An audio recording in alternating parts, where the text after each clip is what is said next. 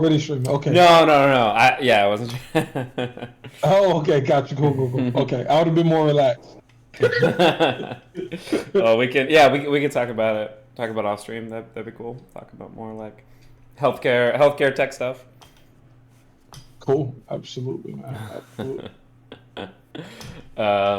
Did you see in Destiny's video where you talked to him about like Candace Owens in the school that he referred to you as a leftist?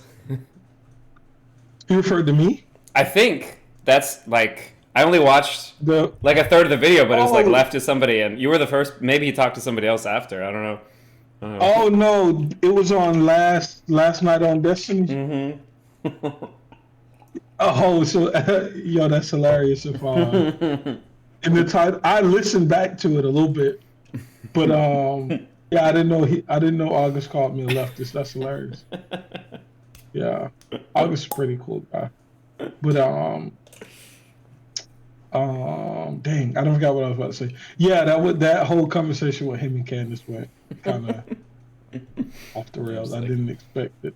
everybody, 90% of people who go to school major in basket weaving and have $200,000 of debt. It's like, man, not 100% sure about your Yeah, stats. Like, yeah, 100%. Yeah.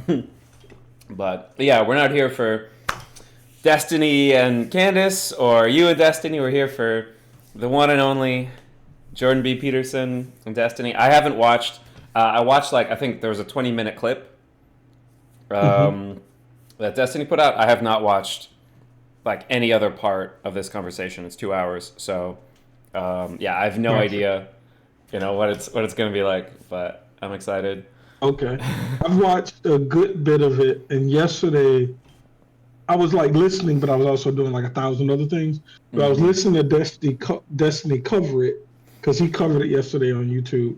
But Hmm. I was like doing a thousand other things too. So yeah, this is gonna be fun for sure. Hell yeah! All right, I'm gonna start it. Let me know if you want me to pause. And let's Oh, go. Hello, everyone. I'm pleased to announce my new tour wait, for pause. 2020. Yep. So I actually went to go see Jordan Peterson last Friday. Oh He was shit. here in Atlanta. Oh So damn. yeah, it was dope. Yeah, there was some things I can tell there's some things that he's working on with his book, and Oh. Mm-hmm. there was a few things that I think he was trying to understand more from like a left person Mm. perspective in this, which was Interesting. cool because I actually saw this second, right? Because this didn't drop until Mm-hmm. after he left Atlanta. But yeah, Yeah. Oh no, that's interesting. Okay, so that contextualized a little bit. Yeah, maybe the questions that he's asking Destiny. yeah. Beginning in early February and running through June, Tammy and I and an assortment of special guests are going to visit 51 cities in the U.S. You can find out more information about this on my website, Of the music, it's so like jordanbpeterson.com, as well uplifting. as accessing all Oh yeah. relevant It's like, let's ticketing go. information. I'm going to use the tour to walk through some of the ideas I've been working on in my forthcoming book, out November 2024, We Who Wrestle with God. I'm looking forward to this. I'm thrilled to be able to do it again, and I'll be pleased to see all of you again soon. Bye bye. He's When pleased you to look at see like the you fall again of the Soviet soon. Union, or you look at the failure of like Yeah. socialist or communist regimes, I don't know if the issue there was so much redistribution. That was one Wait, of pause. many issues. Yo, I was genuinely extremely happy when this happened. Like to see Destiny go from, you know, arguing about the N word to like arguing with Jordan Peterson was fun to watch. It was fun to watch for sure. I always tell him like I don't know if I don't know how he takes it, but I always tell him when I talk to him like, dude, like you're like blowing up and getting way better, way Hmm. bigger, dude. Like it's cool shit. Yeah. I don't think it was an issue at all, actually. I would What do say. you mean redistribution wasn't an issue? What the hell do you think they did to the kulaks? If you believe climate models, or if you believe that we're heading in a certain direction. I don't believe any of those presumptions. People keep saying that, but we just got another one of the hottest years on record. That's a classic leftist argument. Why wouldn't Putin? Why wouldn't Xi Jinping? Why wouldn't anybody else in the world call this out? It was as horrible as it was. There are plenty of people attempting to call Nobody out that- credible. You really think that you're in a position to evaluate the scientific Yeah, I saw just this little bit of it. Yeah. credibility of the trials Gotcha. for the vaccines, do you? Yeah, some of the vaccine Hello, stuff. everyone. Was I'm only a here little bit that I today saw. talking to Stephen Bunnell, No. known professionally. Is it on and online as 1.5? What speed is it? Oh yeah, this is on 1. We can do 1.25. 125. Yeah, yeah. Cool. Destiny. He's an American streamer, debater, and political commentator. He really came to my attention, I would say, as a consequence of the discussion he had with Ben Shapiro and Lex Friedman, and I decided to talk to him, not least because it's not that easy to bring people who are identified, at least to some degree, with the political beliefs on the left into a studio where I can actually have a conversation with them. I've tried that more often than you might think, and it happens now and then, but not very often. Do you think if I just like hit up Jordan Peterson and I'm like, hey, you had a good conversation with Destiny, right? I'm another Twitch streamer. I'm a lefty. Let's go. Do you think he would? Might. I think. I don't know how much he looks for. Like, he specifically said he reached out to Destiny. He prefaced that with because Ben I Shapiro, saw him Lex, through Ben yep. Shapiro. Yeah, exactly. So, Yeah. but yeah, I mean, you should try for sure. Absolutely. I don't know. I would have to strategize a lot before talking to someone like Jordan Peterson, because it's like I'd be spending, minutes at a time thinking about my answer to different things, and that's True. So today we talk a lot about, well, the differences between the left and the right, and the dangers of political ideology per se, and the use of power as opposed to invitation, and all sorts of other often heated and contentious issues. And so you're welcome to join us, and I was happy to have the opportunity to do this.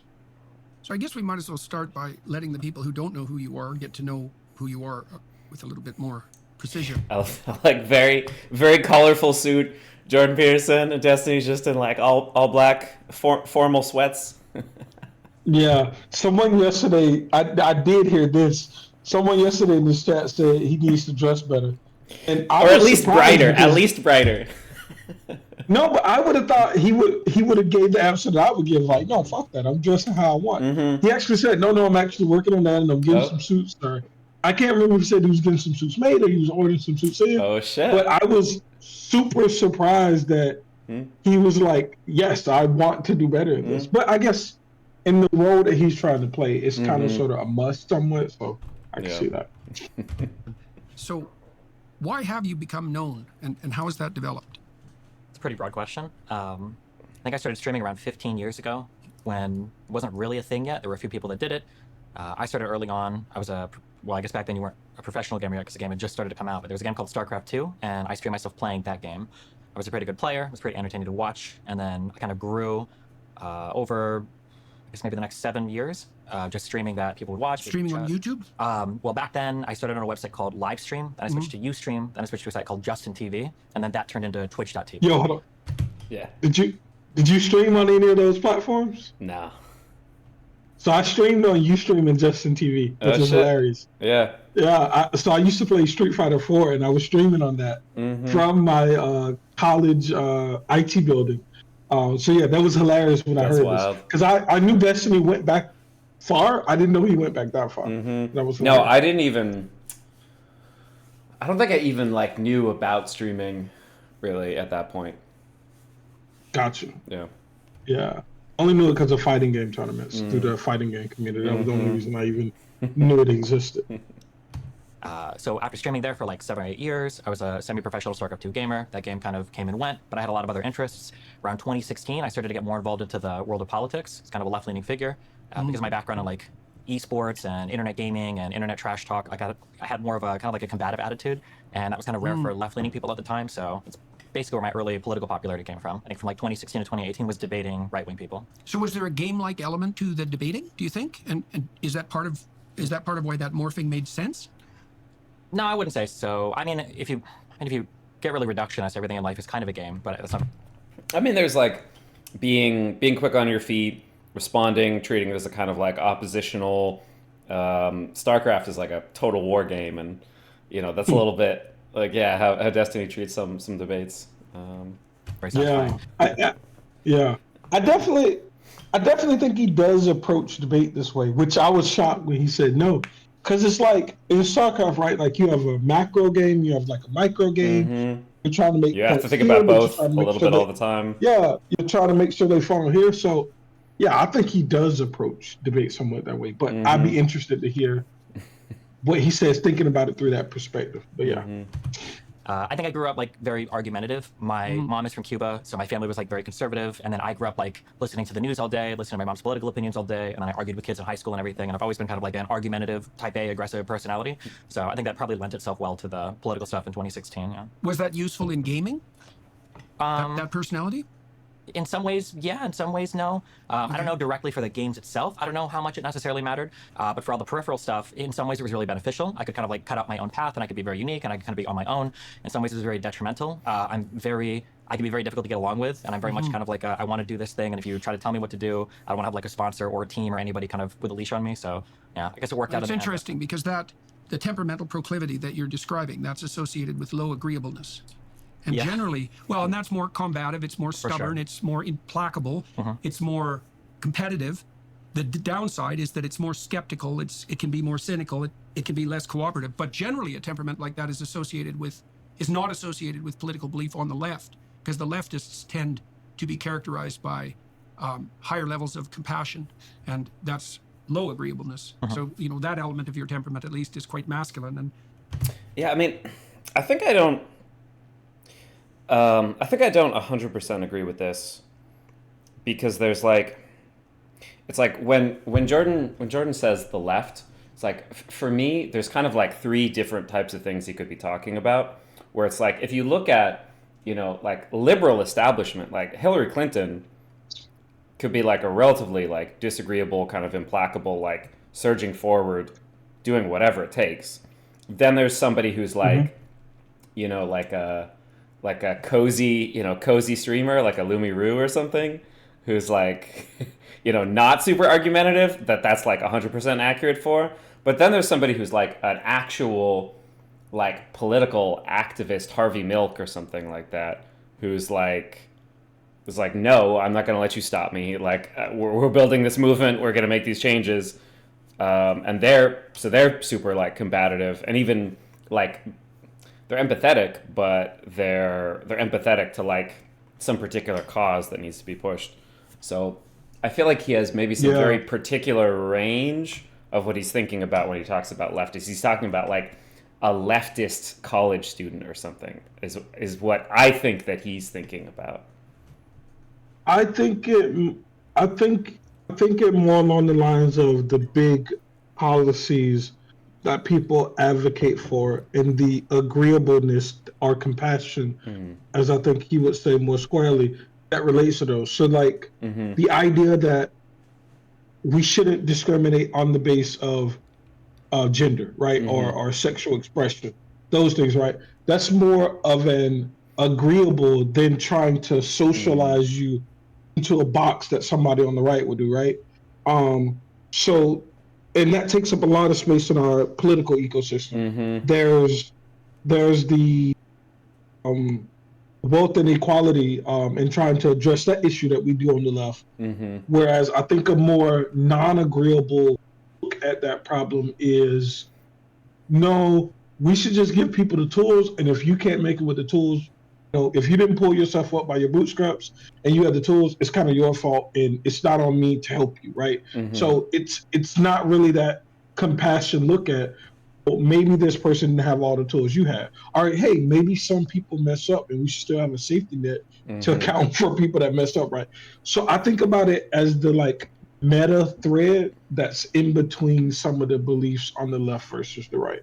Like the reasons of why some particular policy would be considered good, that it's like, and that's where I think this kind of, I think that the lack of understanding from right wingers on liberal versus leftist is like a big piece of this, because the liberal perspective on something like wealth inequality is like, hey, we should try to be a little bit nicer to people who have it rough. That's a kind of like empathetic reasoning toward why we should do that, versus like a more genuine leftist perspective would be like, the world is about power relations.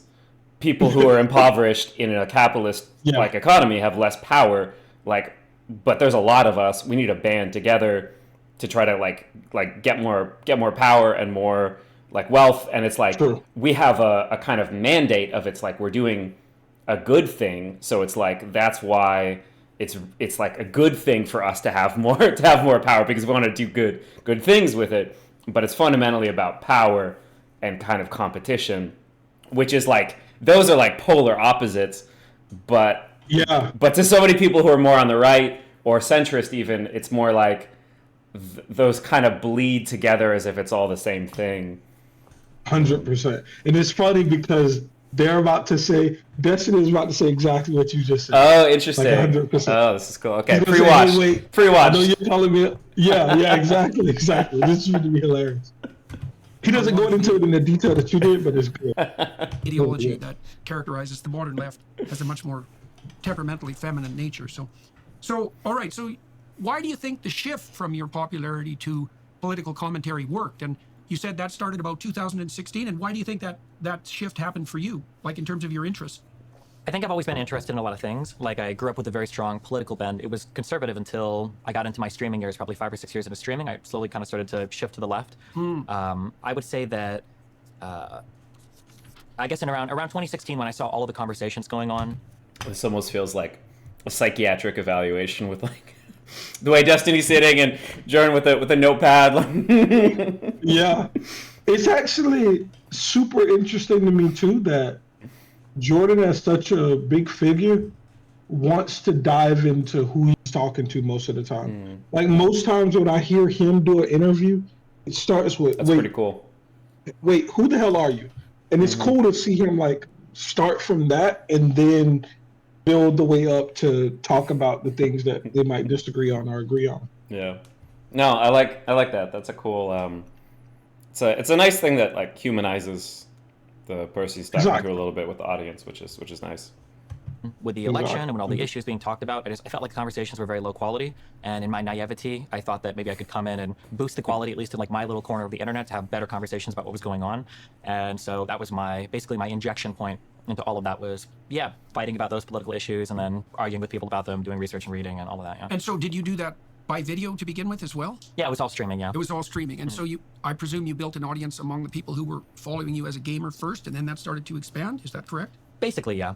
Without getting too much into like the business or streaming side of things, basically, actually this probably carries over to basically to all media, I would imagine, is you've got people that will watch you for special events. So maybe you're like a commentator of the Super Bowl, or maybe you're hosting like a really huge event. Then you've got people who will watch you every time you're participating in your area of expertise. So for me, that's like a particular game I might be playing.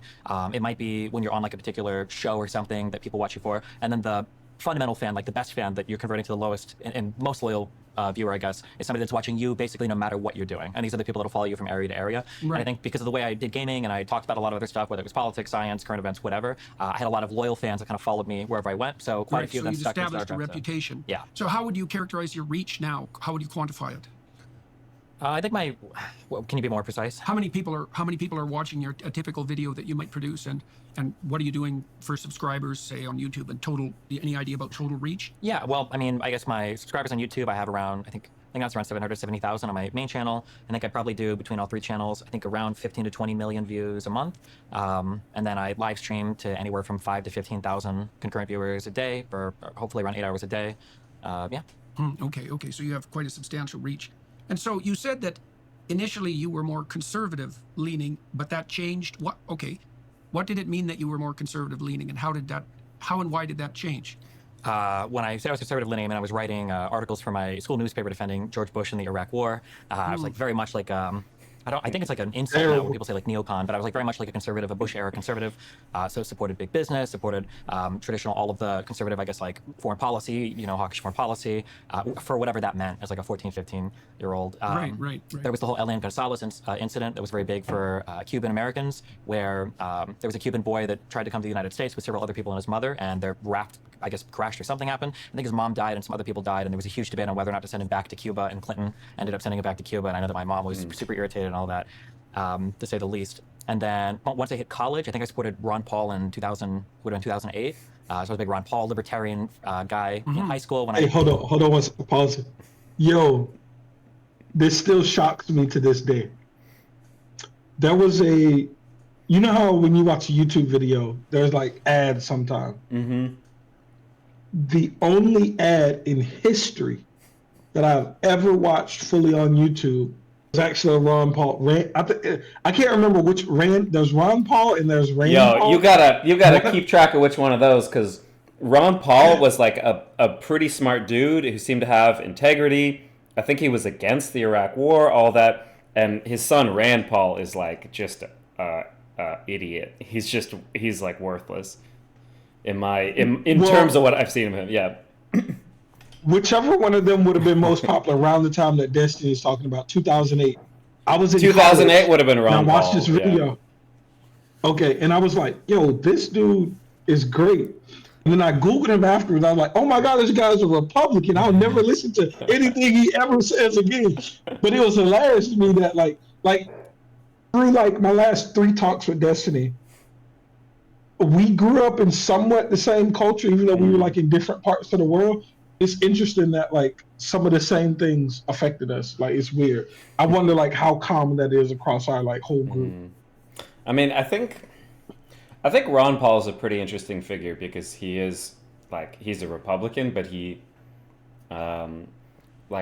usually when people say they're libertarian, it just means they're conservative and they want lower taxes for themselves, and they kind of are like a selfish, spineless fuck. That's my read on like when most people say they're libertarian. With like Ron Paul, it's like, okay, I think you like at least a little bit like mean something by this. That's like something specific, something like an actual political philosophy of like, I don't know, less government, more liberty, like certain, like at some consistent way. Yeah. Gotcha. Okay. I went to a Catholic Jesuit high school, and I kind of became atheist in that process. I started reading Ayn Rand, so I was very, very, very, very, very conservative. But on the libertarian end, it sounds I would say so. Yeah. Initially on the like. That makes more sense in relationship to your temperament. Sure, maybe. Yeah.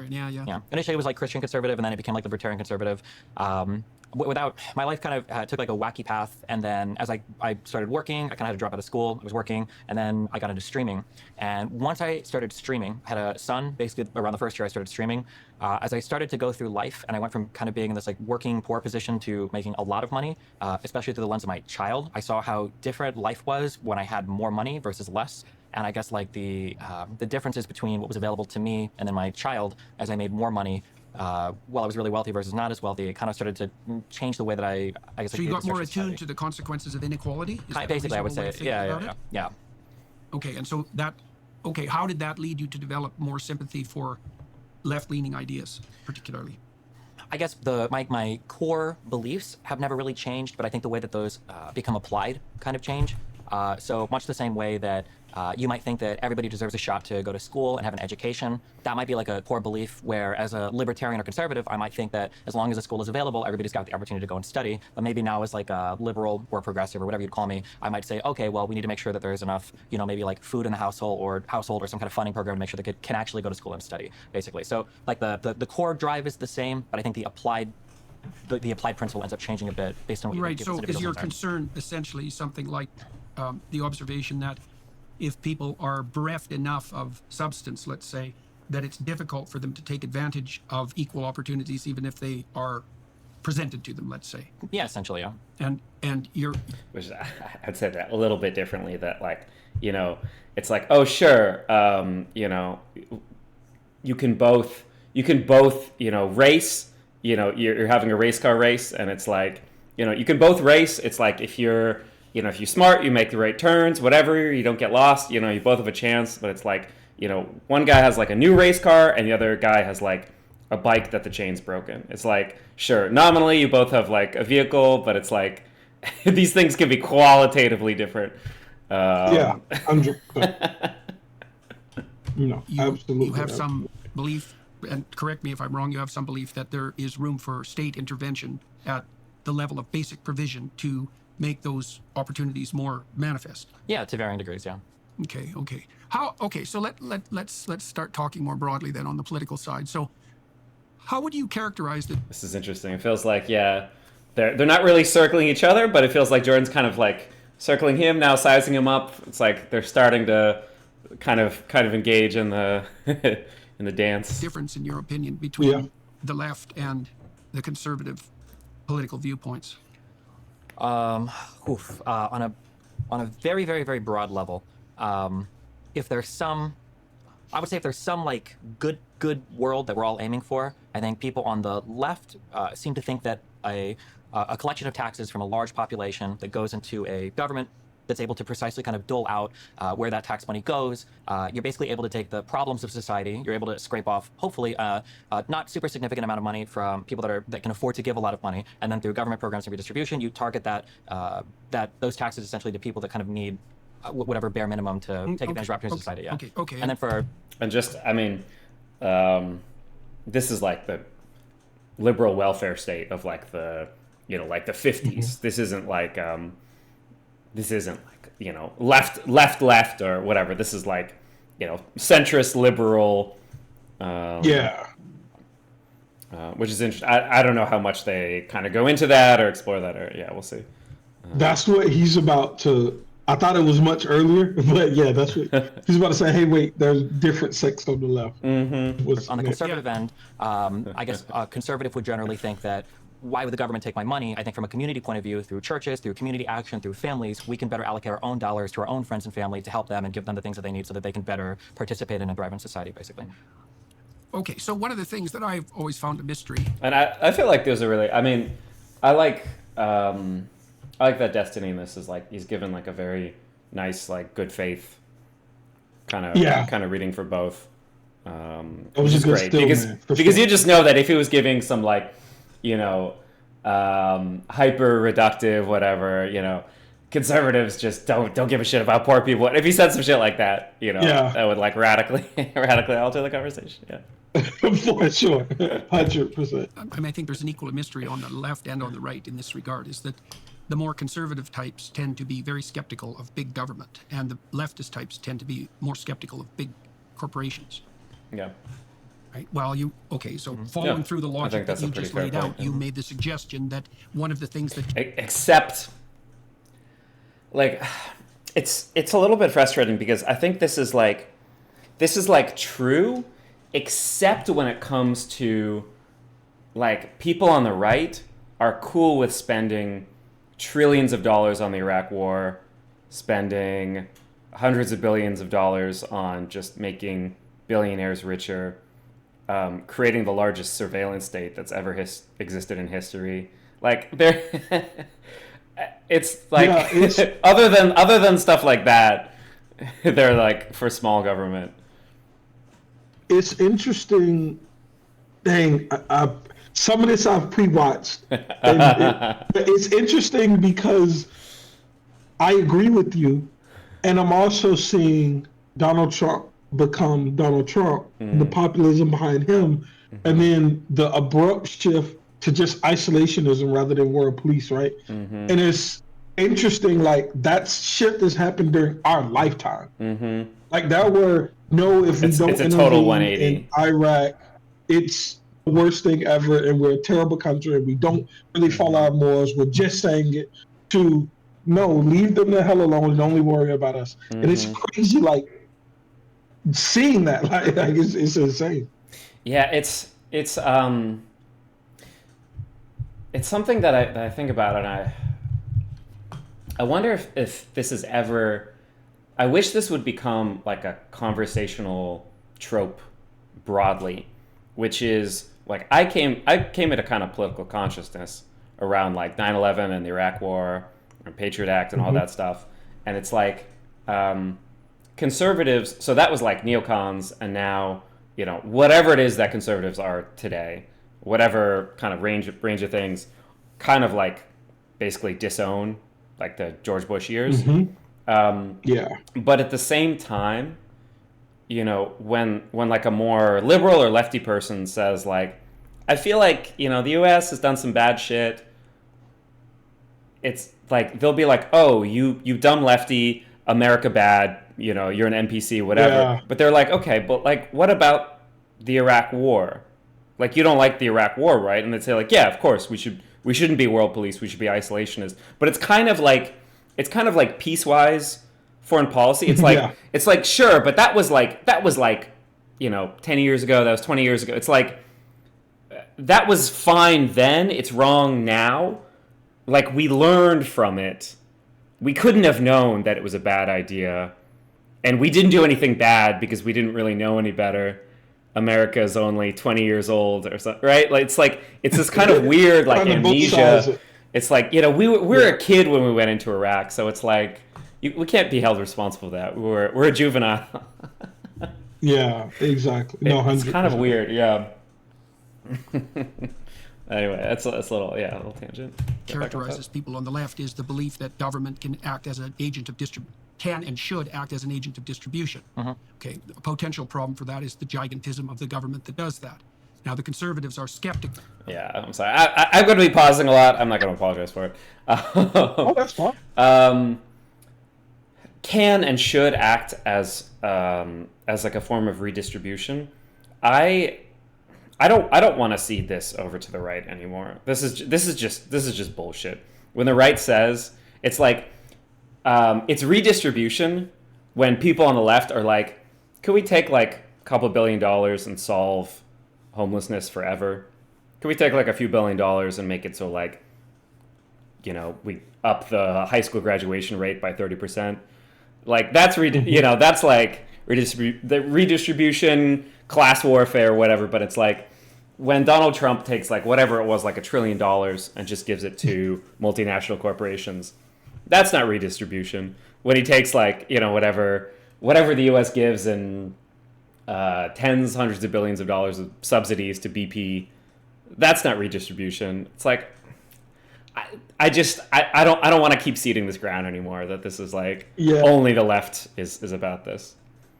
I have a cousin who always talks about conservatives never talk about corporate welfare ever. Yep. Too big to fail and all of that stuff, which I guess is on the left a little bit too, but I think more so on the right. But yeah, that's not seen as the same conversation as helping people, which is it's interesting to me because the people on the right are really pro social, pro family, pro community, pro this, but they view any sort of national, I guess, and maybe it's because it's national, they just can't stomach that, but they can't, it's like that's a bridge too far, always, every time. Like, no, we should never do that. But if you said the same thing for corporations, like, hey, there's this thing that's going to fail and it's going to affect most of the economy. And some people are going to lose their jobs, right? That's what they say. Trump, you got to bring back these corporations to the United States because people are losing their jobs. And it's like, well, wait a minute. So we can do some things, but it's like we can't do other things. I mean, I don't disagree with there's absolutely a difference between providing people just money and providing people jobs. I think honestly, I think we should do both. I think UBI plus there's some things that are just so like so no-brainers, like the Green New Deal, when it's like, okay, what do we need? We need electricity. We need, internet infrastructure. We need roads and bridges to function, and we need jobs. Like, can we just pay people to have jobs to do those things that we drastically need? Like, there's some things that are just such a no-brainer that it's like, I wish this were a debate. Yeah. There's a really big over-indexing on thinking people will become lazy if you give them anything. Yeah. And I don't know what's at the bottom of that always for conservatives, but they really do believe, yes, if we have a better welfare state, people are just going to be unendingly lazy and society is going to crumble because we don't have people doing those like day-to-day type what do we call them, blue-collar jobs? I can't remember. But and it's crazy because like the more access you give to people, the more comfortable they are, the more risk that they'll take. And they'll even say this about small businesses. They'll say, we want to increase the small business class because we want to increase the amount of like innovation and things like that. But they won't they'll say that for the business, but the business is comprised of individuals, and a small amount of individuals that need to understand how to take this risk, but they can't make that jump. It's like at the same time, everybody wants to be an entrepreneur, and also everybody wants to be a bum. Like, Yeah, which is exactly. it? Of that gigantism. And likewise, the liberals, the progressives in particular, we'll call them progressives, are skeptical of the reach of gigantic corporations. And I've always seen a commonality in those two in that both of them are skeptical of gigantism. And so one of the things that I'm concerned about, generally speaking, with regard to the potential for the rise of tyranny is the emergence of giants. And one potential problem with the view that the government can and should act as an agent of redistribution is that there is an incentive put in place, two kinds of incentives. Number one, a major league incentive towards gigantism and tyranny. And number two, an incentive for psychopaths who use compassion to justify their grip on power, to take money and to claim that they're doing good. And I see that happening everywhere now particularly in the name of compassion. And it's one of the things that's made me very skeptical, in particular about the left, and at least about the progressive edge of the left. So I'm curious about what you think about those two. First of all, it's a paradox to me that the conservatives and the leftists face off each other with regard to their concern about different forms of gigantism, and don't seem to notice that the thing that unites them is some antipathy. This is especially true for the libertarians, some antipathy towards gigantic structures per se. And so then I would say, with regards to your antithesis between liberalism and conservatives, the conservatives are pointing to the fact that there are intermediary forms of distribution that can be utilized to solve the social problems that you're describing that don't bring with them the associated problem of gigantism. And Wait, yeah, I'd be so curious to know what he's talking about. Does he mean like charities or? Probably anything that's more local. Yeah, which, to be honest, I don't know which is better. Like, if I guess so, this is how I'll put it to you. If you had the world the way that you want it, so you could stroke a pen and whatever you want to happen, and there's these two polar worlds, which is one, people are connecting with their more local communities, and their more local communities are serving their needs, and they're getting the things that we want all people to have access to, specifically through their local social relationships. And there's another world where the government is doing this distribution because of failures of local systems or blah, blah, blah, whatever. I do like the more conservative one more. Like, it's if I could stroke a pen and one of those worlds could exist, I would always go for that one, because I think there's something deeper about also the social bonds that's keeping that engine afloat. So I think it's less possible to corrupt it. Whereas if it's a political thing and you're going to have a different president every 4 to 8 years, you're going to have a different Congress, hopefully every 4 to 8 years if we ever pass term limits. But I see that as more possible to corrupt than a well-oiled machine of a neighborhood or community supporting. And now I think it's harder to get that community to have those ideas and care for the people beside them, right? But if I could stroke a pen, I would like the conservative. It's shinier to me.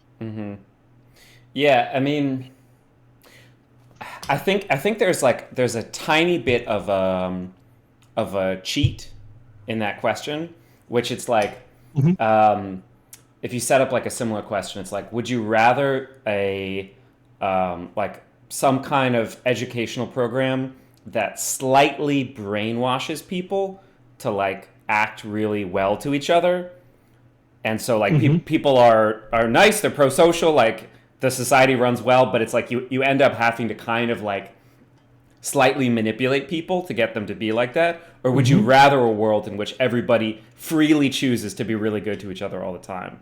It's like, of course, I would rather the world in which it just kind of happens that way. But it's like the world in which every community everywhere forms really effective community bonds that provide everything they need. I would prefer that world. But that's called like communism, right? That's like... Yeah. Well, if you did it with no force from the state, which I agree isn't plausible, which is why I think. So this is the thing. Yes, I think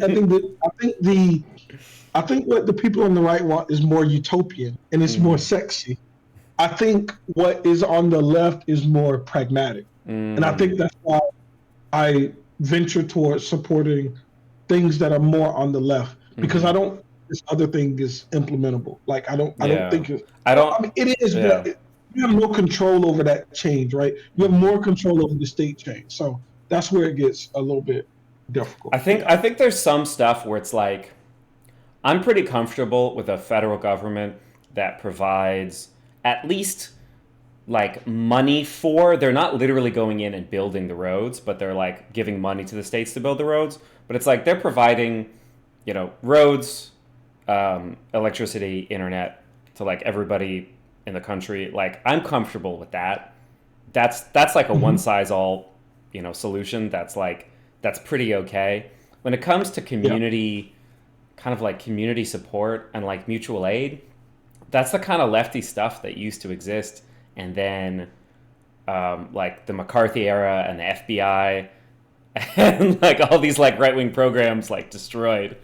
That's the kind of thing that used to exist with like, like lefty activist organizations and even like the Black Panthers and like all these different groups that were like exterminated across the country. So it's like when right wingers say that that's what they want, it's like, bro. Yeah, exactly, 100%. Like it's been shocking to me to watch the left, especially in the last 6 years, ally itself, for example, with pharmaceutical companies, which was something I'd never thought I would see in my lifetime. This is an interesting one, yeah. I saw some of this. For decades, the only gigantic corporations the left was more skeptical of than the fossil fuel companies were the pharmaceutical companies. And that all seemed to vanish overnight around the COVID time. So I know the story. That's a lot of things to throw at you, but it sort of outlines the territory that we could probably investigate productively. Yeah, so a couple things. I would say that the current political landscape we have, I think, is less. I understand the concept of conservatives supporting corporations and liberals supporting like large government. I think today the divide we're starting to see more and more is more of like a populist, anti-populist rise, or even like an institutional or anti-institutional rise. So, for instance, I think conservatives today in the United States are largely characterized with, I would say, with populism, in that they're supporting like certain figures, namely right now Donald Trump, who they think.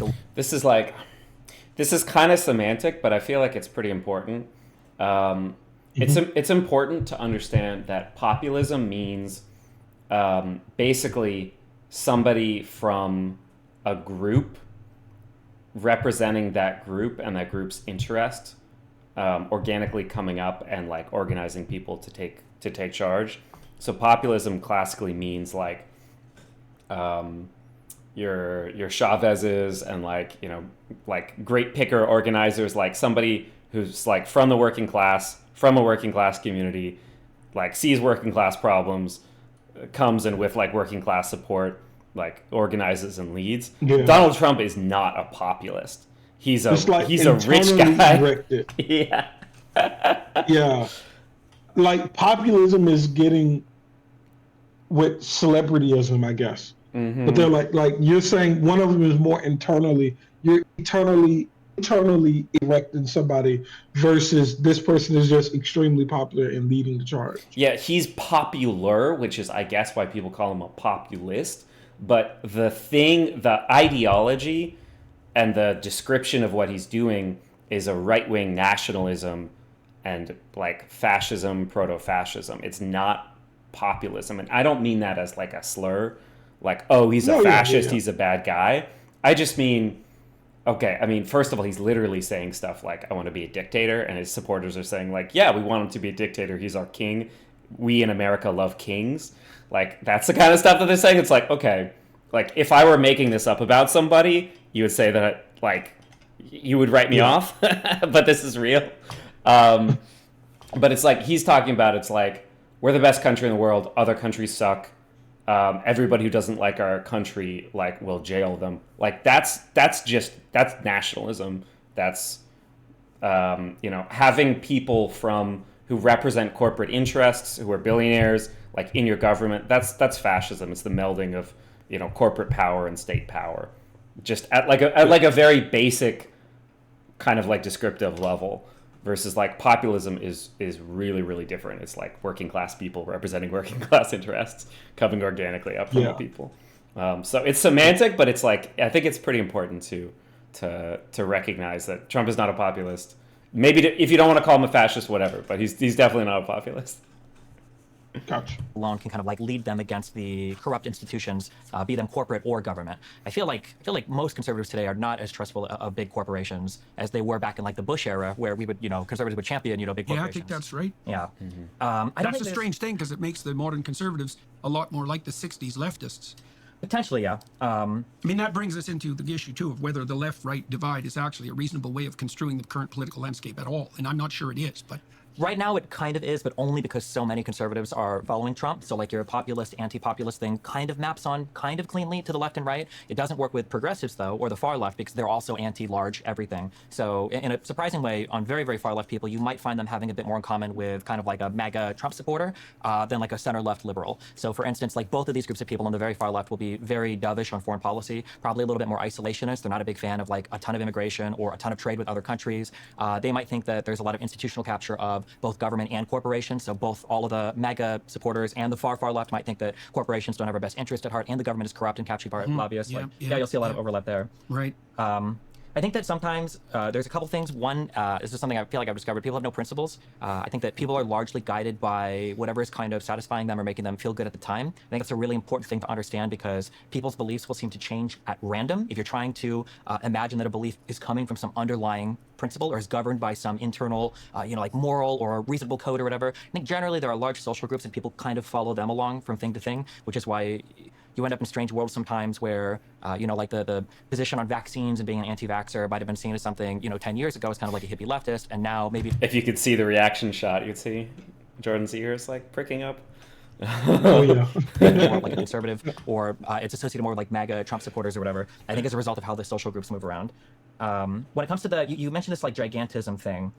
That's another thing where I'm not sure if people actually care about gigantism or if they're using it as a proxy for other things that they don't like. Like, I could totally imagine... Well, I care about it. Sure, yeah, you might. Yeah, sorry. It just That's in general, That's yeah. okay. Because, like, I could imagine somebody That was saying a cute that, like, little they don't trust the large interaction. government, they think there's too much, prone to tyranny or something like that, but also be supportive of an institution like the Catholic Church, which is literally, one guy who is a direct Right, line to but they God. can't tax. Well, I mean, there's... And they don't have a military. That and is they can't conscript you. true, Right? yeah. And they can't throw you in jail. That is true, yeah. I mean... Right, well, those are major and significant. I mean, I get the overlap. Don't get me wrong. Sure, but I'm saying, like, even if you had a local government, like if you had a state government or a tribe, usually they've got some form of enacting punishment. It'll be sometimes more brutal, but they can throw you in jail. Conscription hasn't existed in the U.S. since the Vietnam War. Yet. I mean, yeah, true, yeah. Yeah, true. So yeah, I think that... You can see their difference in skepticism on this here, for sure. There's these little things. I mean, it's really funny because talking about these differences and how these things kind of switch. It's like Jordan Peterson is like moves in these like right wing circles, but at the same time, if you put him in like a 70s framework, so like no man, like that's a big deal, man. Like he sounds like a hippie. It's so funny, like some of his mannerisms. Yeah, I definitely think. I think our culture has made Jordan Peterson somewhere on the right, but I've never viewed him as on the right. He's even said as much in multiple different interviews. I don't view him as really on the right. I view him as against things that the left is active, like the further left is actively trying to implement. And because we segment society in left and right, he is viewed as a right-leaning figure, but I really don't view him as right-leaning that much. Like 2018, 2019, Jordan Peterson, I would probably agree with you. I would say that even then he was like, I feel like saying, center right, whatever is kind of reductive because it's like when somebody has like a lot of things to say and a lot of thoughts out there, just giving like one categorization is too little. But like right now, I would say that he's pretty far right. But I think there's some blame absolutely for people on the left. Like I don't want to take away his own agency saying that they pushed him to the right because it's like he's a grown man. But on the other hand, like I think that did happen to some degree. I think I don't know. It's tough. It's tough with Jordan Peterson because he's also a little bit like Destiny even talked about this, just asking questions, and it's like there's no implication behind what I'm saying. I'm saying a descriptive statement, and I don't mean anything by it. And it's like, okay, that's not usually how people communicate. So when he says men and women have only been working together for 40 years. And it's like an experiment. We don't know if it's going to work out. It's like, Jordan, are you saying that maybe we'll conclude that maybe women shouldn't be allowed to work? Because we're not going to say that men, shouldn't work or something. It's like, no, I'm not saying that. Of course, why would you think that I'm saying that? It's like, because usually when people say things, they have they don't just say, random statements that don't connect to anything. They mean something. He's a little bit hiding his power level sometimes, or maybe he's just thinking out loud and it's an unusual kind of discourse style, which would be fine. I don't know. I think it could be hard to tell. Both. Yeah. I think it's some of both. And this is crazy. So I've been to 2 Jordan Peterson shows before. One this year, and it was one either last year or the year before last when he was in Atlanta too. Oh, okay. He does a lot of open thought. So Jordan Peterson never does the same show. Every night he comes out with, hey, there's this idea, and I'm just going to talk about it, and we're going to see where it goes, and that's where I'm going to end up. And even the staff that travels with him talks about this. So when we went to the VIP thing, he was like, yeah, man, it's a different show every night. It's kind of cool to see him go from nothing to there's a whole show that just happened and people are cheering everywhere. So I do think a bit of him is more open to the idea of thinking in public. And I think that's a little bit jarring somewhat. Yeah. I also think sometimes when he asks questions, I don't necessarily think he's hiding an answer. He's revealing that there may be inbuilt assumptions that we haven't validated. So I wouldn't say that Jordan Peterson thinks women shouldn't work.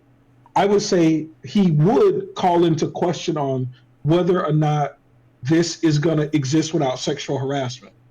And I think if you look at it from the lens of he's interested in thinking through this and figuring it out, rather than there's something he doesn't want to really say, it changes how you consume how I consume some of his content. It's more so, hey, can men and women work without sexually harassing each other and the endless amount of nonsense that we see men do in the office, right? And our built assumption is that, of course, yes, men are just going to act better and it's going to work out, which all of us hope for, and I definitely agree with and hope that happens, right?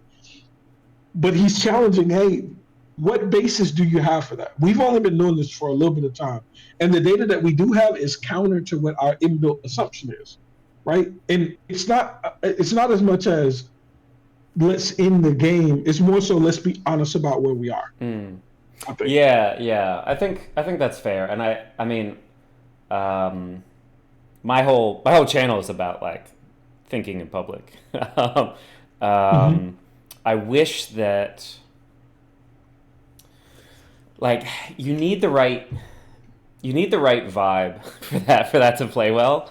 At a certain point when he got there's a certain amount more kind of edge to him, a certain level of kind of severity and anger that kind of entered into how he talks about things in discourses. I feel like that's very counter to inducing an environment where it's effective to think together with another person in public. There's a lot of obvious skepticism which makes it skew how you consume it. I can agree with that for sure. Yeah, for sure. But yeah, here, let's look. We got through 20 minutes already. That's yeah, this is awesome. This is amazing for us. Yeah, because that interview on him talking to that Vice reporter. I think it was 13 minutes, 12 minutes or something. And I think we went through maybe 3.5 hours through that interview. Yeah. So the fact that we've gotten 20 minutes in is pretty good. Yeah, this is progress. I guess when I look at let's go back. Well, let's go back to the redistribution issue. I mean, we pay 65% of our income at, say, upper middle class to upper middle class level in Canada. It isn't obvious to me at all that that money is well used. In fact, quite the contrary. In my country now, our citizens make 60% they produce 60% of what you produce in the US. That's plummeted over the last 20 years as state intervention has increased.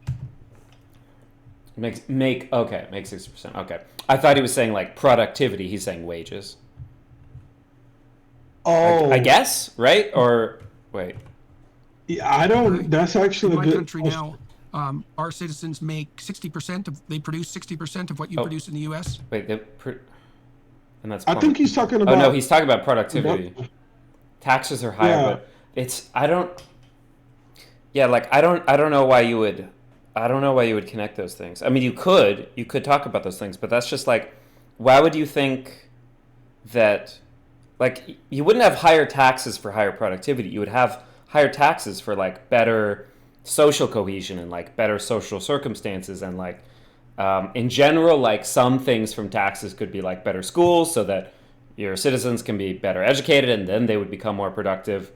Like that could be good, but it's like you wouldn't think of higher taxes to have higher productivity. That's a real stretch. That's almost a straw man of like what you would talk about having taxes for. I think of it in the lens of the kind of that question I asked you earlier that I agree was a little bit misguided, but of like local versus federal. Local versus federal, right? And I think if we're positing that the federal involvement should lead to better environment for all individuals, or at least the most abject of individuals, then raising their conditions should raise productivity over time because you have a more educated or more ability to you have a broader audience that can produce, right? So we should see as a effect of higher taxation that is going to lead to better outcomes. We should see it at least lead to at least the same or better productivity. But when, in his view, what I'm consuming from him is we see that they drastically go under as these things have been implemented with the tax policy. I don't think he's calling into question the enterprise. He's calling into question specifically what Canada is doing with their taxes and saying that they must be being ineffective because I'm paying 60%, 65% of my money. Things are getting much worse. So I think that's the, and I have a friend who actually moved from Canada and was working at the company I was talking to you about before we went on stream. And he specifically moved for almost the exact same reasons that Jordan is saying. He was paying like dumb amounts in taxes.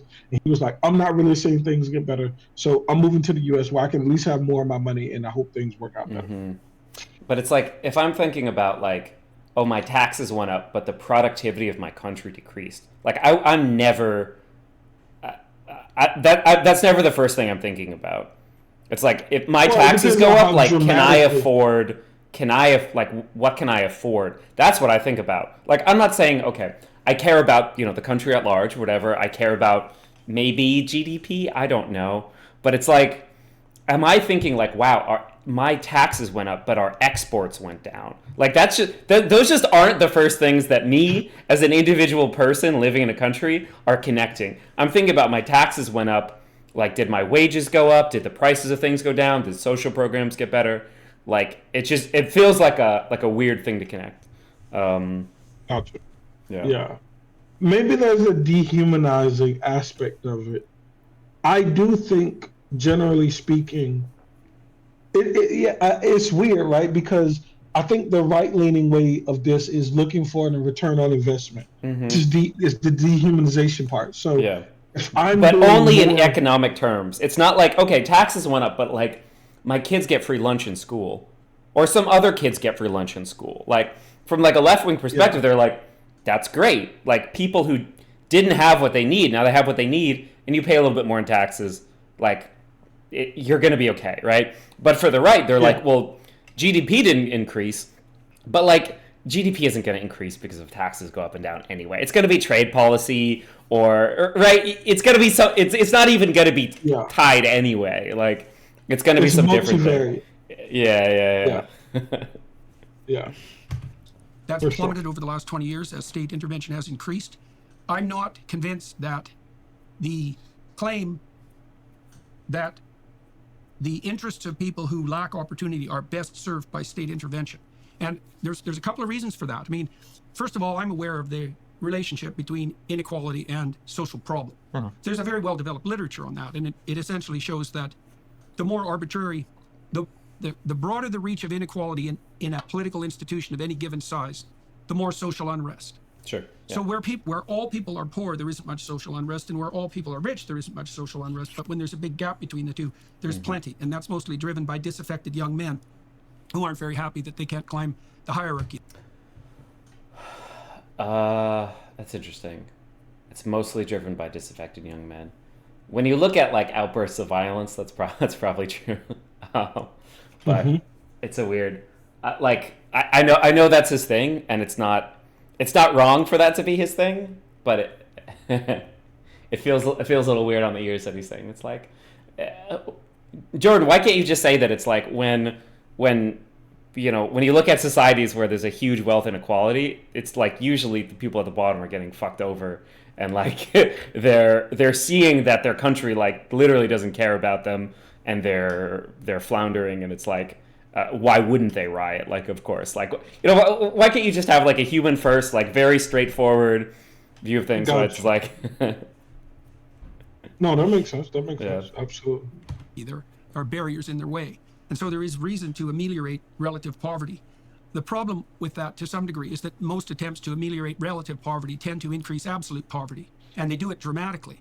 And the only solution that we've ever been able to develop to that is something approximating a free market system. I wouldn't call it a capitalist system. Yeah, I mean, that's just like factually, I think, not true. Like the golden age of capitalism, where we had, like the Rockefellers and like, all these unbelievably wealthy, massive industry, lots of industry in America, was like the top marginal tax rate was like 91%.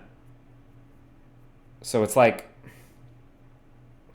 I think he's just wrong about that.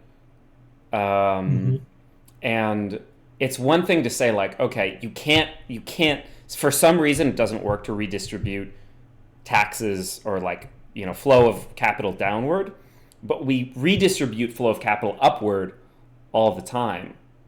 And that it doesn't seem to make us particularly wealthier when we do that either.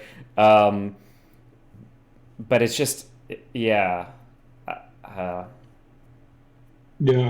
I'm not sure that, I know he spoke of the data behind it. I'm not sure where that, yeah, so I don't, yeah. Because I think that's capture of the terminology by the radical leftists. It's a free exchange system, and sorry, I want to hear what he was referring to. Of poverty. The problem with that, to some degree, is that most attempts to ameliorate relative poverty tend to increase absolute poverty, and they do it dramatically. And the only solution that we've ever been able to develop to that is something approximating a free market system. I wouldn't call it a capitalist system, because I think that's capture of the terminology by the radical leftists. It's a free exchange system, and the price you pay for a free exchange system is you still have inequality, but the advantage you gain is that the absolute levels of privation plummet. And I think the data on that are okay. I see what I think he's saying. He isn't saying that everyone in society does better. He's saying that the lowest of the low in society better, which I do think that is true. The abject poverty levels of today, and there's like talk about whether or not they're manipulating what we consider abject poverty. So that lays a whole dealing with inflation and where we call that line is a whole problem in itself. But there is less abject poverty in free market systems in areas that traditionally weren't free market. I think that data is true, but there's the funniness of how do we classify abject poverty?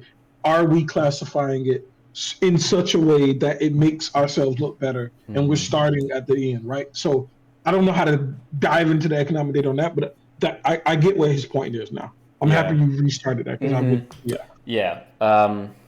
I mean, this is like a complicated economic kind of argument. But yeah, we can go ahead. We can see what Destiny says to this. Yeah. I think they're absolutely conclusive, and that's been especially demonstrated in the radical decrease in rates of poverty since the collapse of the Soviet Union in 1989, because we've lifted more people out of poverty in the last 4 decades than we had in the entire course of human history up to that date. And that's not least because the statist interventionist types who argued for a radical state-sponsored redistribution lost the Cold War. Right, and that freed up Africa to some degree, and certainly the Southeast Asian countries, to pursue something like a free trade economy. I mean, there's just so many things that are just historically, at least more muddy than what he's saying, because the Soviet Union wasn't just like, oh, hey, we're gonna redistribute wealth. They reorganized the economy. They reorganized industry. And they went from like an agrarian, like peasant farming to like an industrialized nation in like a decade or like a couple decades or something, which is like unbelievable. And China now has a lot of free market stuff and capitalism stuff, but it's managed by a communist party. So it's like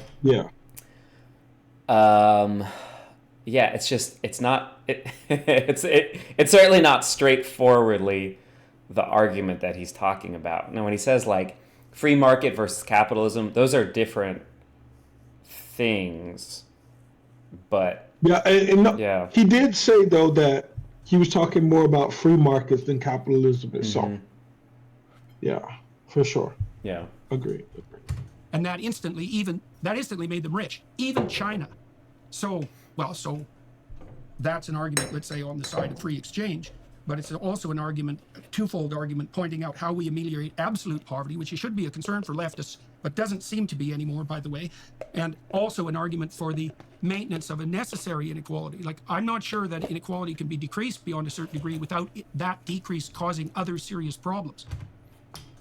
I mean, I think that there's kind of like two pieces to this, which are like, if you were to take away all of Bill Gates's money, would he stop being able to do innovative things or something?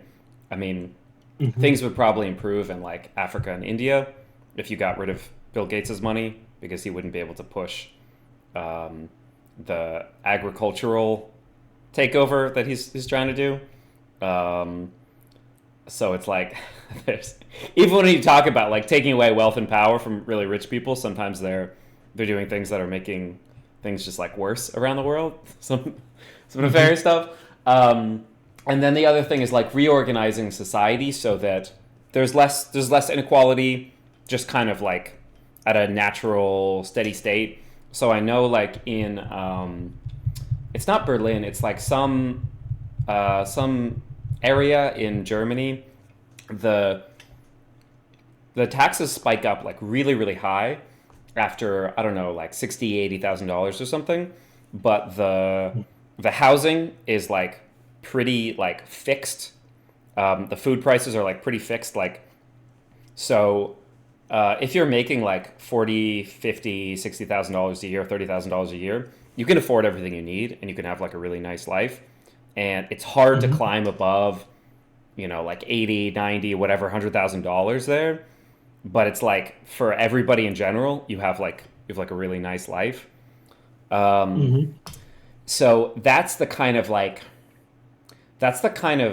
question that I would want to put to a lot of people, or I'll put to you. It's like, if you could be not like guaranteed you have to work, you have to have a job, you have to like, do labor, do all this stuff. But it's like, for most people, with like achievable kind of labor markets that you can get into, you can afford to rent a decent place. You can afford food, groceries, like all the kind of stuff you would want in life.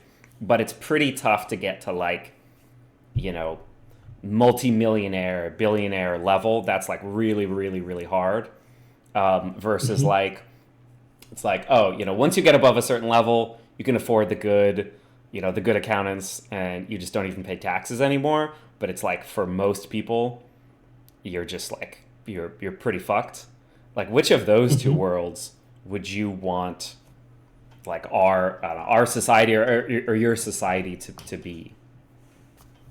Wait, what's the two So it's competing like worlds? Just to make whatever that like um, that like area in Germany where it's like most people can afford most things. Like you're going to be okay with housing, you're going to be okay with like groceries, basic stuff. You're going to be good, but it's going to be like, if you're an entrepreneur and your product takes off, and you're heading above that like 100K mark, you're going to be taxed like crazy hard, and you're not going to make it past. Your actual cap is like $5 million, $10 million, whatever. You actually pretty much can't go above that. That's like one Yeah. society, or the society where it's like, for most people, you're in like not a great spot, and you're kind of like living on the edge.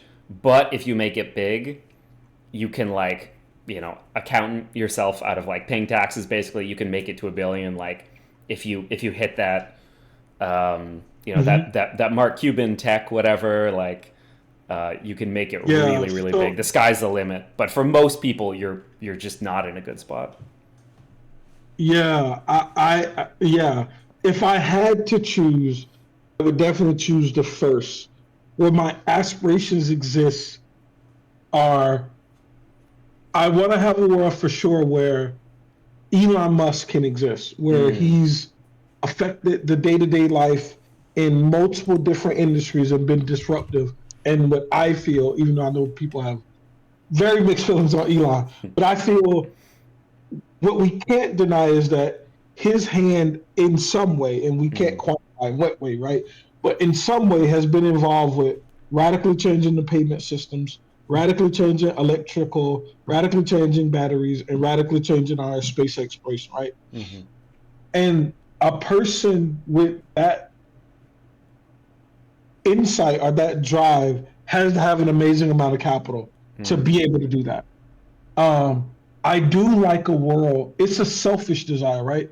I like a world where you can maximize any one individual's potential. So if Socrates is like, yo, I have all of these brilliant ideas, and you replicate going to market with multiple ideas, and that makes you insanely rich. I like the idea of you being able to continue that. Now, on the side of it of the left is, I do want there to be certain things, taxes and blah blah blah, that are helping redistribute that, because it's not just the brilliance of the particular small individuals that are involved with that company. It's the entirety of the society that has to support it, right? The working class of their education is what helps a lot of these things come to fruition, right? So on the implementation side, I'm very in favor of redistributing, because I understand that it's not the ingenuity of just one person that put them there. Whether or not they think or not is up to their narcissism, right? But I do like a society that can maximize on those minds, and we have like giant leaps forward in technology and blah blah blah. So so that was kind of a both sides answer. Yeah. But that's kind of my the way that I process it. I do like Elon Musk. I do think that they can do incredible damage. So I think that like Prime likes to call out this thing that what's the Microsoft? Jeez, I can't think of his Bill name. Gates? You just said his name. Yeah, Bill Gates. Jeez, I can't think of Bill Gates there. There's something particular that he did that was terrible for schooling.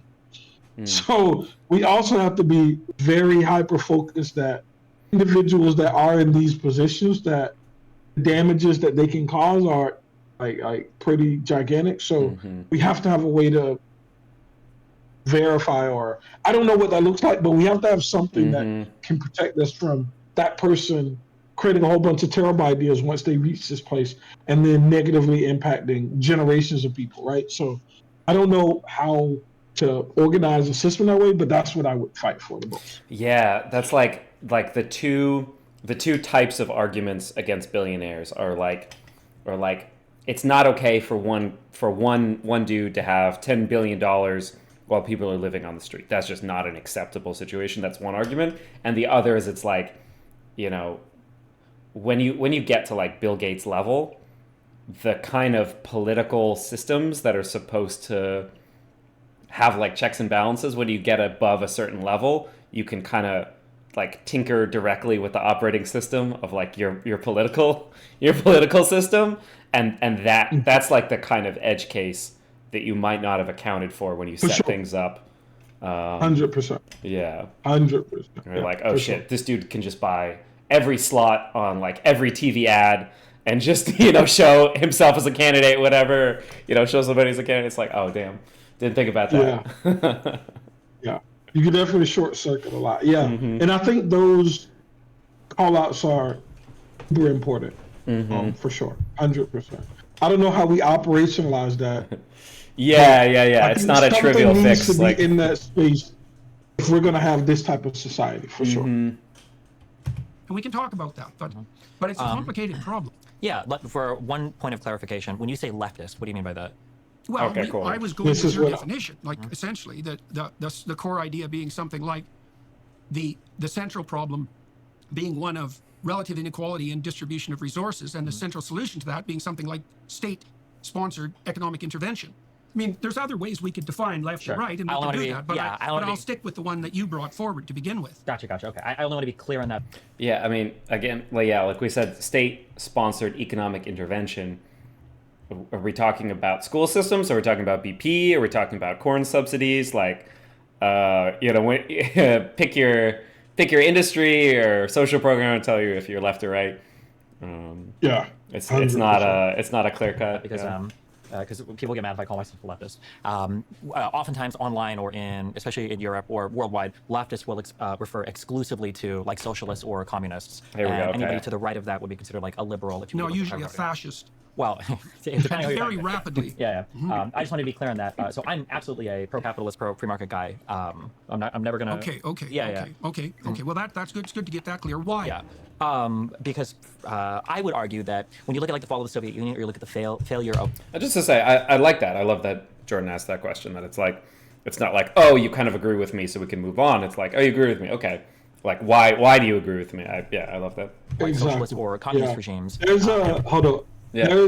There's a certain thing that Destiny didn't like, that he felt like the interview went into a lot of places, and they didn't go super deep on any one topic, and I didn't really understand that criticism. I've been like, like I said, I was like, I can't remember what I was doing, but I was listening to him review this. And I was also in the middle. I think I was working, maybe. I can't even remember.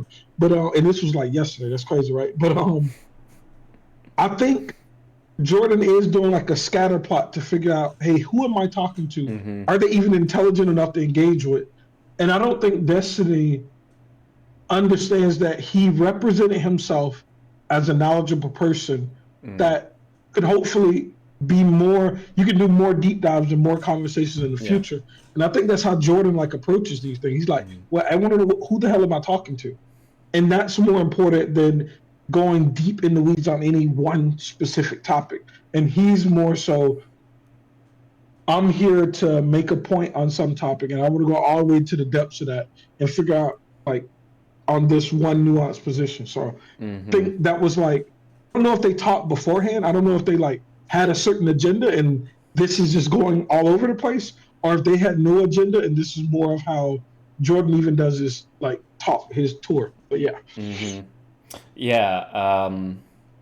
I think like the kind of thing where you have two people talking on this like 1-2 hour interview and they're going really deep on one topic, are like when somebody's interviewing a guest who like heavily researches one topic and they're just going to talk about it, and the interviewer is going to talk to them. But this wasn't a deep dive on just like one person's whatever. This is more discourse back and forth on like a broad range of topics. I think this is like, it's a pretty reasonable level for this to be for a first conversation.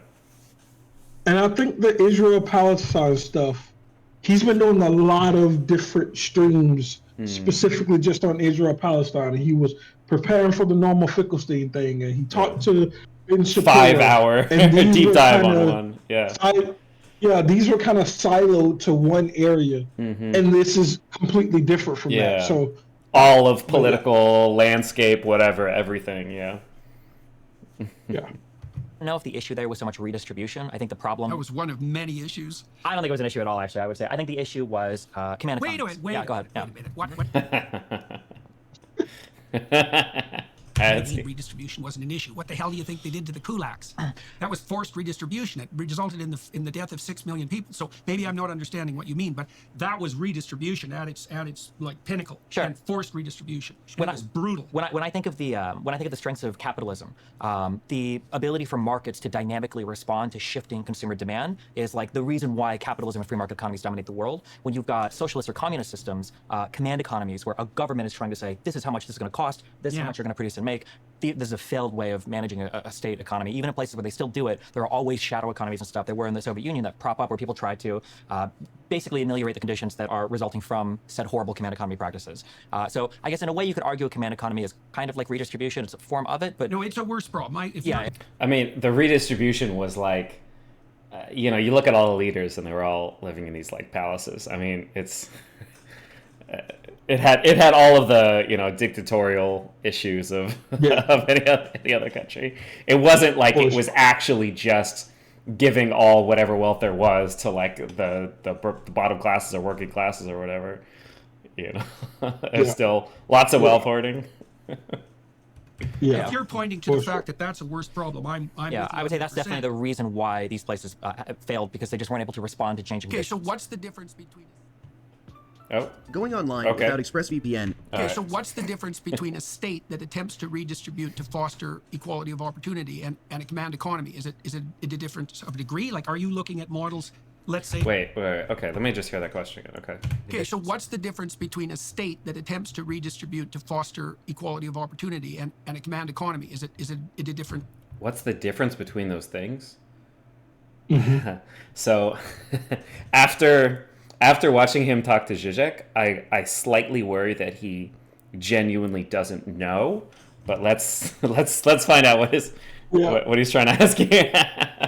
I think he's trying to more figure out where Destiny is coming from, because he made a strong statement that none of this problem was redistribution, right? Mm-hmm. That it was the command economy. Yeah. Okay. Let's see. Of degree, like, are you looking at models, let's say, like the Scandinavian countries? Or I wouldn't use Canada, by the way, because Canada is now, what would you call it?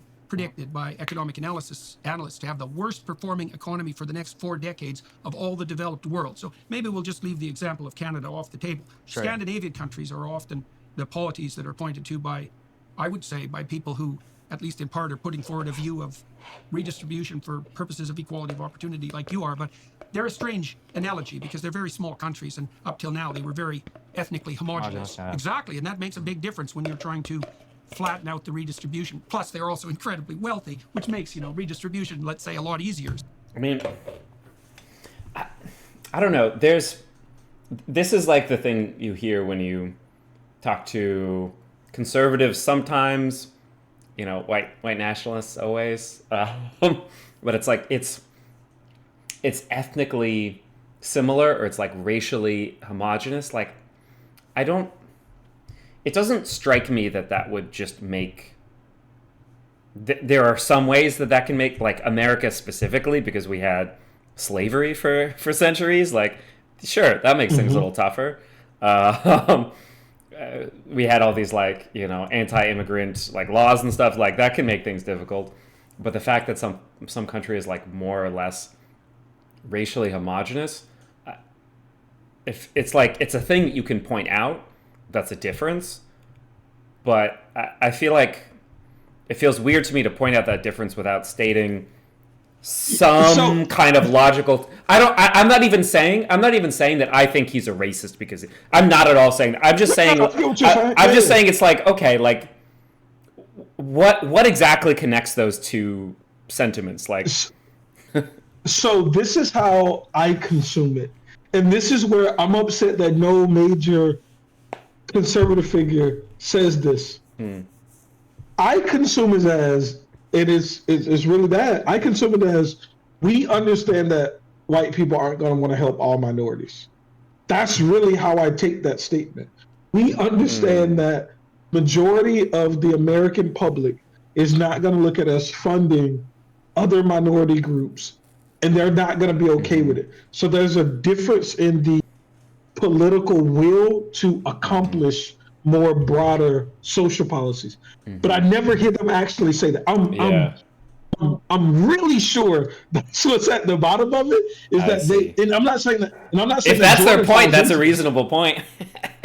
I'm not saying that he falls into this, but you hear conservative pundits say this a lot of time. Oh, this society, Yugoslavia, they were all white and they had blah, and like the Scandinavian countries, they don't accept as many immigrants and they're more racially homogenous or they're more ethnically homogenous. What they're really saying is, we know that the American public of mostly white people are not going to be politically willed into a system. But they won't say that. Yeah. I do want them to, I want to hear their reasoning for that, because I could be wrong. And I'm interpreting that just based off my own internal biases.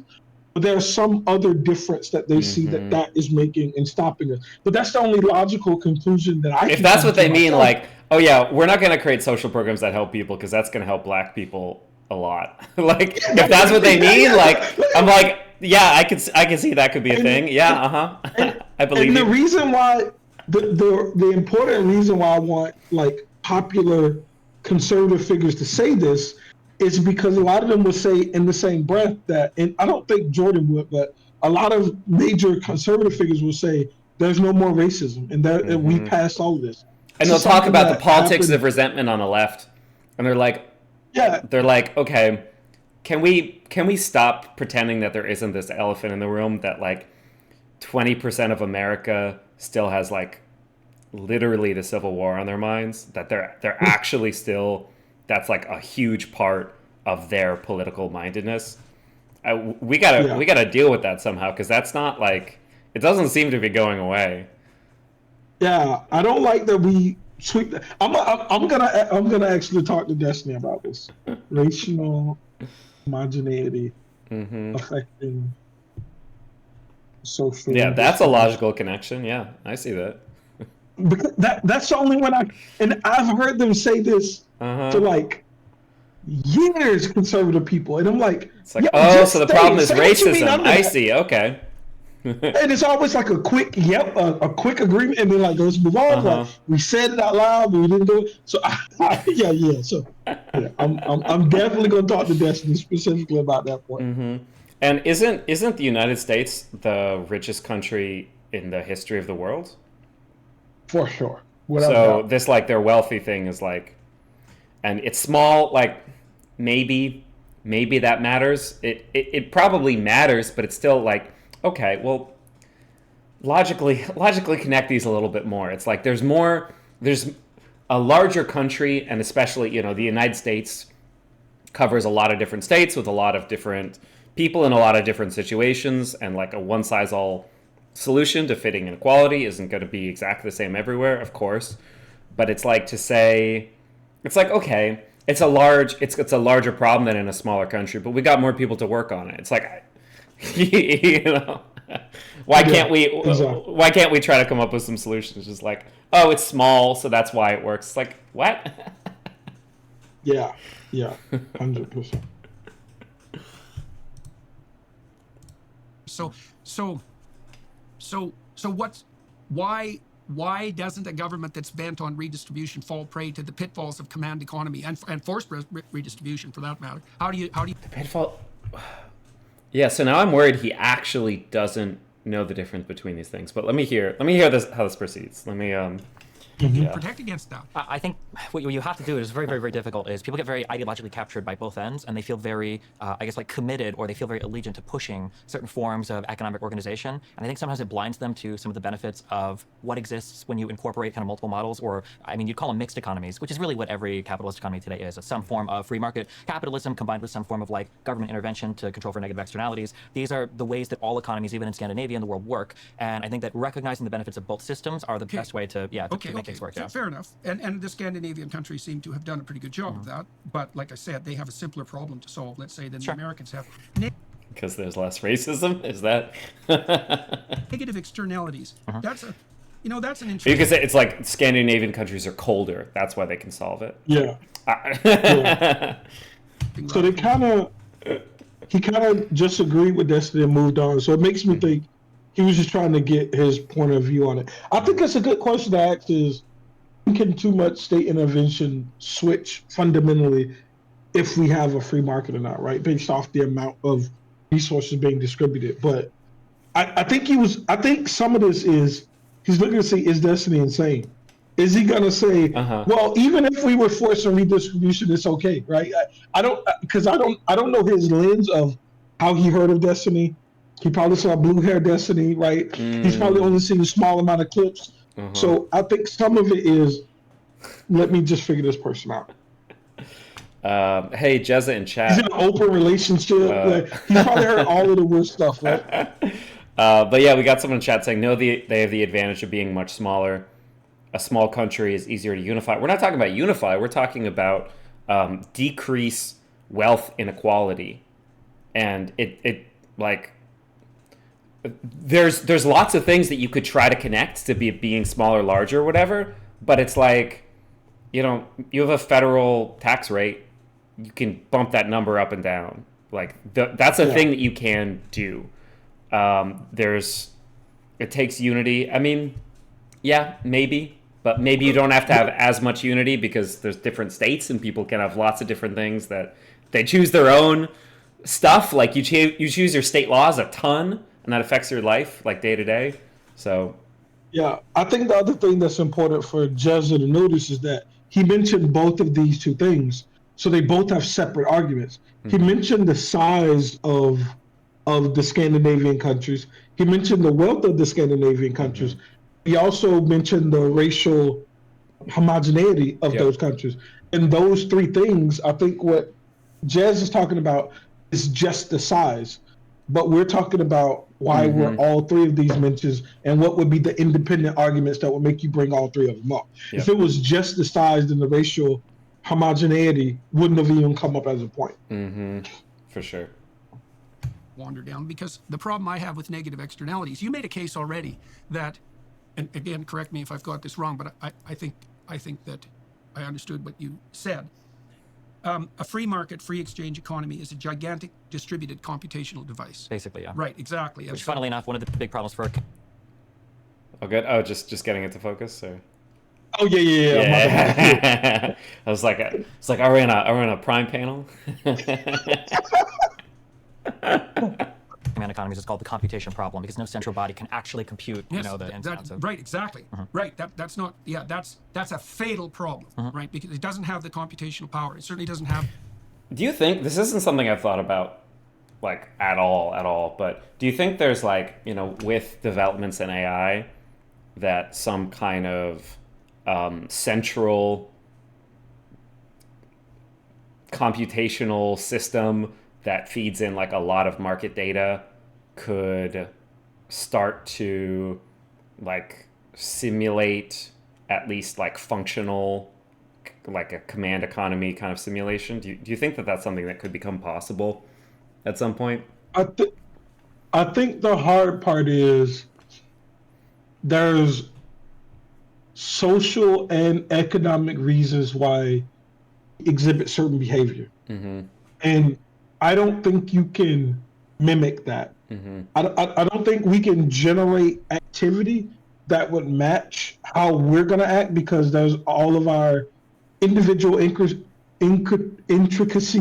and where we are in life and we decide to purchase and blah, blah, blah. There's all of these like incalculable things that I think you can use the product of our data to do an analysis and hope that using that analysis helps change something in the future. But I don't think we can simulate what we're doing as a free market and create something better. So I think we can be reactive. I don't think we can be proactive.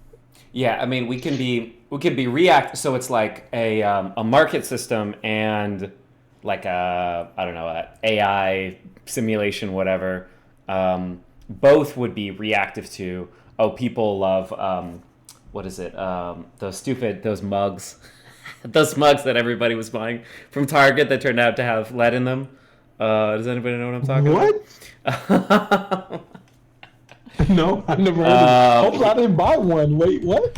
I know their shoes turned out to have lead, and I was buying those jelly shoes. They turned out to have lead or something. I stopped buying those for my kids. Oh my god! Why? Okay, it's fine. If anybody knows, this is like a big craze. I don't know. Maybe it blew up on like. It has to be something because they're advertising that their coffee mugs and teacups are lead free. Which seems yeah. Something had to happen. But it's like some social thing blows up. Suddenly people are buying a bunch of stuff. Our system and this AI command system are both reactive there. So there's no difference there. They're both taking the same data. And like companies are always building models and predicting how much should we produce for this.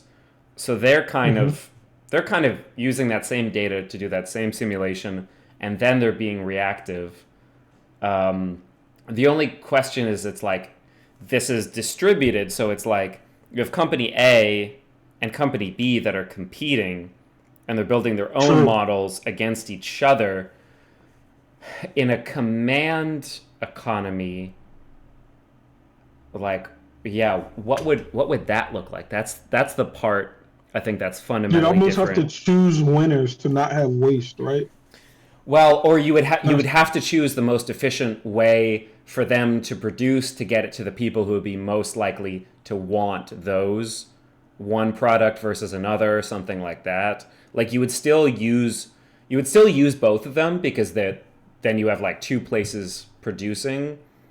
And in our economy, you have so much like monopolies forming. So you have Amazon just like churning and burning through, destroying like, thousands of companies a day, whatever, that they're just, stealing their product designs and just like setting it up as an Amazon Basic and then promoting their own products to the top.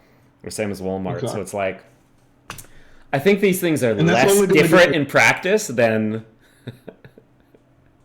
yeah. Like our free market is not so free at a practical level, which like conservatives would call like a crony capitalism, or monopoly, or And I don't see anything that is going to stop that, and I don't think consumers want it to stop. That's where that's why I get like a little bit pessimistic, is because we want the cheaper goods. We want more goods and more variety. Producing more variety is really hard for the producer. So something like Amazon just saying, I'm gonna look at what's bought the most, and I'm only gonna produce the things that's bought the most, allows me to produce cheaper because I'm producing goods that I know are gonna impact the market. So the reason why they're able to make calculated decisions is because other people have done the hard work. Exactly. And they can on the back end and say, oh yeah, Amazon did that. So people love buying a black chair. So I'm just going to produce a shit ton of black chairs. I'm not going to produce blue ones, red ones, green ones. I'm going to trim down the amount that you have. And then you're going to buy this because it's less price and I can get it to you in 2 days, right? So the supply chain and the cultural, like 10 years ago, if you were buying something online, you had no concept of this might come to me today. And you didn't have that expectation. Now you do. So now if you come to get and like I can 100% return it for a free refund or a new one or whatever without paying shipping, like that, no, of course exactly. not. Yeah, so it's like, wait, I can buy this from Gambit, which it might be higher. I'm gonna have a more difficult return process, and he might get it to me in 2 weeks. I can buy it from Amazon, and they'll get it to me in 2 days. Yeah. And like the reality is, I don't think we deal with the consumer actually wants more monopolistic system. So the company wants it, the consumer wants it. Ideologically, we understand that it's bad, and there's no levers to like fight in this. So Amazon just wins, right? It's like it's cannibalistic after a certain point, because Amazon's killing all the competition not even competition, just all of the small companies that were making new innovative stuff. So they're killing the innovation. So there's not that much cool stuff anymore, and like most of it now is like drop ship from China stuff. Like, have you looked on Amazon recently? And it's like you look for something and you see like the same picture, the same item like from like 10 different companies, and you're like, okay, well, Yeah. obviously this is like some drop shipped bullshit, and you're like, okay, let me look on, you know, AliExpress or whatever. I'm like, oh, here it is. I found the actual thing. So they're not even selling like a product. So it's like if you want that free market system to actually be functional, you need really good safeguards against these kind of like cannibalistic corporate practices, because of course they don't want competition. They don't care if they're, you know, giving you less innovative, new, cool stuff, as long as nobody else is giving it to you. Like Amazon is like the jealous psycho lover who just like is trying to cut you away from everybody else in your life. Yeah. And I don't think, like, because I have dealings in supply chain, I don't think immediate to the average person on how this game works. So there's like consignment and non-consignment goods, right? Where consignment goods mean that my company has taken ownership of it. I'm responsible for it. I've usually paid whoever I have paid, whoever the producer is. And then there's consignment goods, which means that these goods are still within the ownership of the external entity, but I can move it and position it in my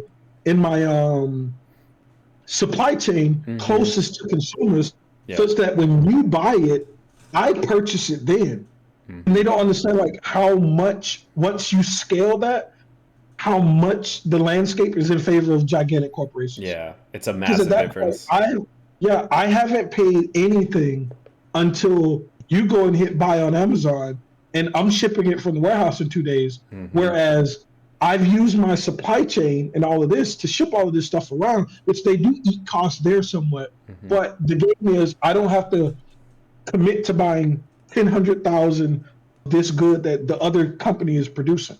Like, and I don't think people understand like how much that favors big corporations. Like it's crazy. Like you can't do that. That's why you can't. If me and you started a business tomorrow, you can't ship to 98% of the U.S. in one business day. It's because we don't have that consignment supply chain like in front of us. But the speed of data recognition. It doesn't have the on-the-ground agents if all of the perception and decision-making is centralized, right? It's way too low resolution. It's going to crash. Okay, so, and I think that that's comprehensible technically as well as ideologically. All right, so, but having said that, with regards to externalities, all the externalities that a market economy can't compute are so complex that they can't be determined centrally by the same argument.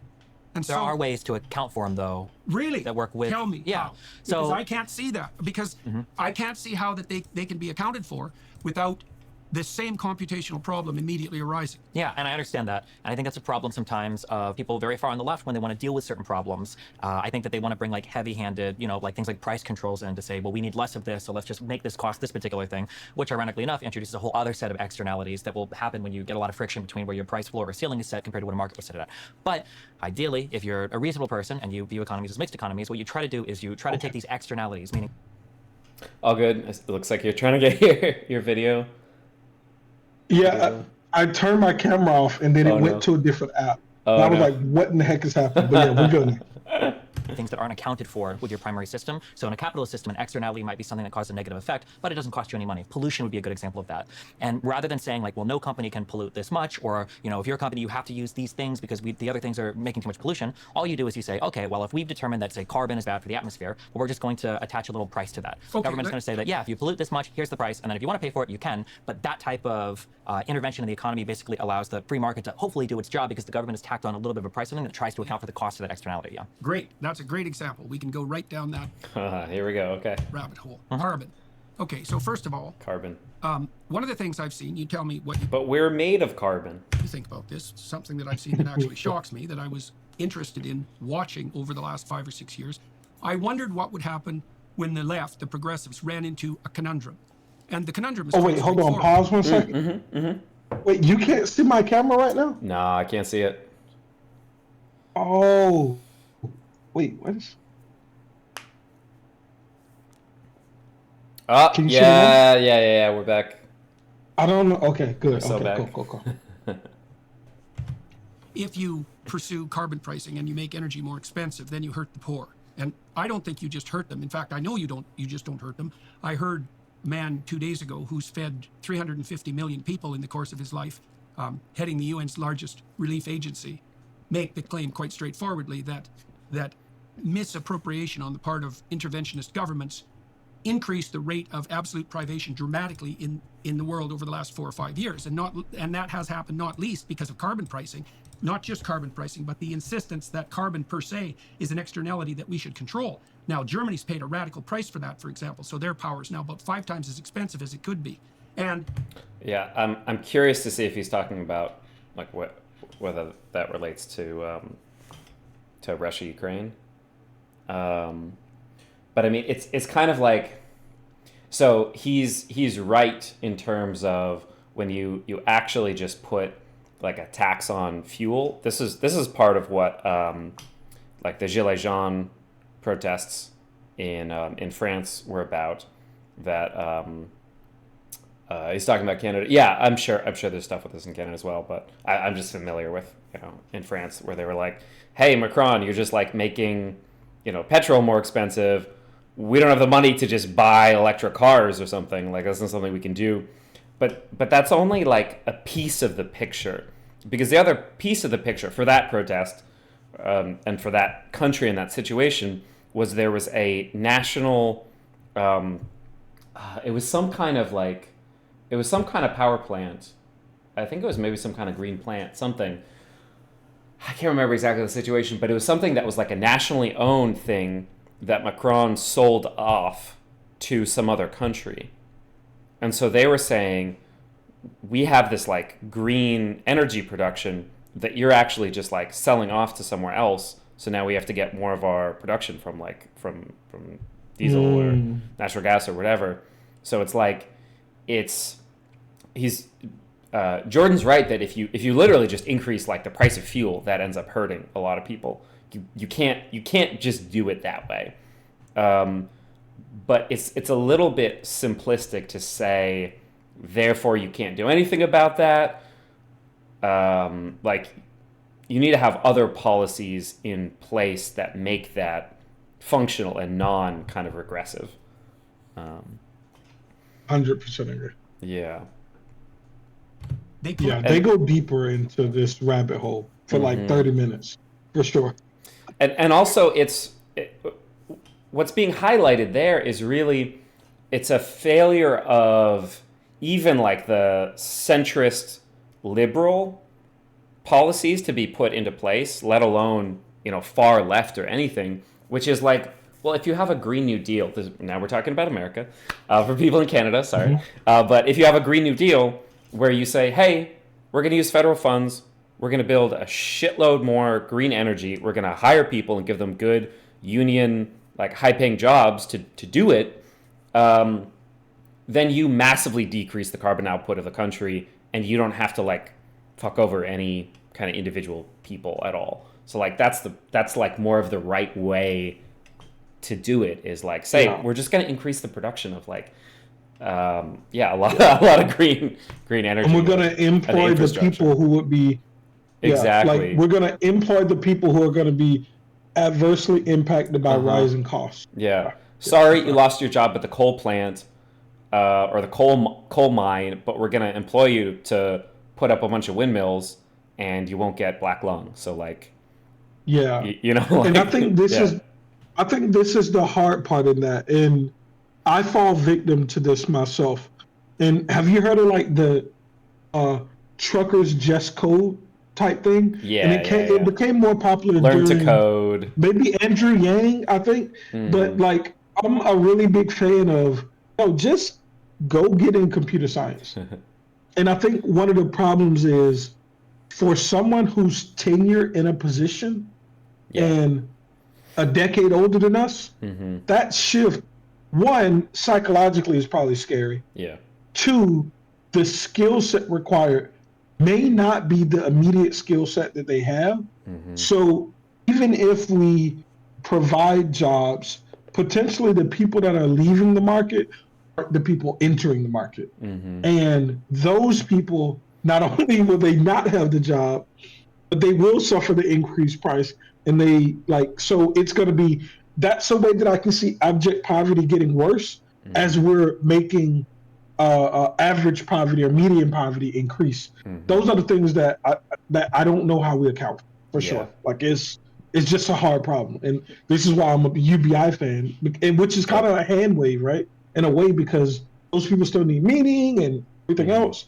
But yeah, I don't know what we do about that. I think it's more than I think it's more than a hand wave where, like, there are absolutely times where, you know, to have a command economy all the time doesn't work. But to say, like, we as a nation and as people who have access to the data of the nation and international cooperations, to say that we can't ever have a situation where we recognize that there's a problem and we need to have kind of like a thoughtful top-down solution to it. And it's like, okay, coal's a problem, right? Coal's a problem. We need to shut down the coal plants, but we need to have energy and we need people to have jobs. And maybe there aren't enough jobs, and so we're just going to pay those people anyway. Like, that's presented as an impossible solution, as like something that, you know, physicists haven't figured out a way to give people money without them going to a place for 8 hours, like, right? Well, I think that so the problem the reason why I said it's a hand wave, and I agree it's more than a hand wave, is because I think the psychological health of those people is important. Yeah. So imagine you work now, you're a senior researcher, and I told you, hey, I'm gonna pay you, but just stay home and don't commit crimes and don't do drugs and just stay out of the way, and I'm gonna give you this money. Me, I wouldn't accept that. I don't like there's parts of my life that are so connected to work and output that I can't even understand what retirement would even mean. Right? For those individuals that are that coupled to their job and is that much of their identity, UBI would definitely help them with their immediate needs. I think over time their psychological health phase, and that's when drugs and blah blah blah and all of that stuff comes into play. So I call it a hand wave because the psychology or the psyche of the human is important, not just their access to needs. And I literally don't know how we account for that. But yeah. And that's where, you know, living in a large country, like each of those situations would have to be addressed in like a more kind of bespoke way where it's like, okay, like what new industries could we create for the rest of the people that either won't be able to move into whatever kind of new manufacturing, construction, whatever we need for this project. Like what else could we create for them? But it's also like, I wish that, like the one thing that I wish for conservatives is that they weren't so pessimistic, because I feel like they talk a lot about like, hey, you know, sometimes life is going to be tough and you got to make the most of it. But when we're presented with like, okay, we kind of got to shut down this industry and like put some new shit into place. But it's like, what if you look at this like problem as like an opportunity, right?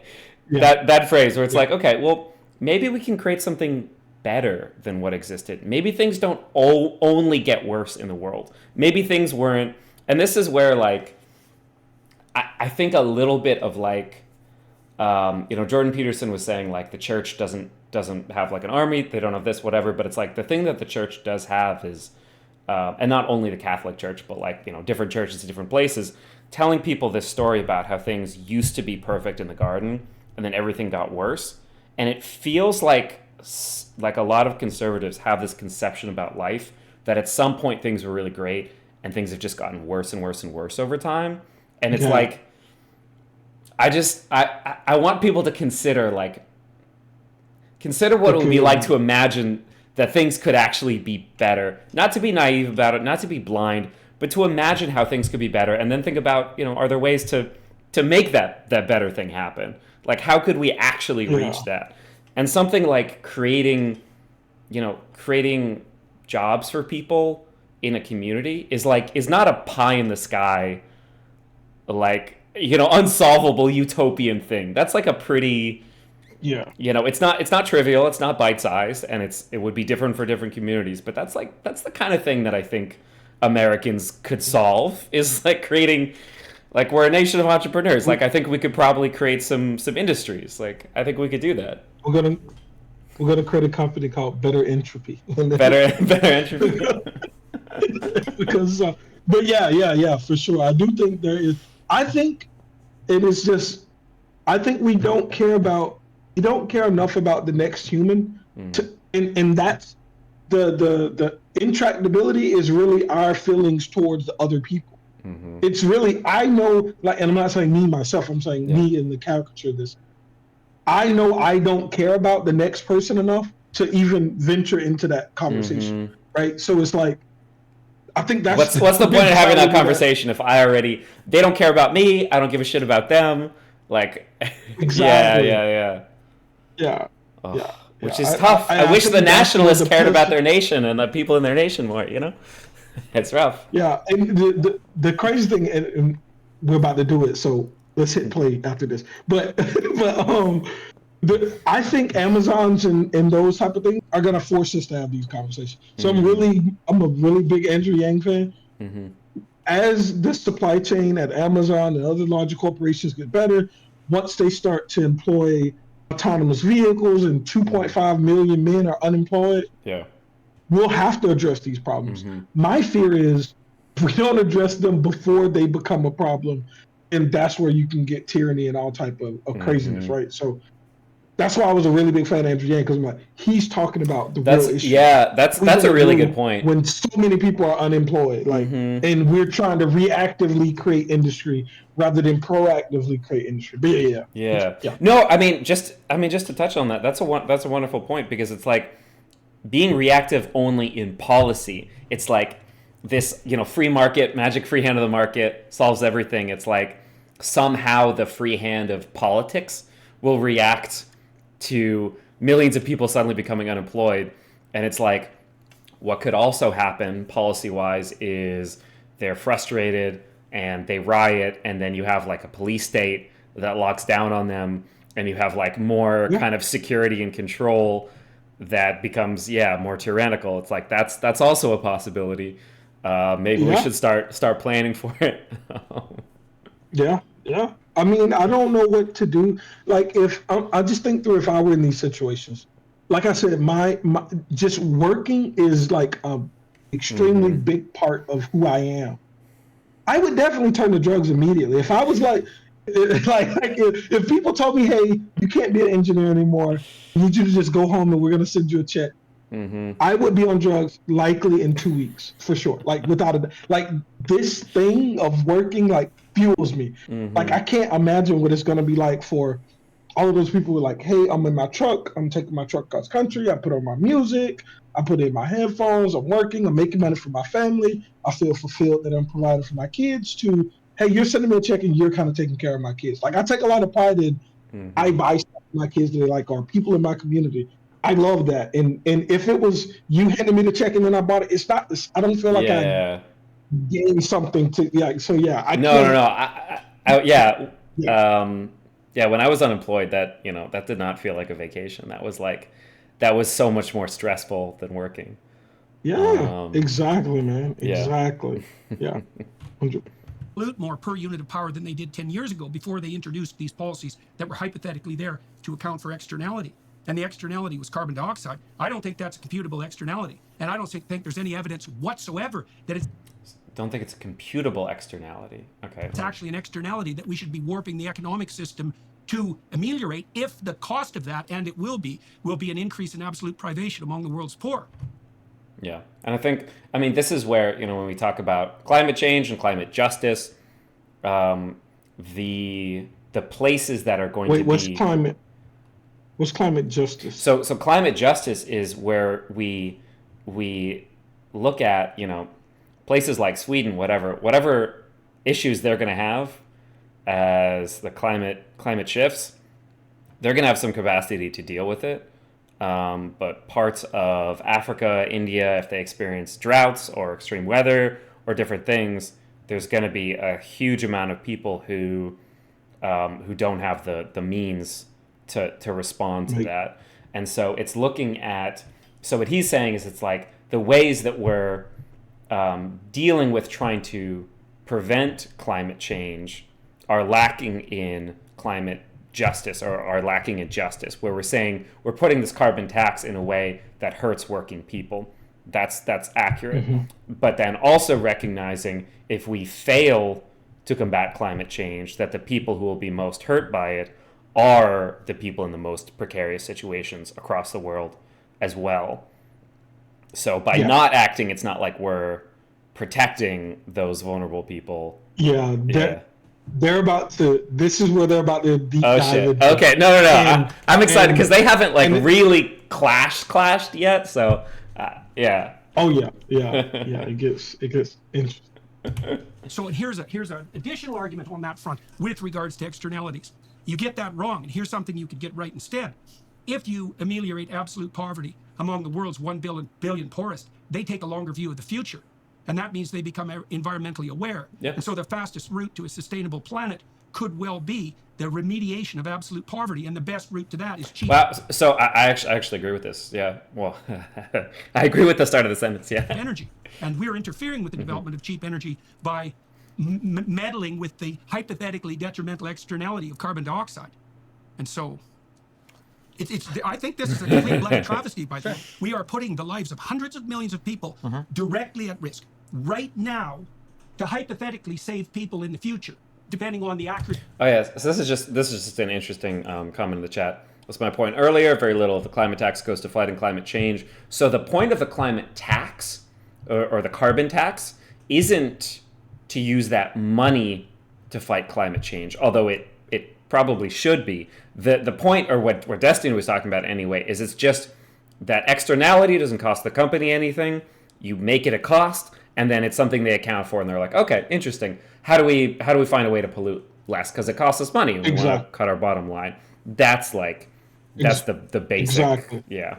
It's the more free market approach than the command economy approach. Yeah. Right? We're going to put a tax on you so that you pay more in the hopes that it's your best interest to pay less. So you will figure out how to optimize to not have to pay this. Exactly. Yeah. But what Jordan is, this is like I don't know how I feel about this. And I think I'm more on Jordan's side every time I hear him say this. Yeah.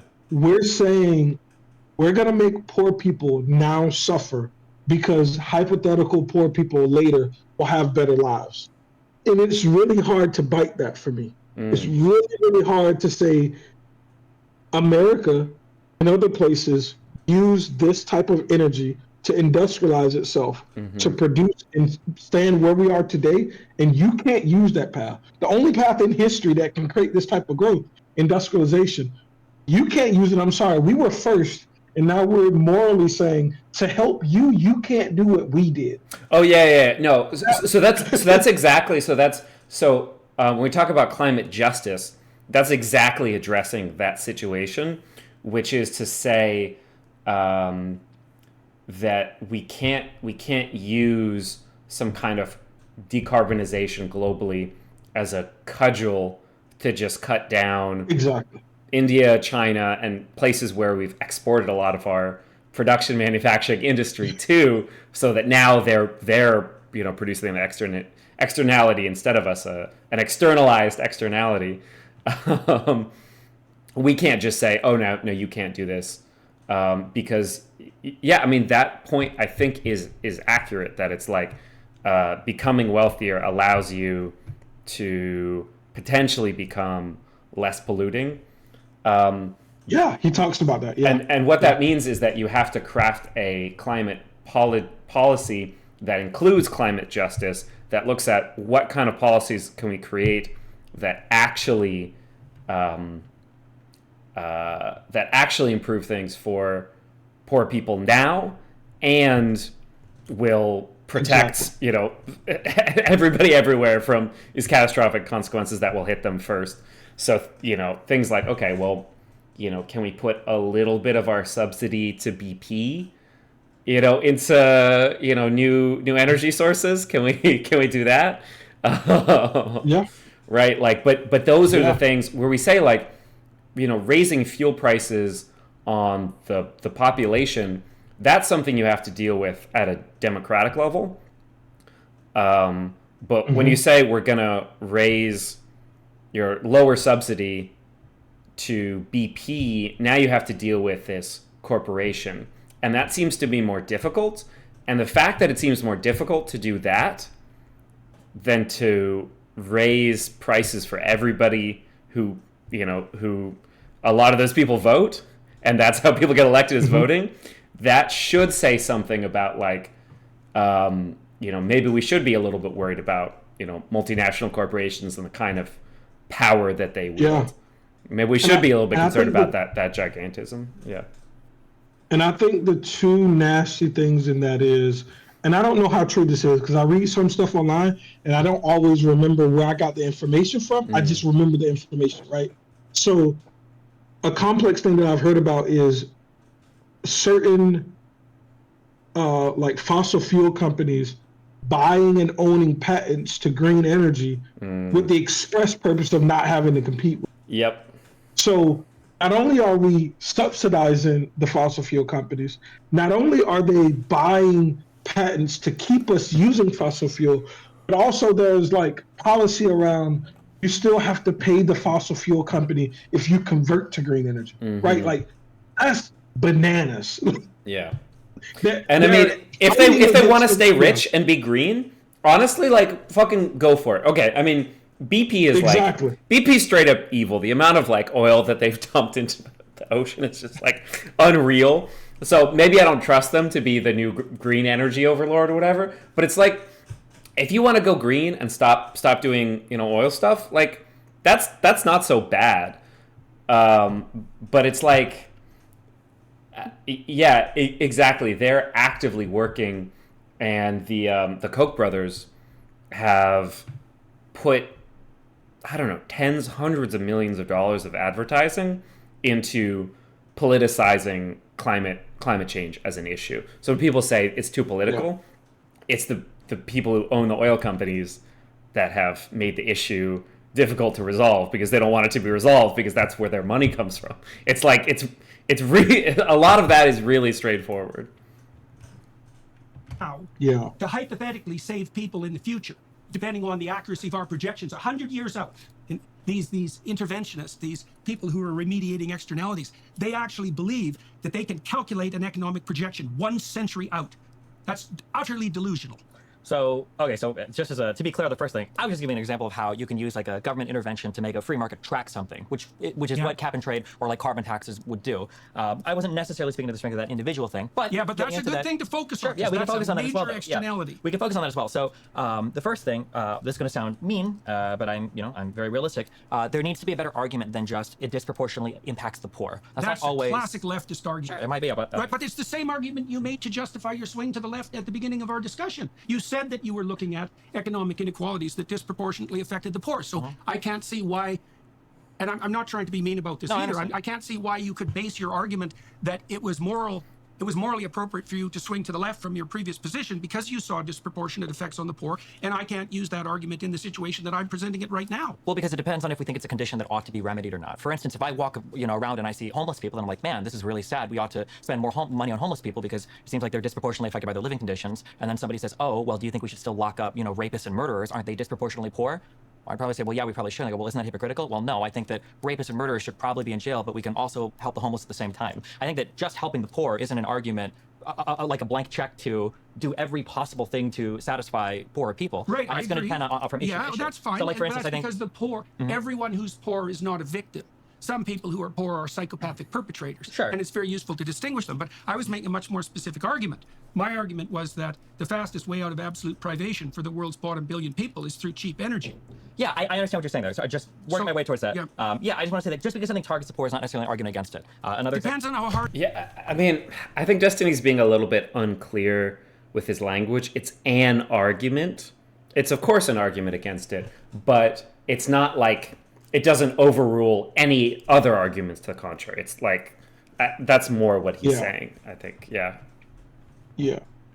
it targets them, and it depends on whether mass starvation is the outcome. The outcome is important. That I agree with. So, for instance, like a sin tax. The outcome will be mass starvation. I'm getting to it. Okay. Yeah, I'm getting to it. Okay. Sin taxes on like cigarettes and alcohol are always going to disproportionately impact the poor, or even sugar, we might say, right? But just because that disproportionately impacts the poor, is that a good thing or a bad thing? These are probably the people that suffer the most from those particular afflictions. Right. So, and that is an immediate versus delayed issue too, right? Because the reason. Well, no, I mean, obesity isn't immediate. I don't think alcoholism. I mean, the reason for the tax is to stop people from pursuing a certain form of short-term gratification at the cost of their longer-term well-being. Correct, and that exact same idea, if you believe climate models, or if you believe that we're heading in a certain direction in terms of climate, the overall warming of the planet, would be the same argument you would make for climate change. Only if you believe that you could model economic development 100 years into the future.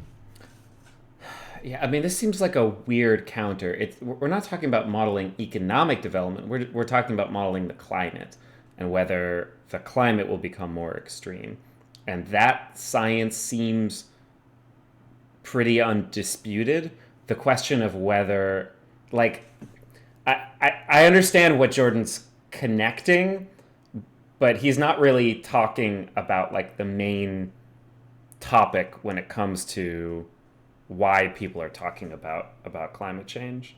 We'll see if they connect more. Yeah, there's I don't know. Yeah, so this is the part that I need to listen to this part more because I wasn't really paying attention. And they're about to get into it. There's some connection to the economic models and the client models. And sure, they aren't two separate entities. That's true. They're two conjoined things. And what he's saying is a part of what the defenders of moving towards more greener energy immediately are doing are presupposing that some economic model that they've created is what the future is going to be, and they're using that as a cudgel to say this is why we have to do this immediately and hurt poor people now. And he's saying he disagrees with them on like multiple different levels, but you'll see. Yeah, so if he's saying it's like, okay, well, the fastest way to get India and China to carbon neutral is going to be let them keep doing what they're doing. They'll get richer and they'll do it on their own.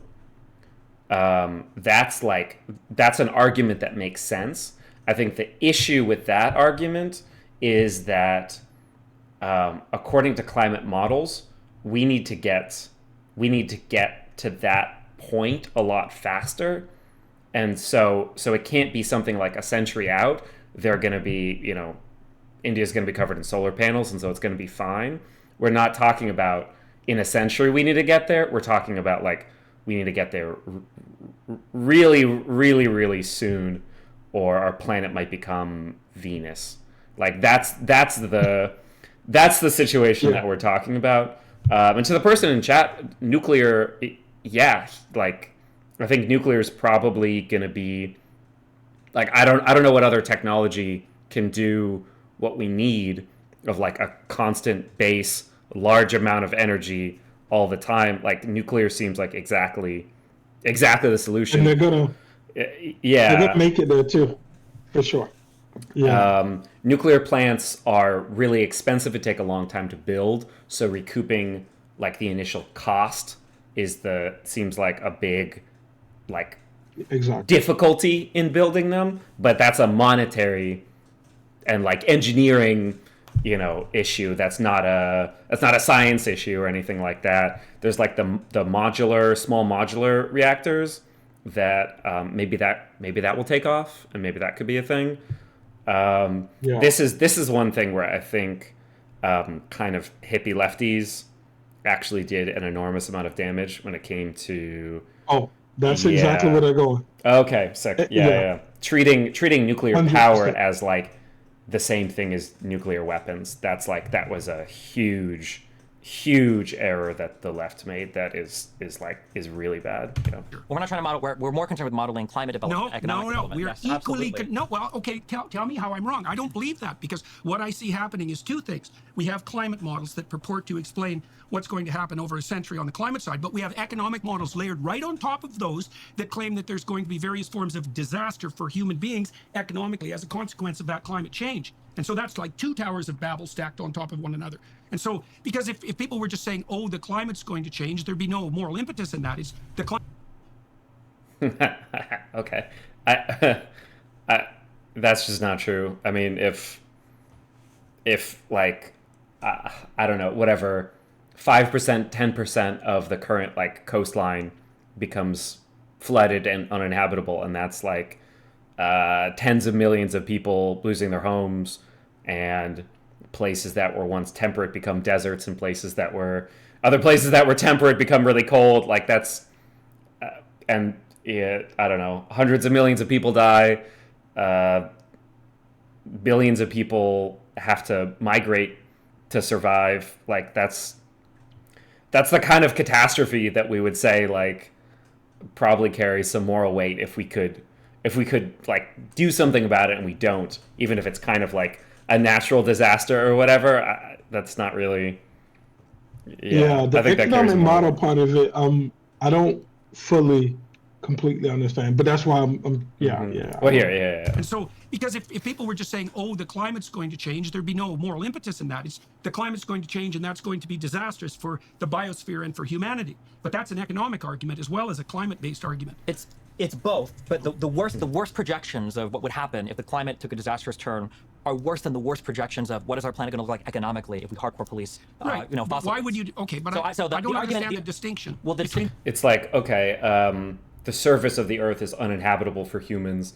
The few remaining, Americans and Russians are in like bunkers underground, living off like the last bits of canned food. It's like, okay, but how's the economy?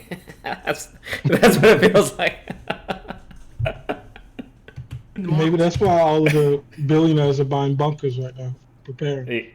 Yeah, I think it is. There's for police. Right. Why would you? Okay, but I don't understand the distinction between the models. Well, the argument would be that whatever pain and suffering poor people might endure right now because of a move towards green energy, that pain and suffering is going to be short-term and far less than the long-term pain and suffering. Right, but that's dependent on the intake. Yeah, I mean, this is just rough. Like, what Destiny should probably have done here is to reorient to say this isn't even the right conversation to be having, because there's ways to have climate justice now and climate justice later. We don't have to fuck over the poor. But I mean, it makes sense why he's arguing about this topic, because this is also like a point that makes sense, that it's like sometimes you have to do things that suck now that are better later. Like that's also an important conversation to have. The economic models and the climate models as well, right? Right, exactly, but in exactly the stacked manner that I described. And like, there's nobody in 1890 who could have predicted what was going to happen in 1990 economically. Not a bit. And if we think we can predict like 50 years out now with the current rate of technology and calculate the potential impact of climate change on economic flourishing for human beings, we're deluded. No one can do that. And then, I mean, the worst climate models show like a runaway reaction where literally the surface of the Earth becomes uninhabitable for human life. Like, that will impact the economy a lot. I would say probably negatively. Yeah. I guess I can't know for sure. Maybe that'll be a good thing. But I don't think so. The argument that he's about to make. Well, let's watch. Yeah. And it's worse. So imagine that as you do that and you project outward, your margin of error increases. That's absolutely, definitely the case. And at some point, certainly on the climate side, the margin of error gets rapidly to the point where it subsumes any estimate of the degree to which the climate is going to transform. And that happens even more rapidly on the economic side. Potentially, but right now, this is a disagreement on the fact of the matter, though, not the philosophy of what we're talking about, just controlling externalities. Right. Yeah, that's great, because that's a conversation they're having. And that's the point that Destiny's sticking on. It's like, okay, well, let's hash this out. We can talk about whatever the fact of the matter, but this is the argument. So I love that redirect. Yeah. I'm curious. Let's say that we think we can accurately predict the climate and the economic impact, and we think that the climate impact would be far worse if we don't account for that, both in terms of human conditions. I don't believe any of those presumptions. Sure, but then if you don't, but I mean, like, obviously, it's like, you don't think that you can predict anything ever, or we don't think humans should model the future, or So this is what Jordan is saying, and Destiny was kind of upset that he didn't follow the hypothetical, right? It's like, hey, accept the hypothetical and work within the bounds. And Jordan was like, "Nah, I'm not accepting." So I don't know how to look at this, but this is Jordan's argument. Any models that we do, the margin of error is such great as we go into the future where the data is untrustworthy. And he's saying that we don't have the capability to correctly model to be able to follow those models and make any wise decisions.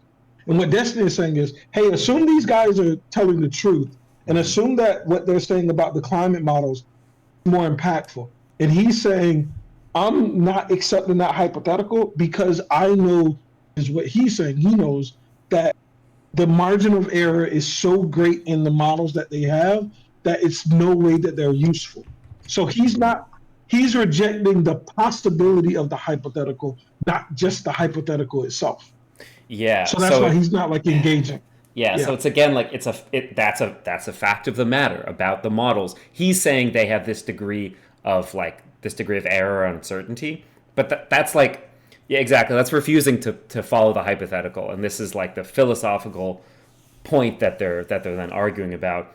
And then, you know, on the fact of the matter, obviously Jordan is just totally fucking wrong. He's like, this is, I think, the most deranged thing that he's dealing with like right now. I think some of his like COVID stuff I think is pretty out there, but I think the climate stuff is the most like just factually wrong. He's in like a fairy tale fantasy land, delusional. I think this is the thing where he's the most like just off base. This is one of the things that I want to research because I just have no foundation in any of this. I know that he served on like big world climate forums, and he served on panels where they're doing this type of research. I don't know what his core disagreement with them is, though. I've never seen him and somebody who's pro-climate things combat, so I can see where their differences come into play. That's something that I really want to learn more about, but it's also boring. So it's like, you know, like how do I make time? Because it's also complicated. It's not something that you can just look into for 2 hours and understand the whole premise, right? So I mean, I think I want him to argue with somebody so that from that I can understand what the disagreements are, and I can be more targeted in my research on the topic, on just those disagreements rather than the whole enterprise. I think when it comes to I mean, this is just me saying it. This isn't a replacement for research, but when it comes to I wouldn't model your trying to understand what's going on with climate and climate models on Jordan Peterson. I think this is one area where it's kind of like it would be like asking a caveman about vaccines. Like for sure. Yeah, I'm not necessarily hinging it on JP only because we're talking about him. Anybody, but I don't see. Maybe I could be that I'm just not privy to it because I'm not in the community that produces that content. Yeah. I don't know of any two large people in those industries that have had a 3-hour talk on the topic about where do we actually disagree. To me, it's more so both of those sides are over here and they both call the other one stupid, but they don't create any content where they like elucidate their ideas so that the audience can understand where the disagreement actually lies. Yeah. So the only reason I'm saying him is because I know that he will search out somebody who disagrees with him and try to create content with them, but it's not tied to him. It could be any two. Yeah, I think that'd be interesting to, and I'm sure there's, I'm sure we got some people on Twitch that are like actual. I think I saw somebody who was like an expert and like policy maker when it came to climate. I think talking about this stuff like on Twitch.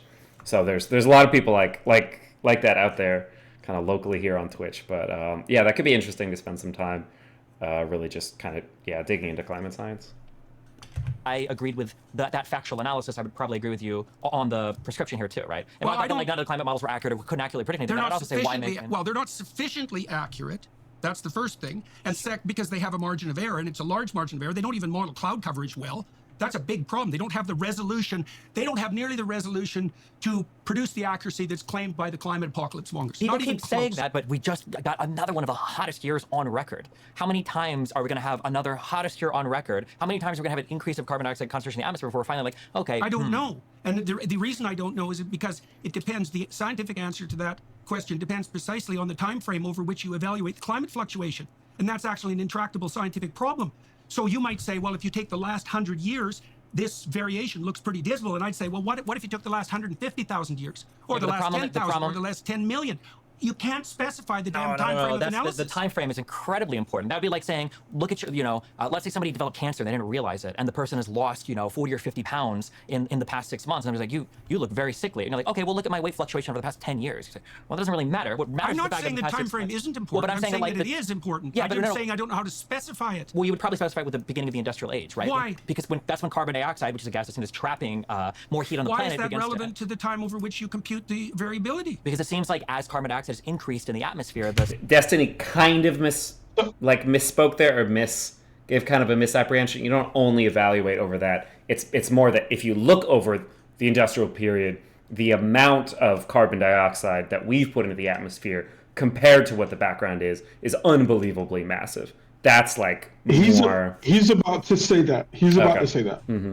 Surface temperatures have risen at a rate of departure from what we'd expect over 150,000 year cycles of temperature variations on the planet. Not with that time frame. So, absolutely. Hold on. Let's pause this real quick. Yeah. So this is why I need two people in climate science that have different opinions to argue. Well, wait, just to touch on that, what if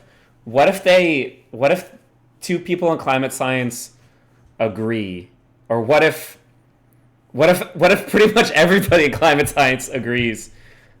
Like, that's still worth. No, for sure. Yeah, 100%.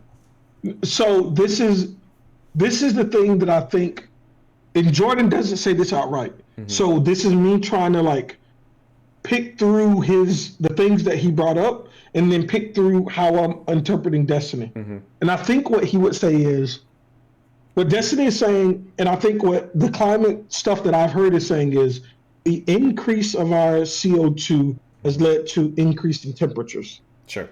And there's a lot of value placed on that statement based off the analysis that we've done and where we are. So we thought climate would be here, and we've output way more CO2 than we thought, and the climate is way hotter now than we thought.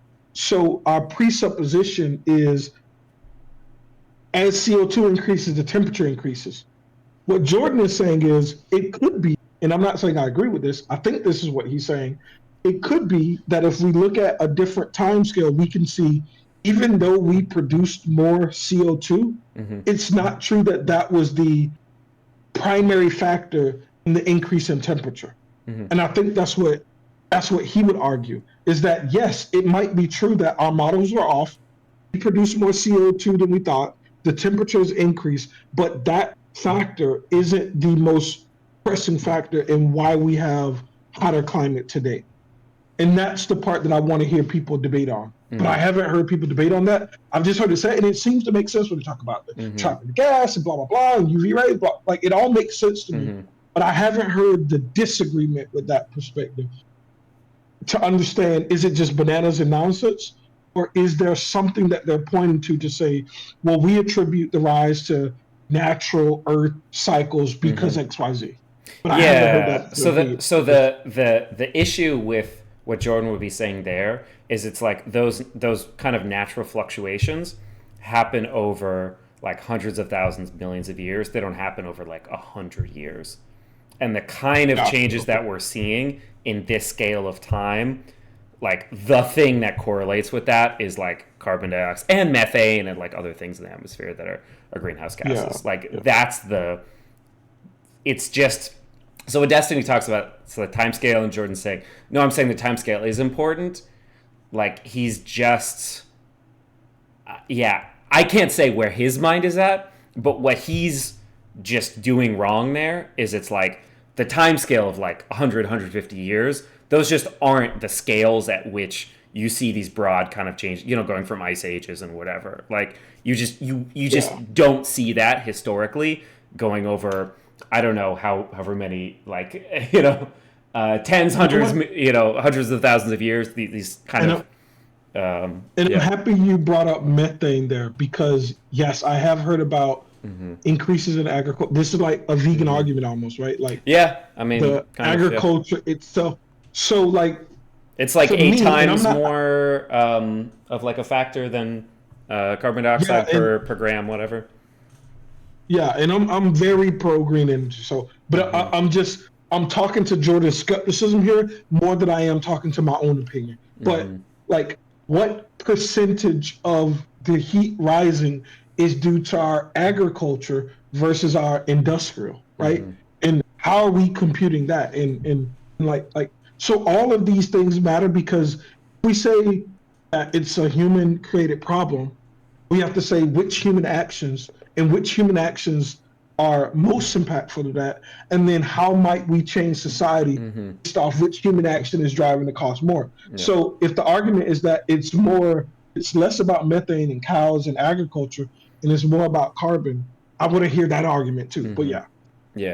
No, because you would address those differently. Yeah. I mean, methane is a significant issue from cows, from factory farming, from also from natural gas. There's an amount of leakage. I think Google just came out with like an AI tool to start detecting globally like a lot of sources of these methane leaks nice. from different different drilling operations.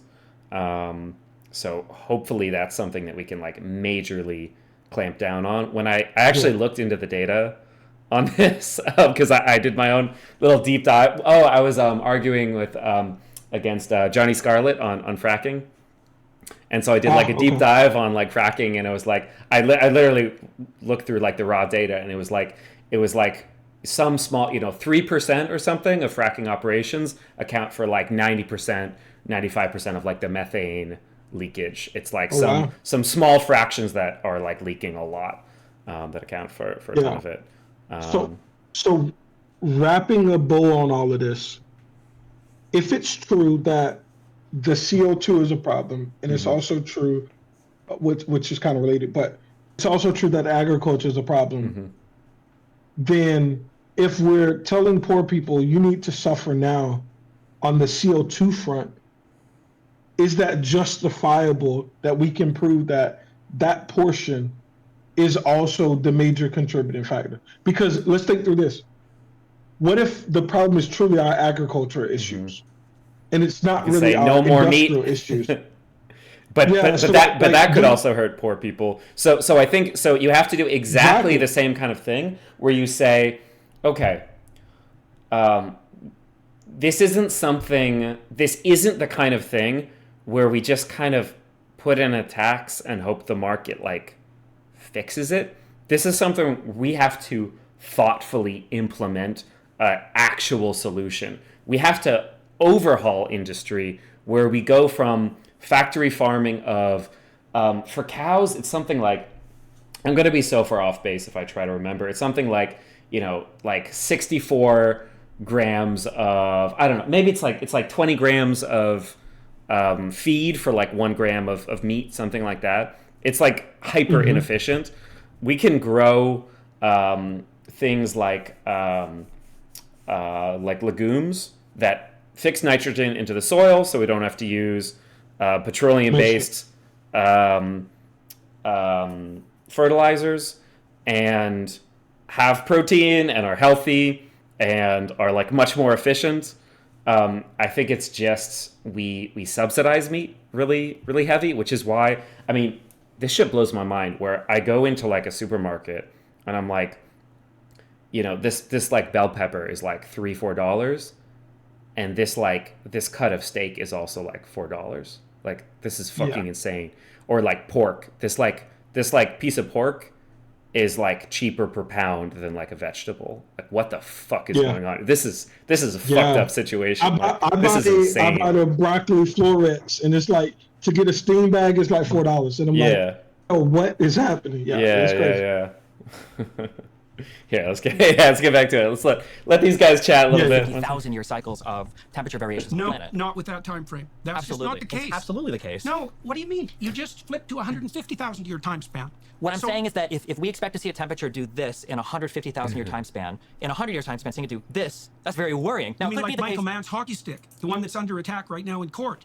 by a major statistician who claimed that he falsified his data. I mean, that spike? I'm talking about the record temperatures that have been declared for like the past 5 years that have also increased with the concentration of parts per million of carbon dioxide in the atmosphere. I mean, I'm not going to tell you that every model is perfect. They're but not right perfect. now, sure, but right now we're like standing in traffic with our eyes closed saying the car hasn't hit me yet, so I don't think there's any coming. I think it's pretty undeniable at this point that there is an impact on climate across the planet. I think that's highly deniable. We have no idea what the impact is from. We don't know where the carbon dioxide is from. We can't measure. I mean, yeah, a lot of these are just like we don't know everything about everywhere on the planet, but we can measure, carbon dioxide from like a different, like they're legally required, I'm sure, to like measure some degree, like how much carbon dioxide is coming out, right? Like we can track these things, and we have satellites, and it's like there's certain things where it feels like Jordan's strategy is just to kind of like deny that humans can have like knowledge at all. Or like at all in this domain, or it's just like we just can't know, we just can't know, and it's like we are like learning things about the world, like we can 100%. The warming of the oceans. We have terrible temperature records going back 100 years. Almost all the terrestrial temperature detection sites were first put outside urban areas, and then then you have to correct. Then you have to correct for the movement of the urban areas, and then you introduce an error parameter that's larger than the purported increase in temperature that you're planning to measure. This isn't data, this is guess, and there's something weird underneath it. There's something weird that isn't oriented well towards human beings underneath it. It has this guise of compassion. Oh, we're gonna save the poor and the... Yeah, I think this is what... So, it's interesting, because I think what he's picking up on is there. He's picking up on something that's real. It feels like... it feels like Jordan Peterson is like a very kind of intuitive person in a lot of ways. Like when it comes to, which I mean, I guess that makes sense a lot of in terms of like the psychology stuff, right? That probably makes him an effective psychologist. And within that, he has like hard data. And then within other things, he has kind of intuition. And the, I don't know, whatever you want to call it, like neoliberal approach of like, we're gonna, do these little tinkering things to try to fix the climate. And there are politicians who don't really actually push for anything, who talk about this. Your Feinsteins, whatever, right? Like it's something that a lot of people do treat as like we believe science, whatever. Like there is a lot of bullshit. There are people. I don't know if there's so many people who are nefariously trying to, fuck over the poor by increasing carbon. Like, I don't think that that's like a real thing that's out there. But there's people like, fiddling numbers around who are politicians who, aren't really doing anything that useful, but maybe they're making it part of their, their slogans for running or whatever. That's a real thing that exists out there. But it's like, the solution is like non-bullshit versions of that. It's not to say like bury our head in the sand and just like yeah exactly. I do want to, and I heard Destiny speak on this. I think he said it was a conspiracy theory. I can't remember. Something about this, the thing about temperatures used to be measured in urban areas, and that wasn't as good as we've changed. What I do want to understand from like a climate science person is, how does that impact the thought that we're radically hotter? Because, like, is it possible? Because what Jordan seems to be positing is, it's possible that we're not as hot as we think we are, or as distant from the past as we think we are, because we're comparing accurate measurements of today to inaccurate measurements of the past. And I think that's a bold claim for sure. But I think I want to know what actually is true, because we do see other parts of our society where we say a lot of shit scientifically 100 years ago would just be bananas to do today. And if we are using the data from an inaccurate system to make the conclusions that we're reaching today, how are we accounting for that? Blah, blah, blah. So this is why I need two people. I would love two people who agree too, but this is why I need two people who disagree, so that I can hyper specifically look at what do we think about temperatures from 100 years ago that were recorded? were they horribly inaccurate, or were they trustworthy to a couple of degrees, right? Or what's the fluctuation range on the blah blah blah? Yeah, I'm just throwing something in chat. We could do like a whole bunch of episodes just on climate, which that's a good idea actually, because I would love to get a ton more knowledgeable on this. But it's like if you scroll down, so many climate data sets, so little disagreement. This is showing, NASA Goddard Institute for Space Studies, Hadley Center Climatic Research Unit, NOAA National Center for Environmental Information, Berkeley Earth. It's like you look at those laid on top of each other, and they're so damn close. Oh, It's I see it. You're talking about ridiculous. this 1880 to 2020 Yeah. measurement chart. And so that's not going back to like 1800. That's like But that's more enough. recent. But that's enough, like, though. Yeah. you see there's some like little differences, and it looks like more kind of accurate as we get into like modern era. But Which one makes sense. But it's Yeah. like even like 1880 to 1920 where there's the most difference. It's like it's a difference of like 0.01 degree, 0.03 degrees. It's pretty. Yeah, It's this pretty is close. nice. This is nice. Yeah.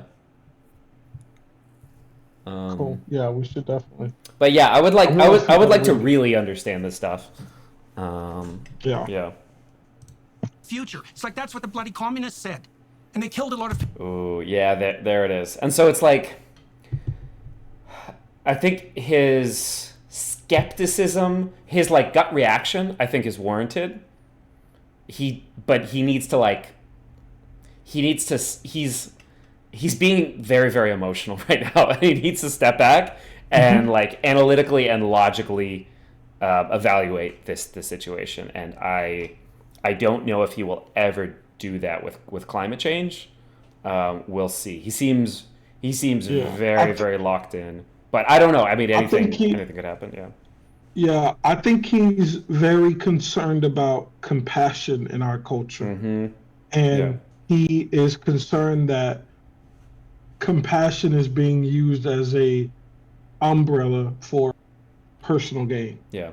And that's not a bad instinct to have. I have that same instinct, right? And I have my issues with, lefty people or lefty spaces or with a kind of like shallow empathy or shallow, niceness, whatever, all these kind of, like I have lots of issues with that, but it's just on this thing, it's just factually like not the case what he's saying with these things. Yeah.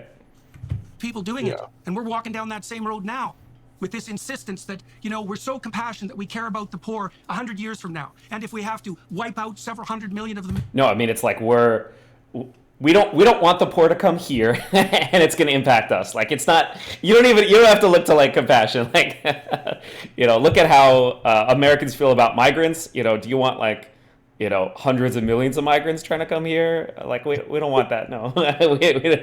Now, well, that's a small price to pay for the future utopia. I brought that up. Yeah. Sort of thing before. Yeah.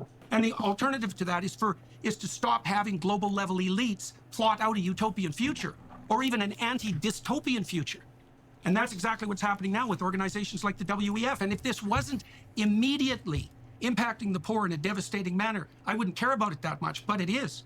I watched over the course of the last 5 years, the estimates of the number of people who were in serious danger of food privation rise from about 100 million to about 350 million.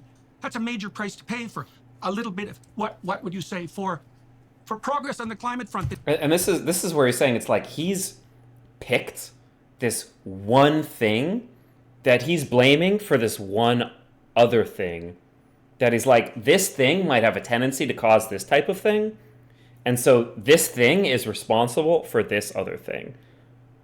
Where it's like, do we think the carbon tax is causing, like, do you think there could be anything else that's happening in the world that could be causing like food privation? Like there's a lot of human activity that occurs.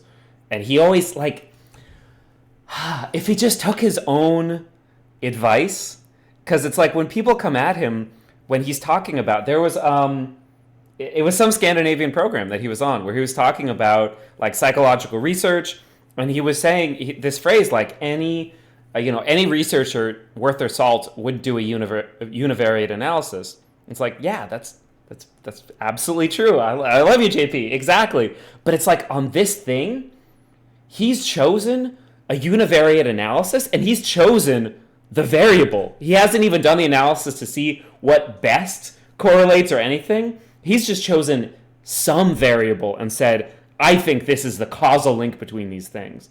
Like, yeah, him as a researcher could explain to him why what he's doing is wrong.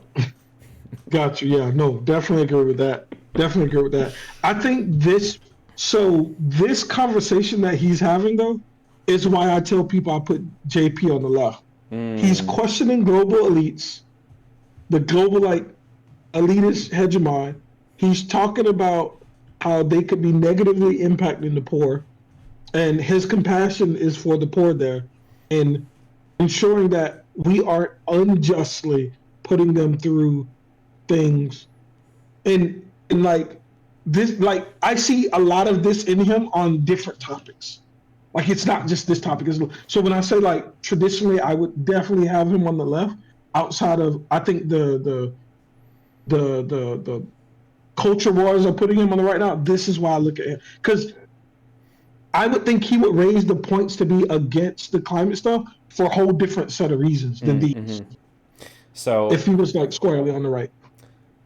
So I would be careful, because there's people who talk about global elites controlling things and fucking over the poor or victimizing somebody that are not on the left. There are unfortunately people who talk about stuff like that who are just straight up, like, I'm not saying he's this, but it's like when Nazis, when white nationalists talk about global elites messing things up for people, they're always talking about the victims.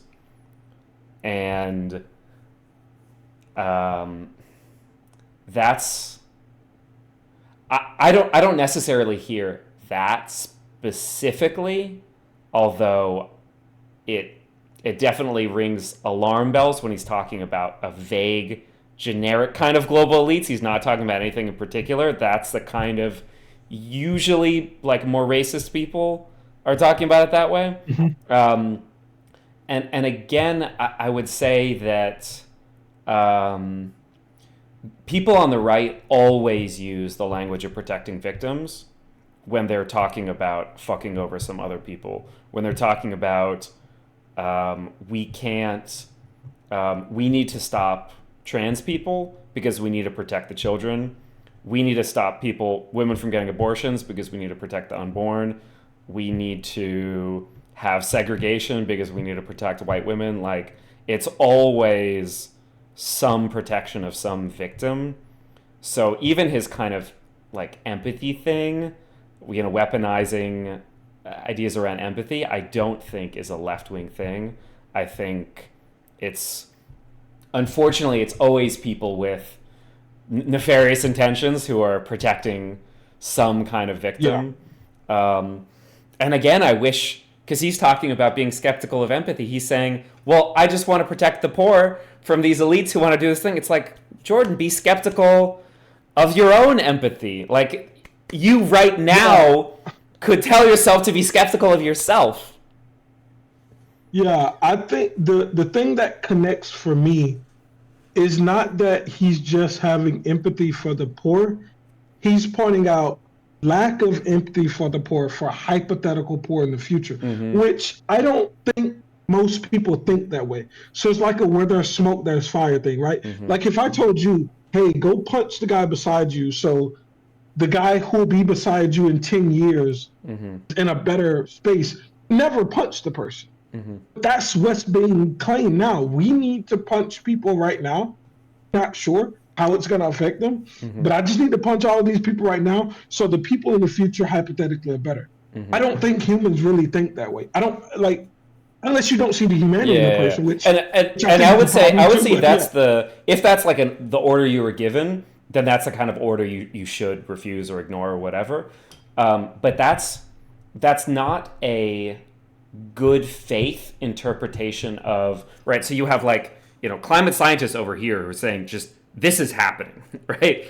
And then there's like politicians over here who are saying like we need to get more green energy going and like do an energy overhaul and lots of infrastructure. And then there's some people over here who are like, that sounds tough. It's not going to pass.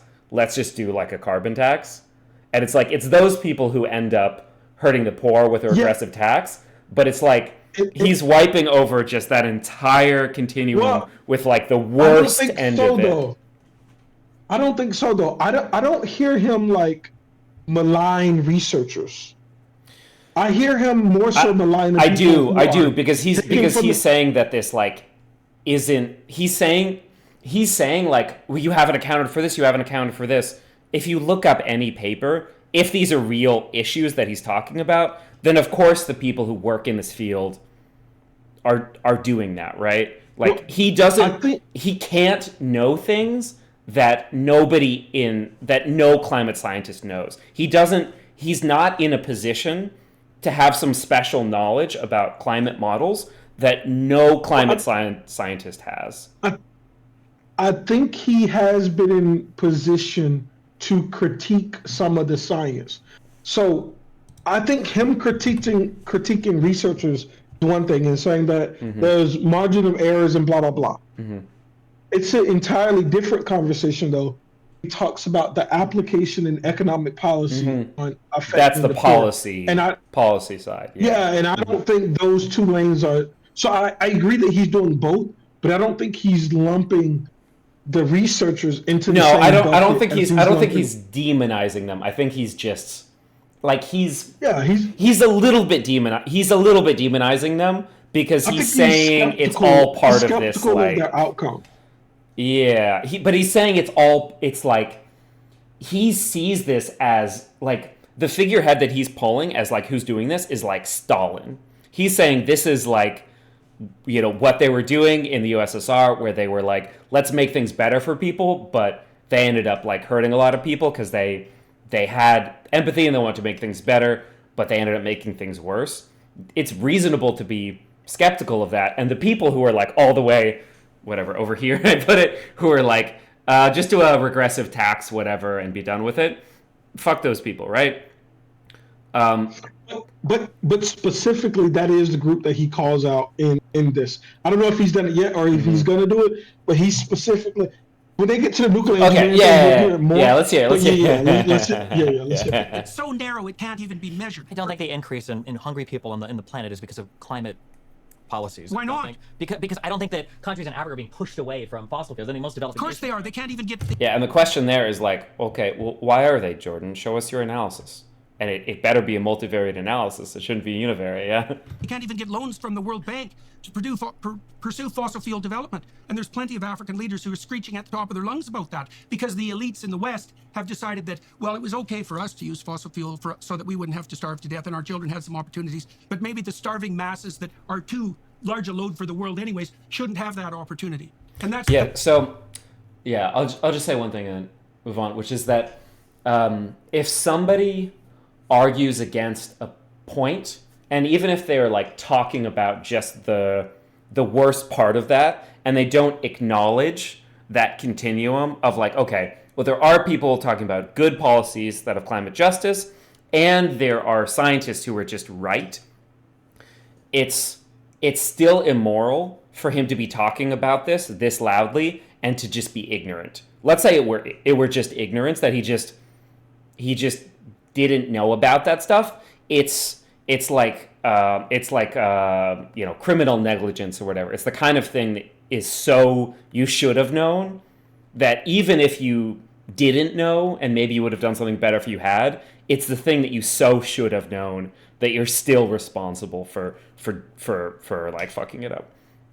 That's I think my perspective on like that he's talking about this and he's not talking about this other stuff. Yeah. Gotcha. That's direct policy from the UN, fostered by organizations like the WEF. They're going to have to turn to renewables.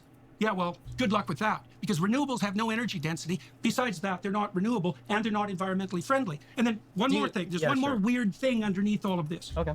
Well, let's say if carbon dioxide was actually your bugbear and it was genuine. Well, then why wouldn't the Greens, for example, in Africa, the progressives, be agitating to expand the use of nuclear energy? Especially because Germany has to import it anyways, especially because France has demonstrated that it's possible. We could drive down the cost of energy with low-cost nuclear, Sure. and there'd be no carbon production. Yeah, no and then the poor people arguments would there. have something to eat because they'd have enough energy. And that isn't what's happening. And that's one of the things that makes me extremely skeptical of the entire narrative. It's like two things. The left will sacrifice the poor to save the planet.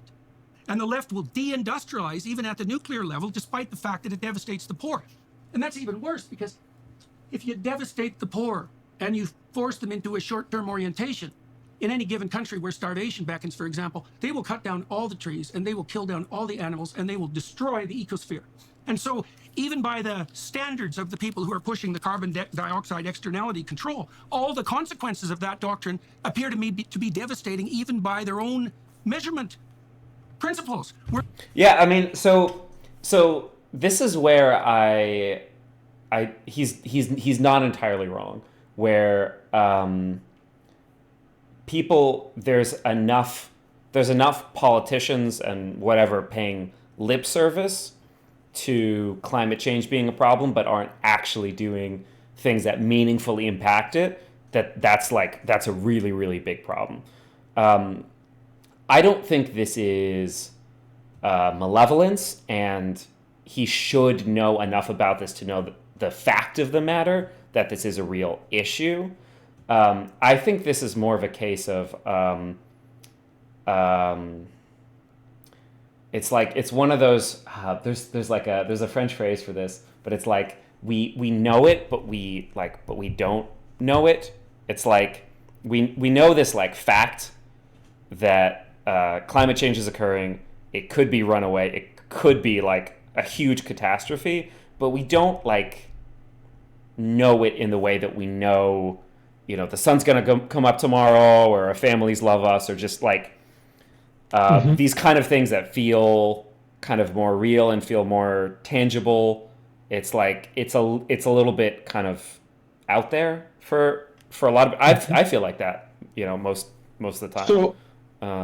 So I would say, if I'm adding words to him, but if I had to restate how I think he feels from just the consuming it, we know that rich and powerful people will extract money from poorer people or not care about them to enrich themselves. Mm-hmm. Like, that's just something that's happened over time, where we can say that the impetus to believe that makes sense. It's rational, right? Mm-hmm. We do know that, and I don't know enough about the nuclear thing, so I'm a fish out of water, and I'm like looking for you to kind of guide some of this. I believe it's been kind of a thought out there that we know that the best solution for this is nuclear. Mm-hmm. And so take this from Jordan angle. We know that the rich have the impetus to want to extract money from others for their own self-enrichment. Mm-hmm. We know that nuclear is the best option. We know that the rich who say that they care about this are the ones who could front the cost that it takes to implement nuclear. Instead of all of that, they're only doing the policies that harm the poor. Mm-hmm. So if you put all of that together in a box, that's how he's looking at this.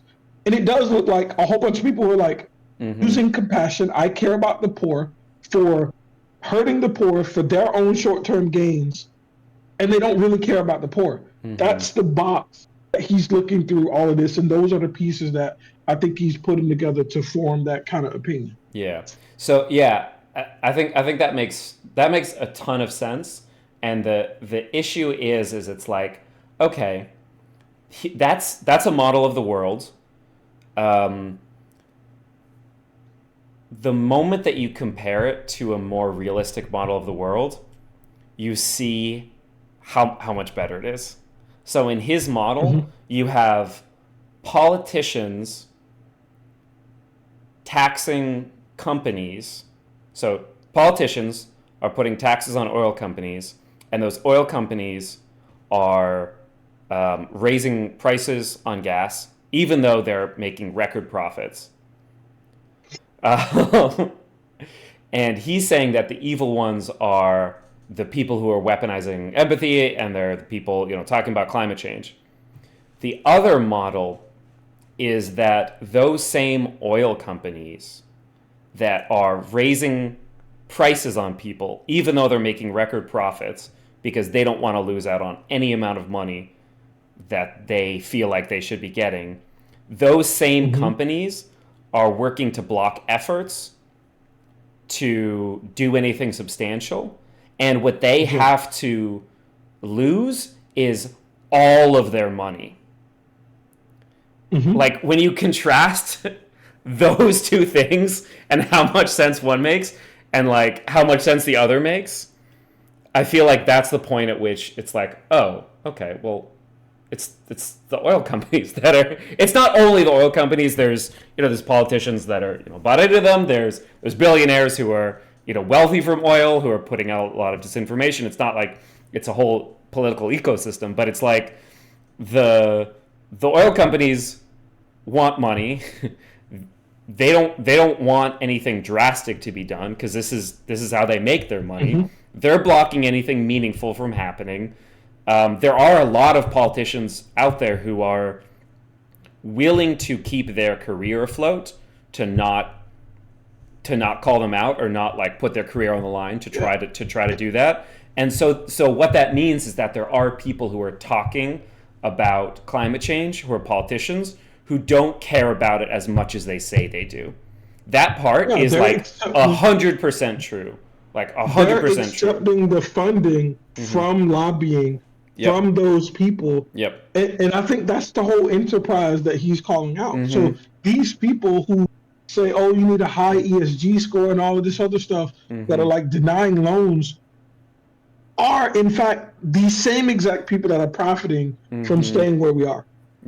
Like those it's the same group of individuals. But who those individuals are at root the oil companies and the oil billionaires who are buying out politicians to stop them from doing as much as they should be doing.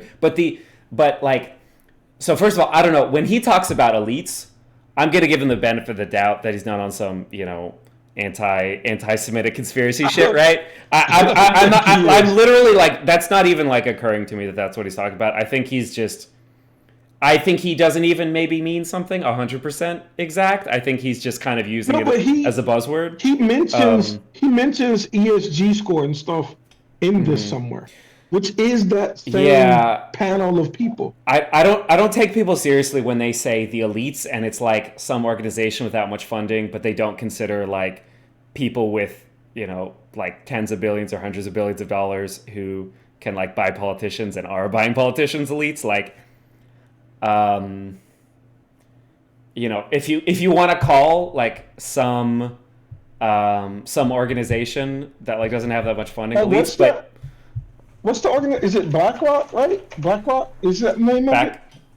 What do you say? Back? I didn't hear that. BlackRock, isn't it? Oh, BlackRock. Oh, I mean, BlackRock. Yeah, BlackRock is, if anything is elite, BlackRock is elite. They own like a bunch of everything. Like no, but those are the type of organizations that he would say are the elites that are pushing the anti-carbon things, because those are the people that are denying the funds, right? Those are the people who say, I won't give you a loan. Yeah. But that's just like,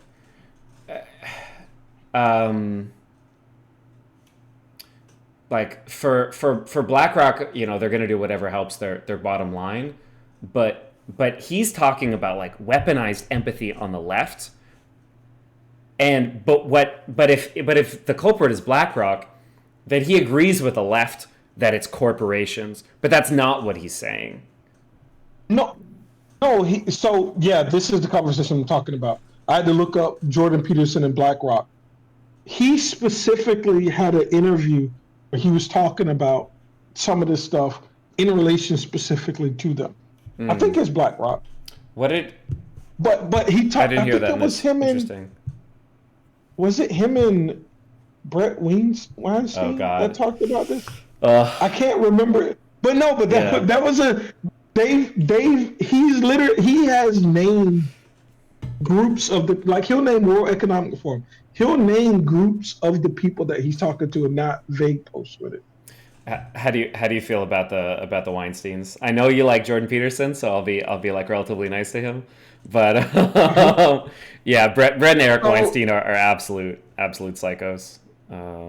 I haven't been involved in the COVID stuff, largely because COVID is relevant to me now. Yeah. So I don't know what's happening. I don't think there's been any clinical data to suggest ivermectin and stuff were beneficial. I also haven't looked into it, but I'd be hard pressed to think that everyone denied it and it's. There was that guy. I think it was a guy in Germany who got he got himself 204 vaccinations.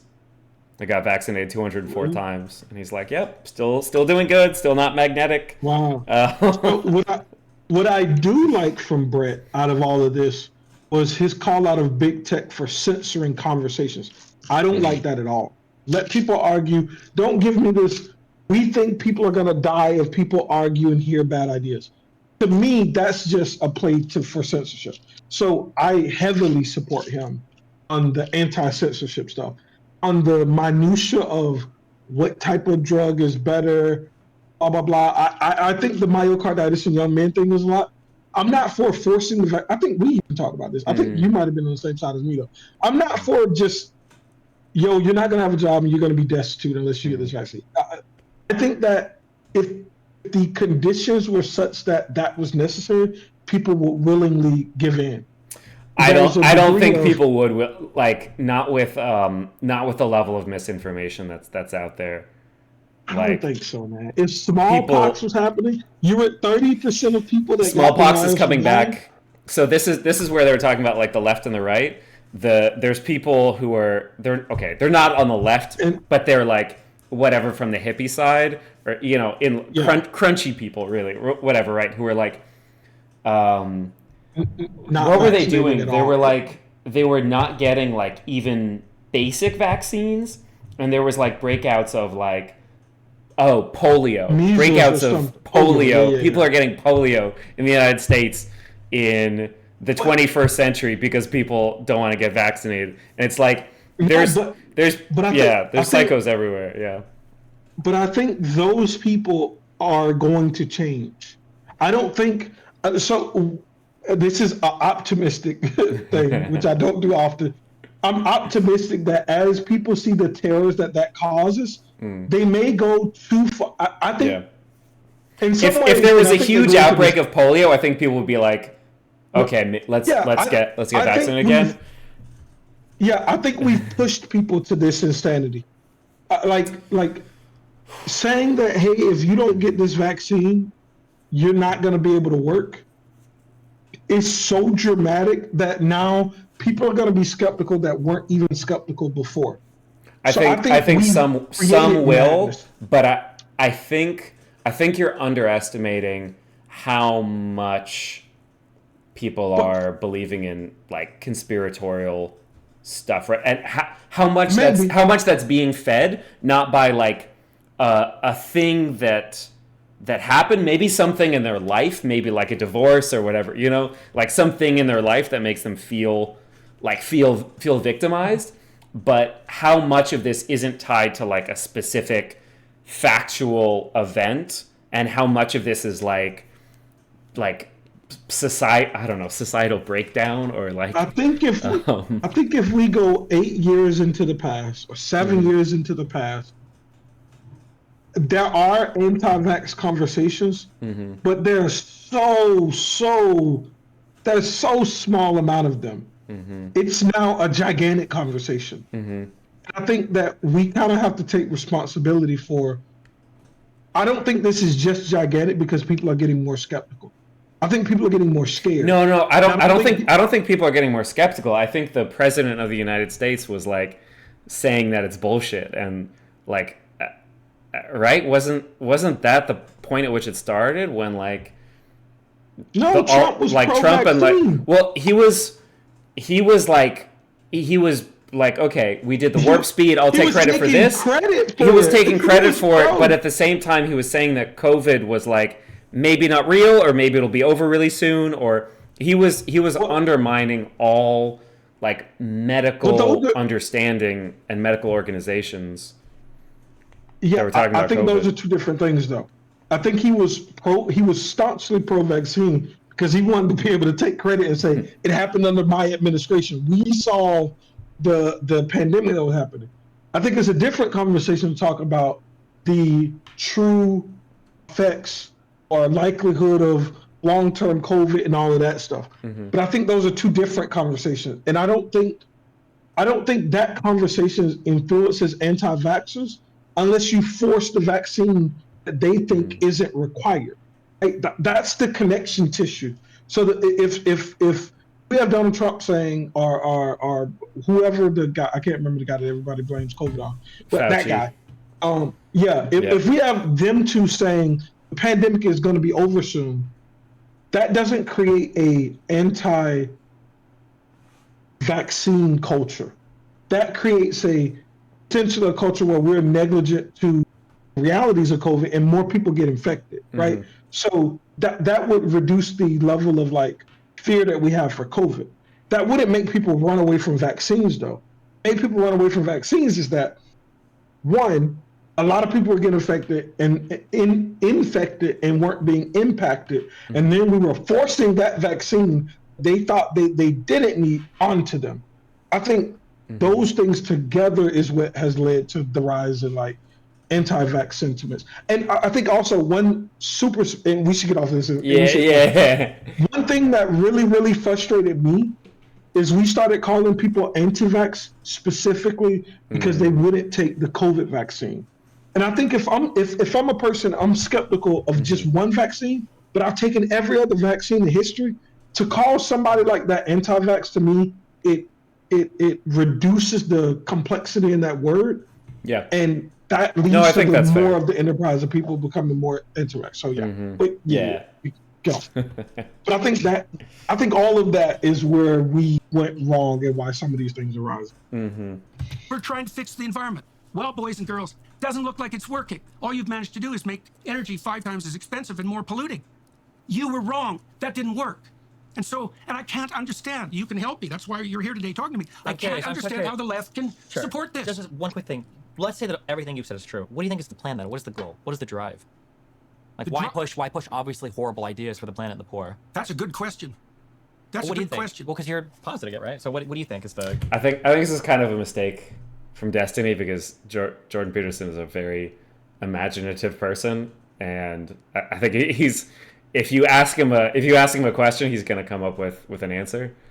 I think if Destiny were I know exactly what tactic he's using, but I think it's like very poorly matched to Jordan Peterson. Well, a lot of. But I'm curious. I don't know. We'll see where it goes. A lot of people have said Jordan Peterson doesn't explain why he feels the way he do. So giving him an open floor to elucidate that, I think it's going to be interesting in any case. Driver goal. Well, I listen to what people say. Here's the most terrible thing they say. There are too many. And it also de-escalated things a little bit. So he sat back. Now he's like, oh, you want to hear what I think? Okay. People on the planet. Yeah. Okay, so who says that? I've heard people say that for 30 years. Perfectly ordinary, compassionate people. Well, there's too many people on the planet. And I think, well, for me, that's like hearing Satan himself take possession of their spine and move their mouth. It's like, okay, who are these excess people that you're so concerned about? And exactly who has to go? And when? And why? And how? And who's going to make that decision? And even if you're not consciously aiming at that, you are the one who uttered the words. You're the ones who muttered the phrase. What makes you think that the thing that possessed you to make you utter that words isn't aiming at exactly what you just declared?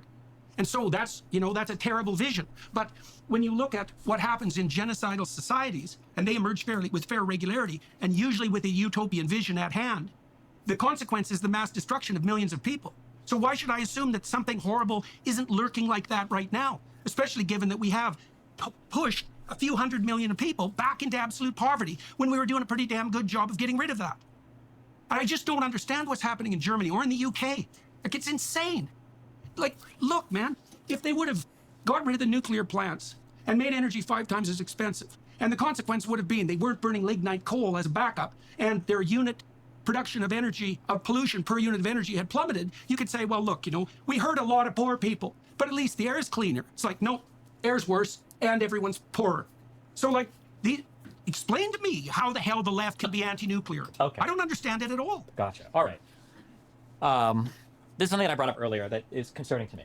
I feel like when people get political beliefs, I feel like what happens is, what we think happens, what we hope happen is you have some moral or philosophical underpinning, and then from there, you combine this with some epistemic understanding of the world, and then you combine these two things, you engage in some form of analysis, and your moral it'd be view, nice if that was true. you start to apply like prescriptions. So maybe I'm religious, maybe I analyze society, and I see that particular TV shows lead to premarital sex, so my societal prescription is we should ban these TV shows, right? Ideally, this is how you would imagine this process works.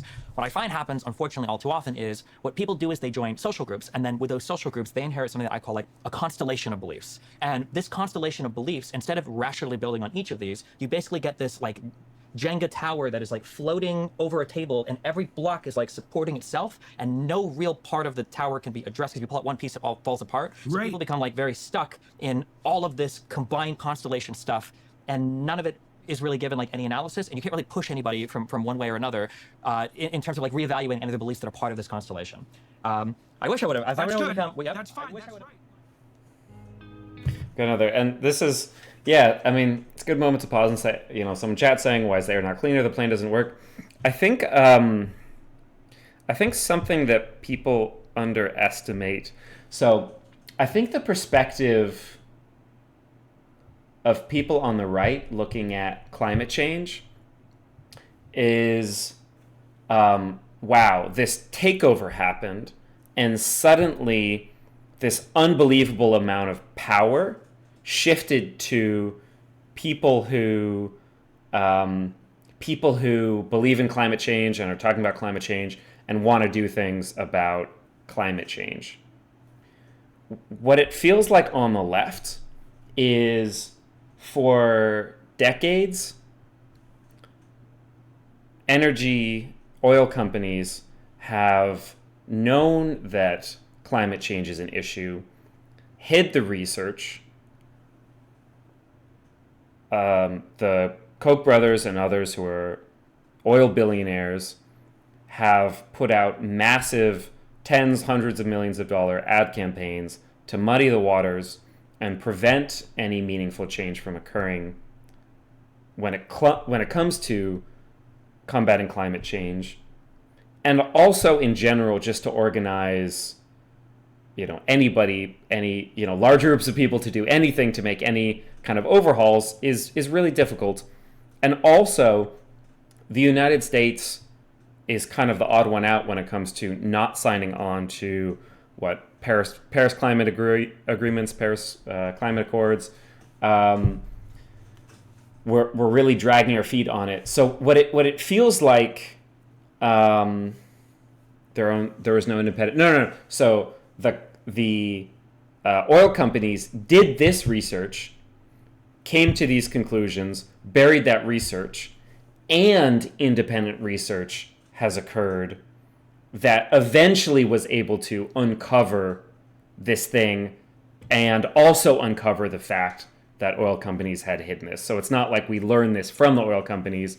We learned this independently, and then we also were able to demonstrate that they also learned this and that they had also buried it.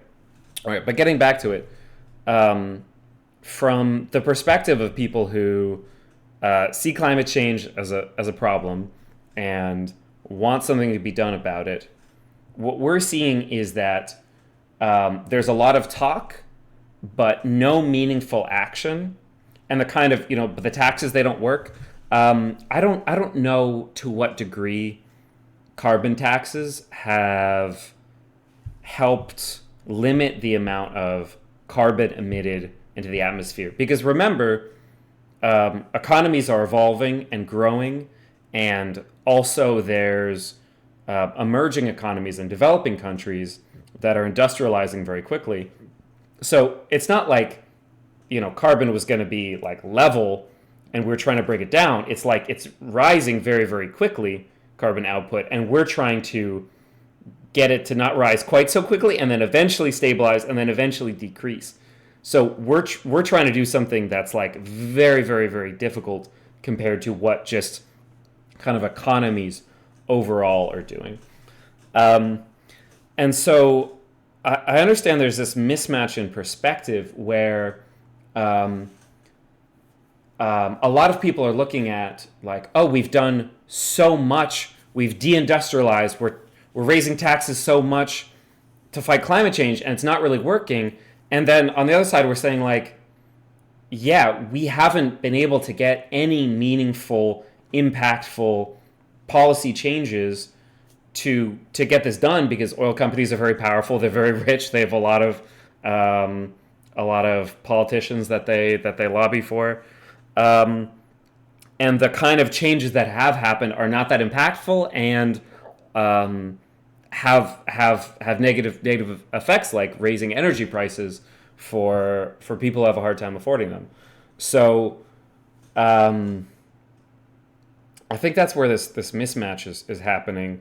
That it's like on one side thinks we've done so much and we haven't gotten results, and the other side thinks we haven't even started to do anything meaningful, and the kind of little things that have happened are simply not enough to have an impact.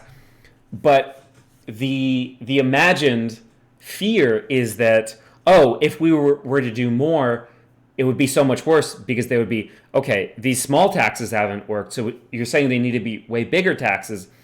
And what we're actually saying is we need an overhaul of energy. We need to build tons and tons of nuclear power plants, which my understanding is that modern breeder reactors can use fissile energy or fissile material indefinitely. We actually don't need to create nuclear waste the way that we used to. That's not even like a significant issue anymore. We're saying make meaningful, impactful things that also don't have to be something that's like we're throwing the poor under the bus. That's not the way that anybody who is actually arguing for this, like at a ground level, is talking about it. This is like climate scientists, climate activists, and then the politicians are saying, okay, well, we're not going to fuck over BP, we're not going to fuck over big oil, because we don't want to lose our jobs. So we'll pay lip service, and we'll do something like carbon tax, that maybe it does have some impact on limiting the amount of carbon, but it's not the meaningful so it's not a meaningful impact, and it's screwing people over. And we're not saying do more not meaningful things that screw people over. We're saying do actually meaningful things that don't have to screw people over, like building more nuclear. I think the problem though is that's what you're saying. Mm-hmm. I don't think Jordan would malign you. He's maligning the people who do have the control. Like one of the things I think about, and I know a lot of people hate Elon, but at least Elon attempts to put his money where his mouth is. Sure. Right? Yeah. With the satellite stuff, he was like, hey, I'm taking this shit to Ukraine. With the energy thing, I can't remember. I don't remember if it was Libya or someplace.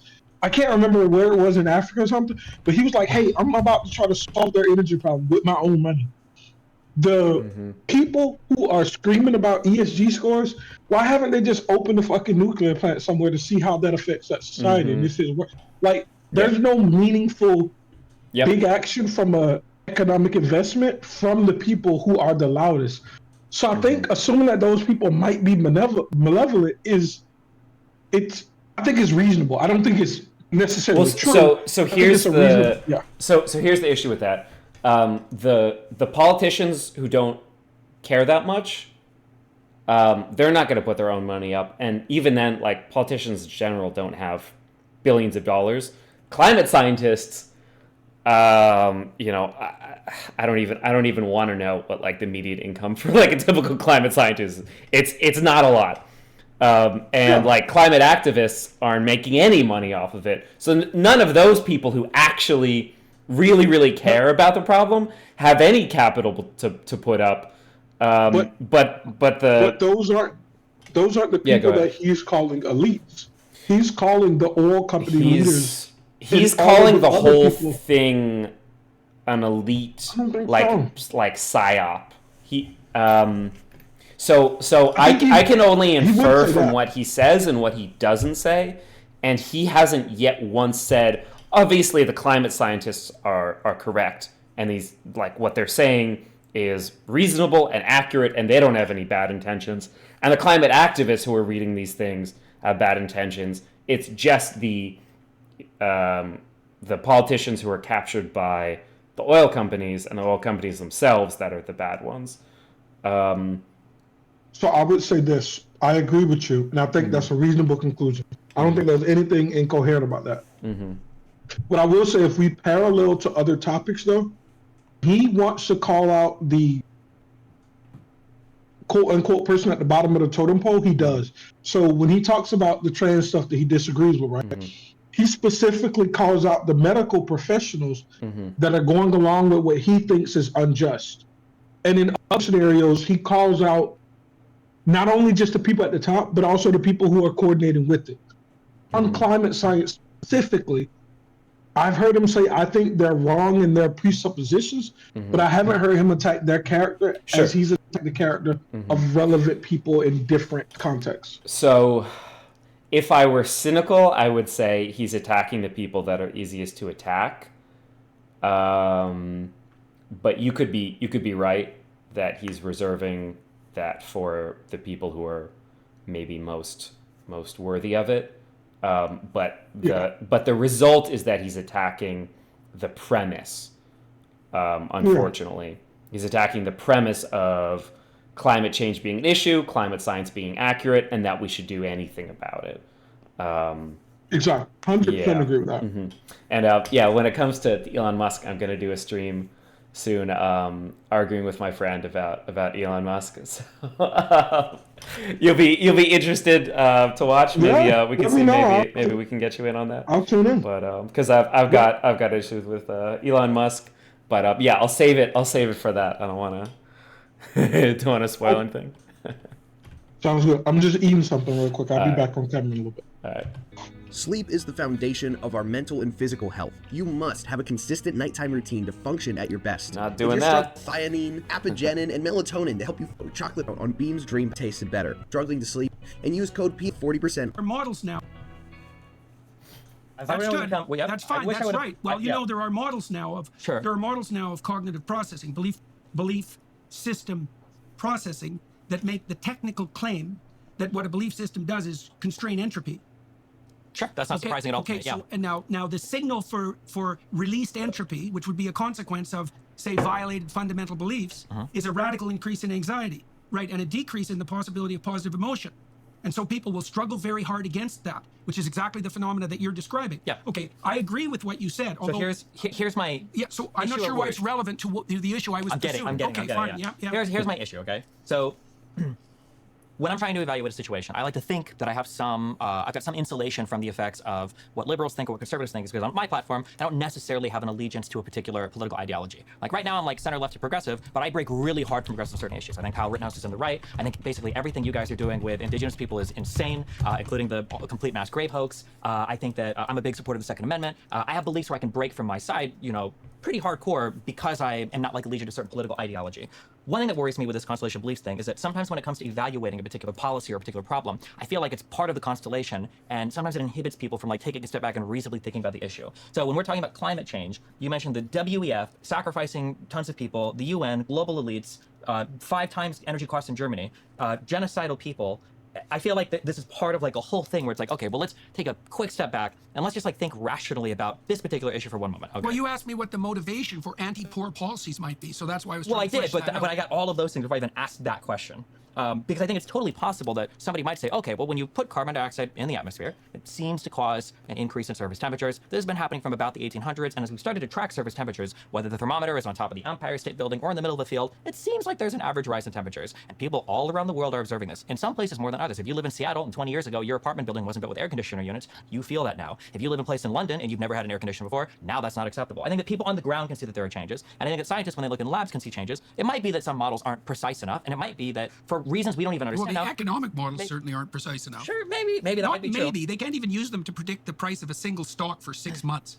The economic models are not sufficiently accurate to calculate out the consequences of climate. That's a really, really. I'm gonna again give him the benefit of the doubt that maybe he's like, that he's trying to make an argument and he's not actually that ignorant. But trying to predict a single stock is something with really, really high variability. Trying to predict, so this is why ETFs exist, because it's tough to predict single stocks, Exactly. but the market as a whole goes up. So that's a really bad example for him to use that shows either bad faith or a huge amount of ignorance, but maybe it was just kind of a brain fart. Yeah, I don't like that example either. Destiny is trying to call that out. And I think that he made a good parallel in this with weather and climate, but yeah. Mm-hmm.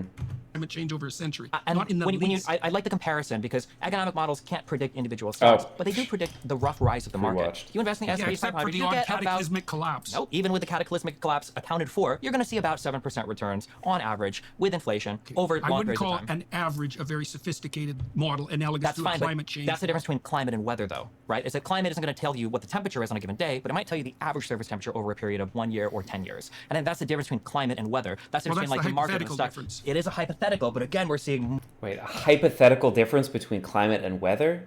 Wait, maybe I misheard that. Okay. that climate isn't going to tell you what the temperature is on a given day, but it might tell you the average surface temperature over a period of 1 year or 10 years. And then that's the difference between climate and weather. That's the Well, difference between that's like the the market and hypothetical stock. difference. It is a Hypothetical. Okay, Yeah, I'm I think gonna- that's a good analogy too.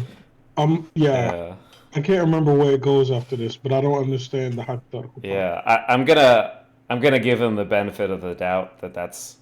You know what? I've given him a lot of the benefit of the doubt. I think he's got brain rot on this issue. I think he's turned off the kind of his parts of his brain that are evaluating whether things make sense, and he's just trying to make arguments toward a position on this topic. Because he's saying a whole bunch of nonsense right now about predicting individual stocks, hypothetical difference between average temperature and like individual days weather. That's kind of nonsense. Yeah. hypothetical, but again, we're seeing more and more and more data every Okay, single year well, that okay, things so are getting hotter and hotter. let's So I mean, jump, it's, jump out of our cloud of presuppositions for a minute. Sure. Now, The cloud of presuppositions, like that's like, it's not quite an ad hominem, but it's kind of an ad hominem to say a conclusion that somebody has come to is a presupposition, is discrediting that they've evaluated something and come to a conclusion. To call it a presupposition is to wipe away, like, yeah. now Yeah. one of the things that... Or no, wait. yeah, Before okay. we do that, actually, Yeah, because I want to say yeah, that's fine. there are some things that we've gotten as a result of investing in green energy that have been good. So, for instance, the power of solar energy has dropped dramatically in the United States, faster than anybody thought possible, such that solar energy is like competitive or beating fossil fuels in certain areas. As long as you can set the solar panels up, you're literally beating Yeah, fossil and fuels. as long as the sun is shining. Well, it still is. We're not a nuclear winter No, yet. no, So. but it isn't when it's cloudy, and it That's isn't why I in the said winter. depending on where you live. There are places, Right. equatorial places. If you're trying to set up a solar panel in Seattle, you might not have as much luck, or New York City Or might not have Germany. as much, or in Germany. True. Or all there of are also, Europe, I think or Canada. There are also other issues that are coming up that I think are obfuscating our ability. It's just like, it's like, okay, dude, we get it. Yes, different parts of the world have different levels of clouds. Yes, you don't have to list every part of the world that's cloudy. It's not, actually, I was going to say Antarctica, but it probably works extremely well in Antarctica because it's like... Wait, why?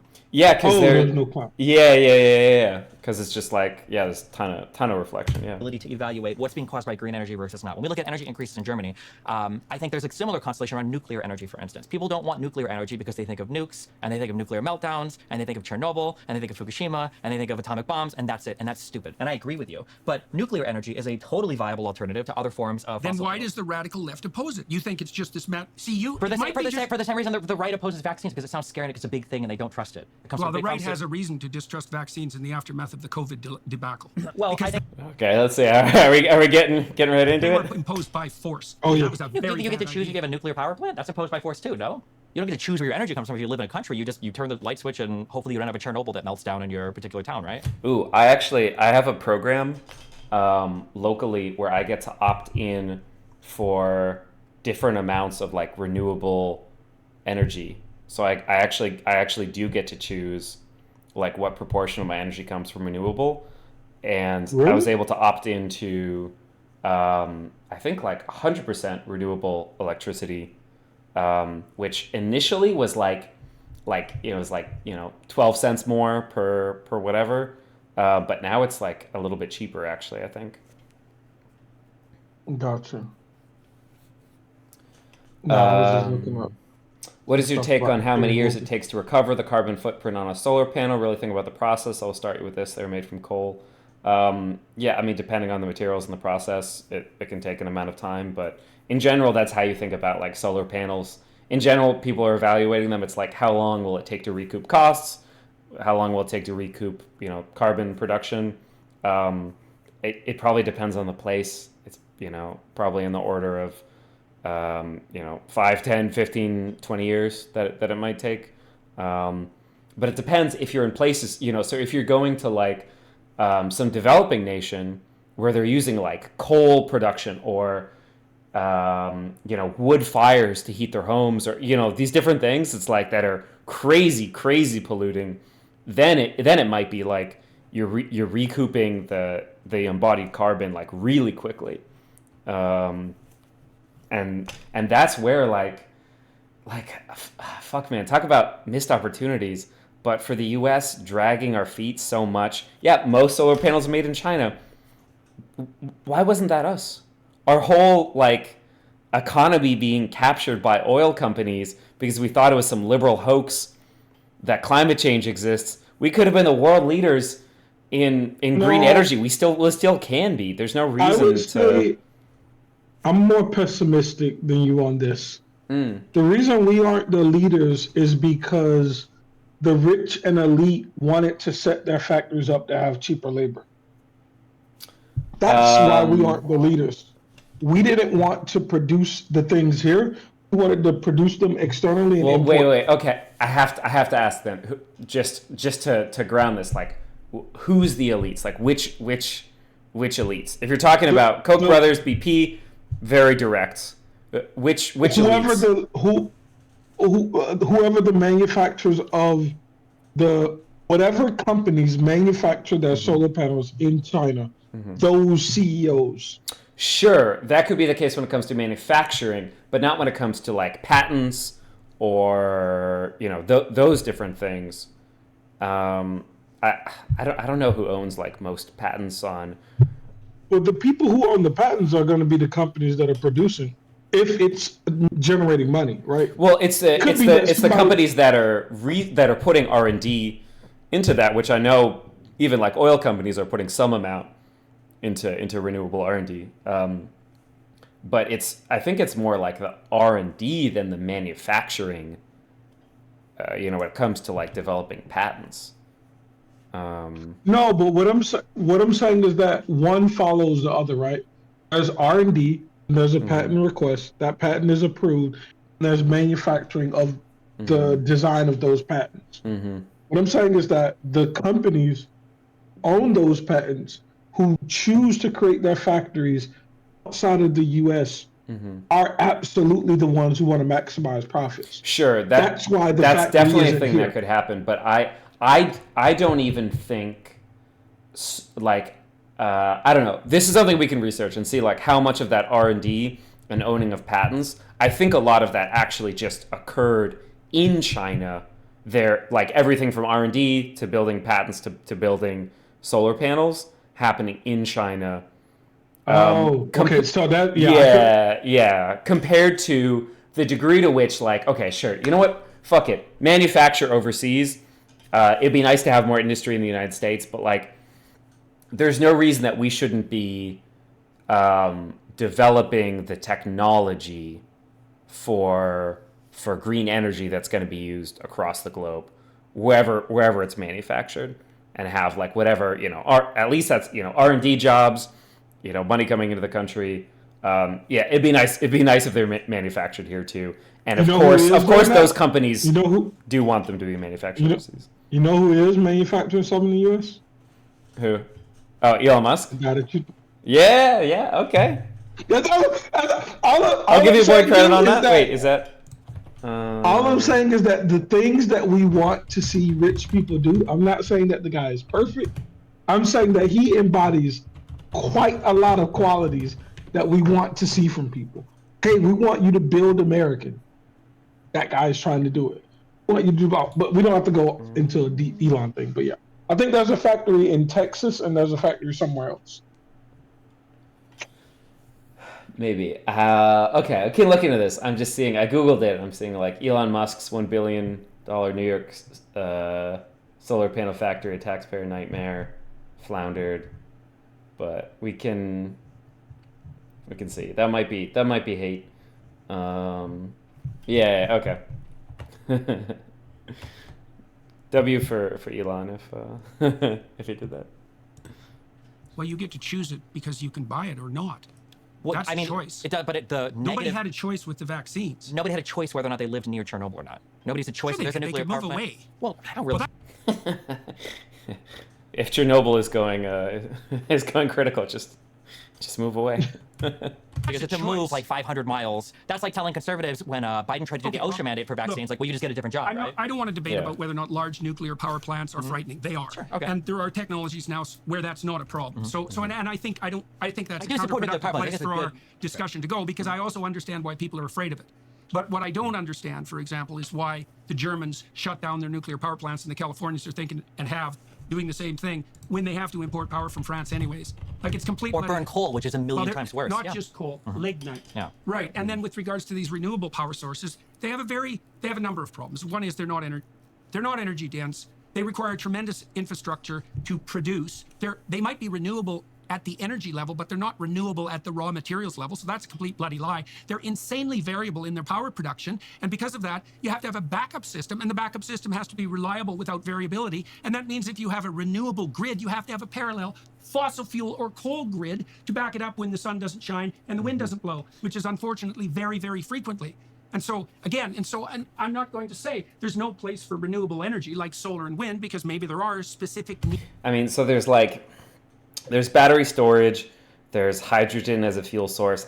None of these are very good right now. I mean, really, nuclear is like the thing for like kind of constant background grid. Yeah. Niche locales where those are useful, but the logical, what would you say, antidote to the problem of reliability, if we're concerned about carbon, but we're really not, would be to use nuclear.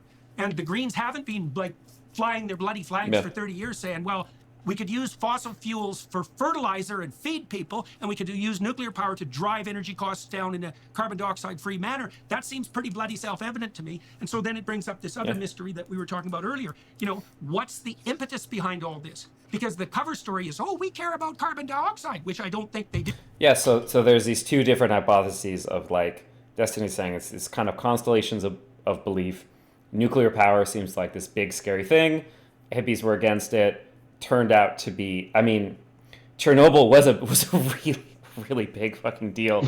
I mean, that was like raising radiation levels in like Western Europe. I mean, that was some big shit. And Fukushima happened, and it turned out to not be like such as big a deal as it could have been, and there were engineering issues with that.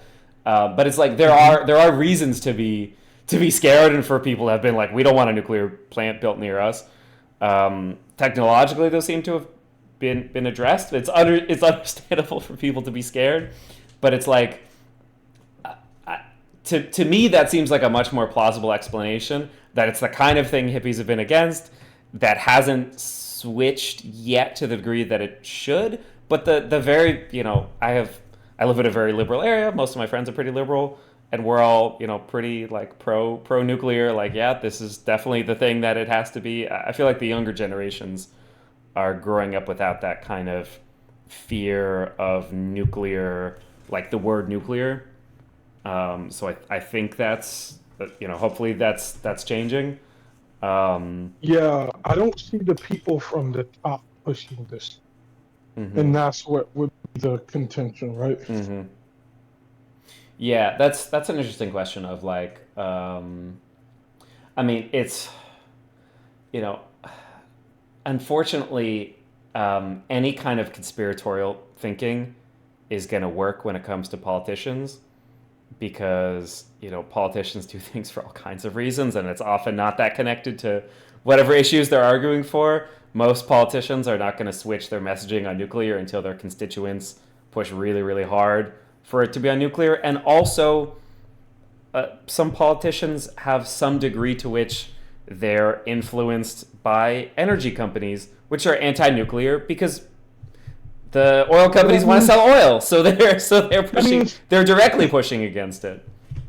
No, so I don't think politicians only push what their constituents are interested in. Like, it's a good thing, but the whole conversation over trans ideology, right? It isn't popular amongst the American base, but we see tons of energy behind that. That's more top messaging. down, yeah. Like there's a lot of it. Like when the world was like much more racist, right? It was advocation for race neutral policies or getting rid of racism, right?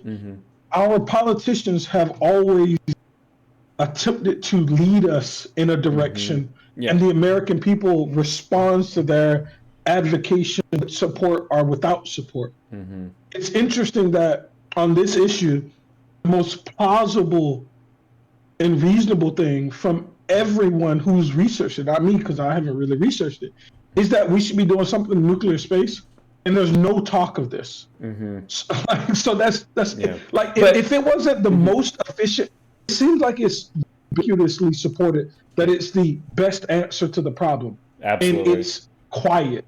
That's weird. But if you want to look at like a weird thing about that, the thing that bugs me when it comes to people who are more conspiratorial about it, or people who are, it's not necessarily people on the right, but whatever, people who are more conspiratorial about it, they're ignoring the hundreds of billions, I don't know, is it trillions of dollars in the oil industry? That's their lifeblood. It's people who are unbelievably wealthy, who have a huge amount of power, who would die, the companies would die if this thing went away. Somehow they ignore that as like a factor at all. That's the part that I want in the conversation. Why are the oil companies that are just, there's no more direct actor to, I have oil, I want to sell you oil. I don't want nuclear, which is a different fuel source. I don't want solar, which is a different fuel source. I don't want any of this stuff. I just want to, make oil and have you buy my oil and get lots of money. And if you stop buying my oil, I'll die. Like, I don't know why that's just somehow like 100%. Like, why is that's my like? Why is this not? And I don't think it's nefarious that people are not talking. Or wait, let me be clear. Those are the elites. I don't think people who are conservative who are not talking about oil are who are like like everyday people. I don't think that they're nefarious. I think that oil companies spent hundreds of millions of dollars like propagandizing the public, and I think that they're the nefarious. But I don't think they're like it's some Machiavellian thing. I think they're a company that makes a product. They want to sell a product, and they'll market it in any way that they can keep selling that product. And even if that means denying science, and even if that means fucking over like everybody on the planet, they'll do that because they. Well, yeah. I think that is nefarious, though. I think if they've done the research and they understand that things are getting worse, and they understand that their product is a net negative for society, and they're also prophesizing that other nations of poor people shouldn't do what they did, I think that's nefarious. It's bad. Maybe you could even call it evil, but it's not spooky.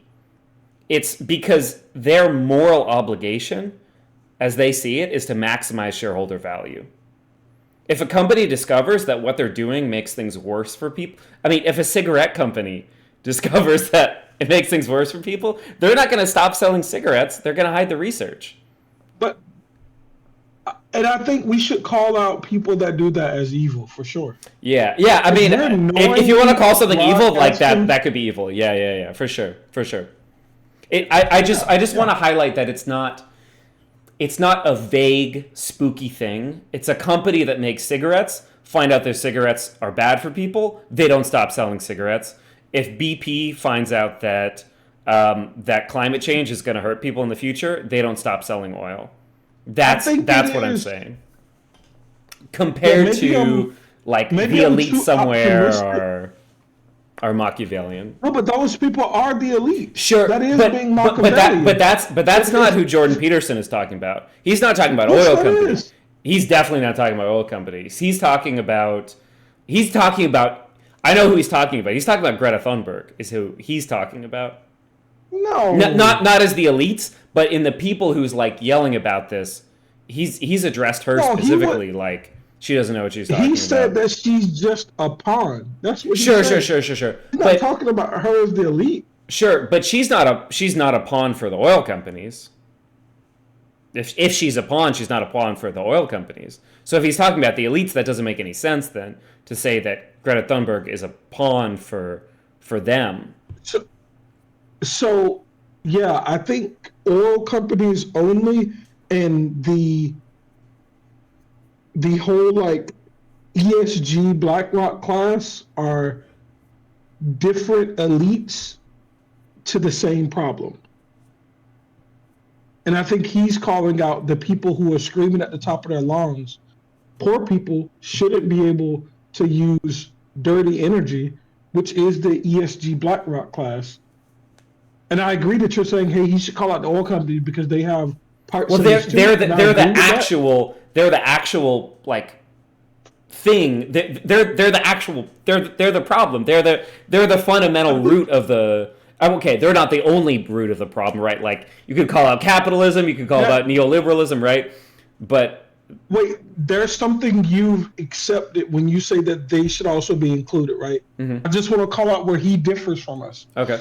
He thinks that the margin of errors from the climate science is so great that it's untrustworthy. Mm-hmm.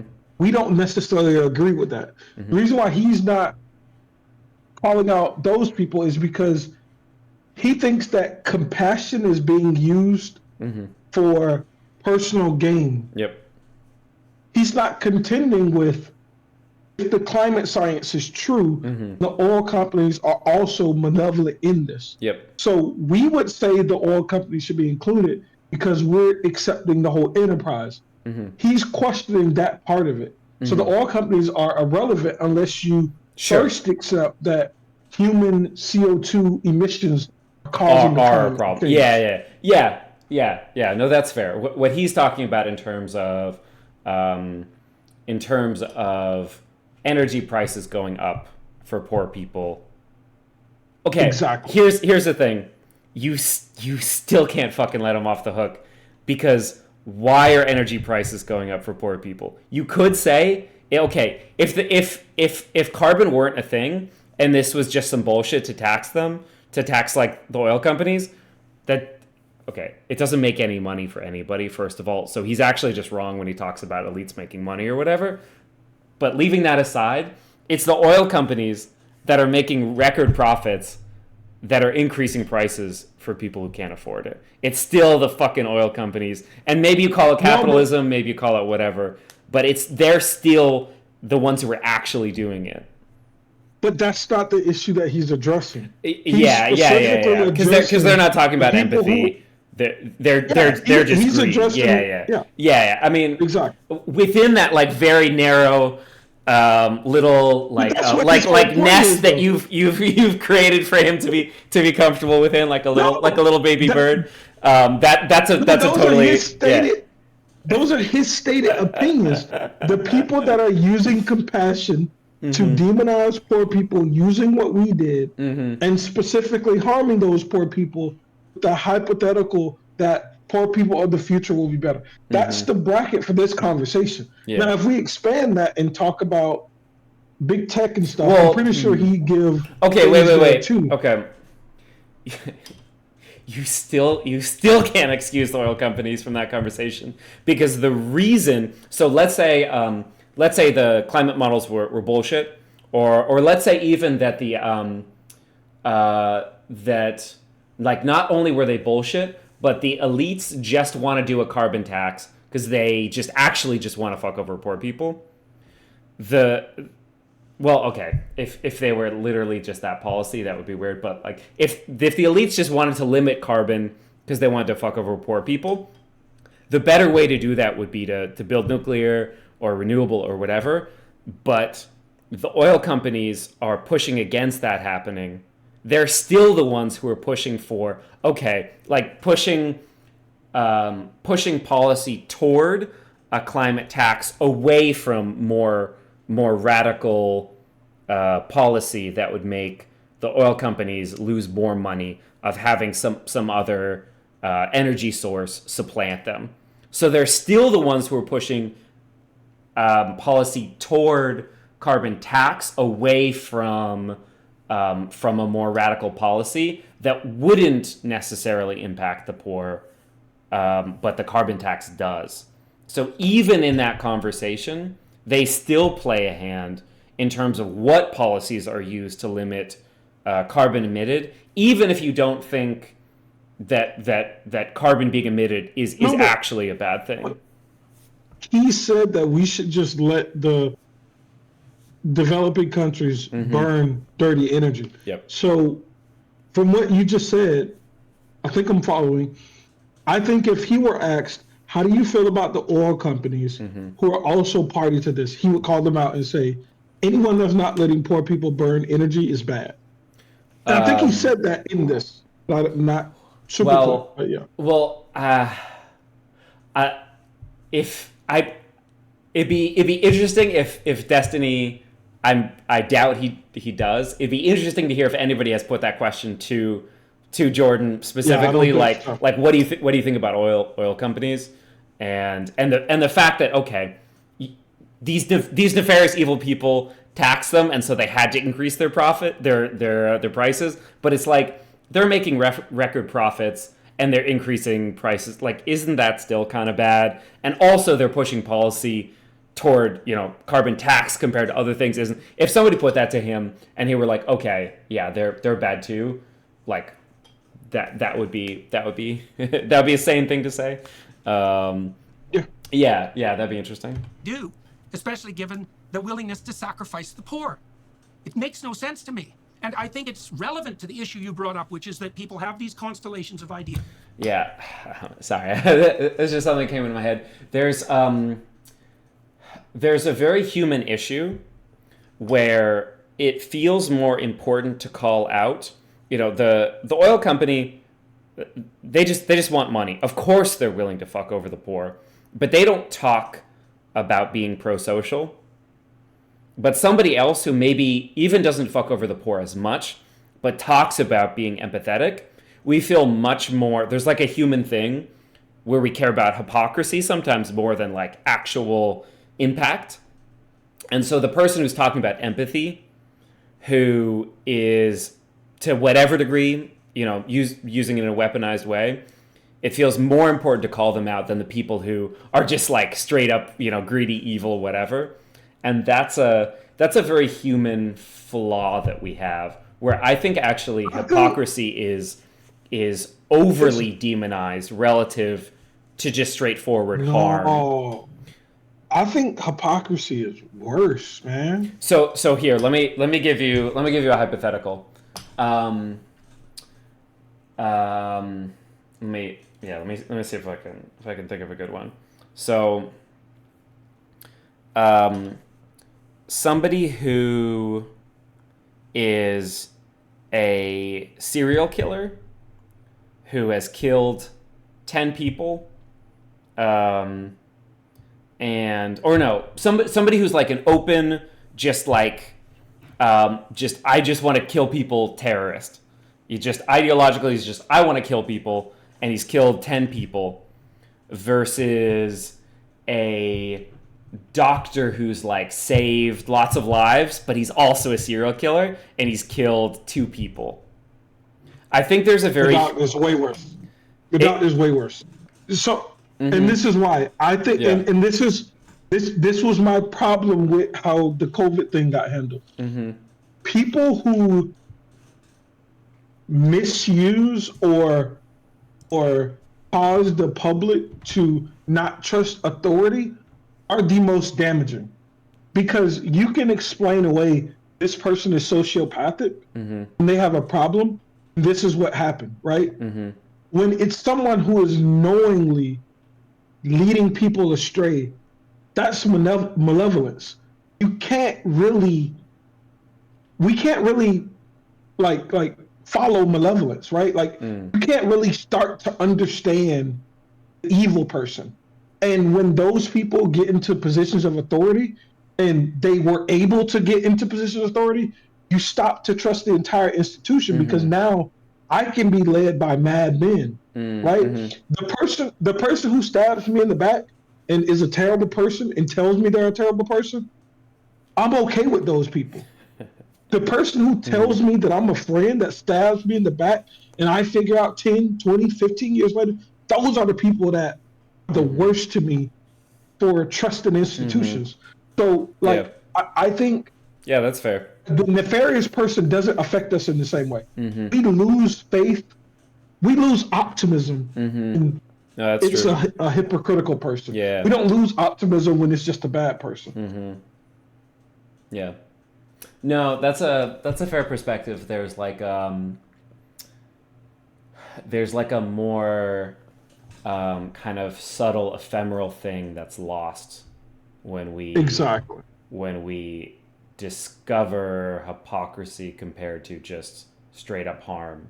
But I think at the same time, I think we still, like, if there's a guy out there killing 10 people a year, and there's a guy out there who people think is like a nice guy and is killing, 1 person a year, I think it's still more important to stop the person who's killing more people first. Or, I mean, in that example, it's like complicated. It's like complicated. It's like hard to measure. It's like hard to measure the harm from the kind of social fabric that's damaged in the other case. That's like a difficult. From a utilitarian perspective, I agree with you that that person is doing more actual harm. It's hard to quantify in the emotional realm the amount of harm that's done, and the amount of people who won't trust the system, who won't engage in it, and who will in the future actively work against it. Versus those people that just passed away, right? So it's hard, it is kind of and there's a driving force in the midst of them, so to speak. They're not necessarily aware of what that driving force is. Isn't it more... All right, let's do like one more little section, and then I gotta go sleep. Same. Oh, it's 1 o'clock. Shit. No, this has been fun, and look, we're basically halfway through it, which is amazing. I feel good about it. Likely that people are either misinformed or misguided, then people are legitimately trying to depopulate the planet. Look, misinformed and ignorant, that's plenty relevant and worth considering. And stupidity is always a better explanation than malevolence. But malevolence is also an explanation. And no, I don't think it's a better explanation, because... Why would we waste so much money sending food aid, having Bush do, programs to Africa for AIDS, having other billionaires like Bill Gates invest so much money in anti-malarial stuff? Like, why would all the global elites be so invested in helping and killing the people here at the same time? Well, some of it's confusion. Okay. And some of it's the fact, many things can be happening simultaneously with a fair bit of internal paradox, because people just don't know which way is up often.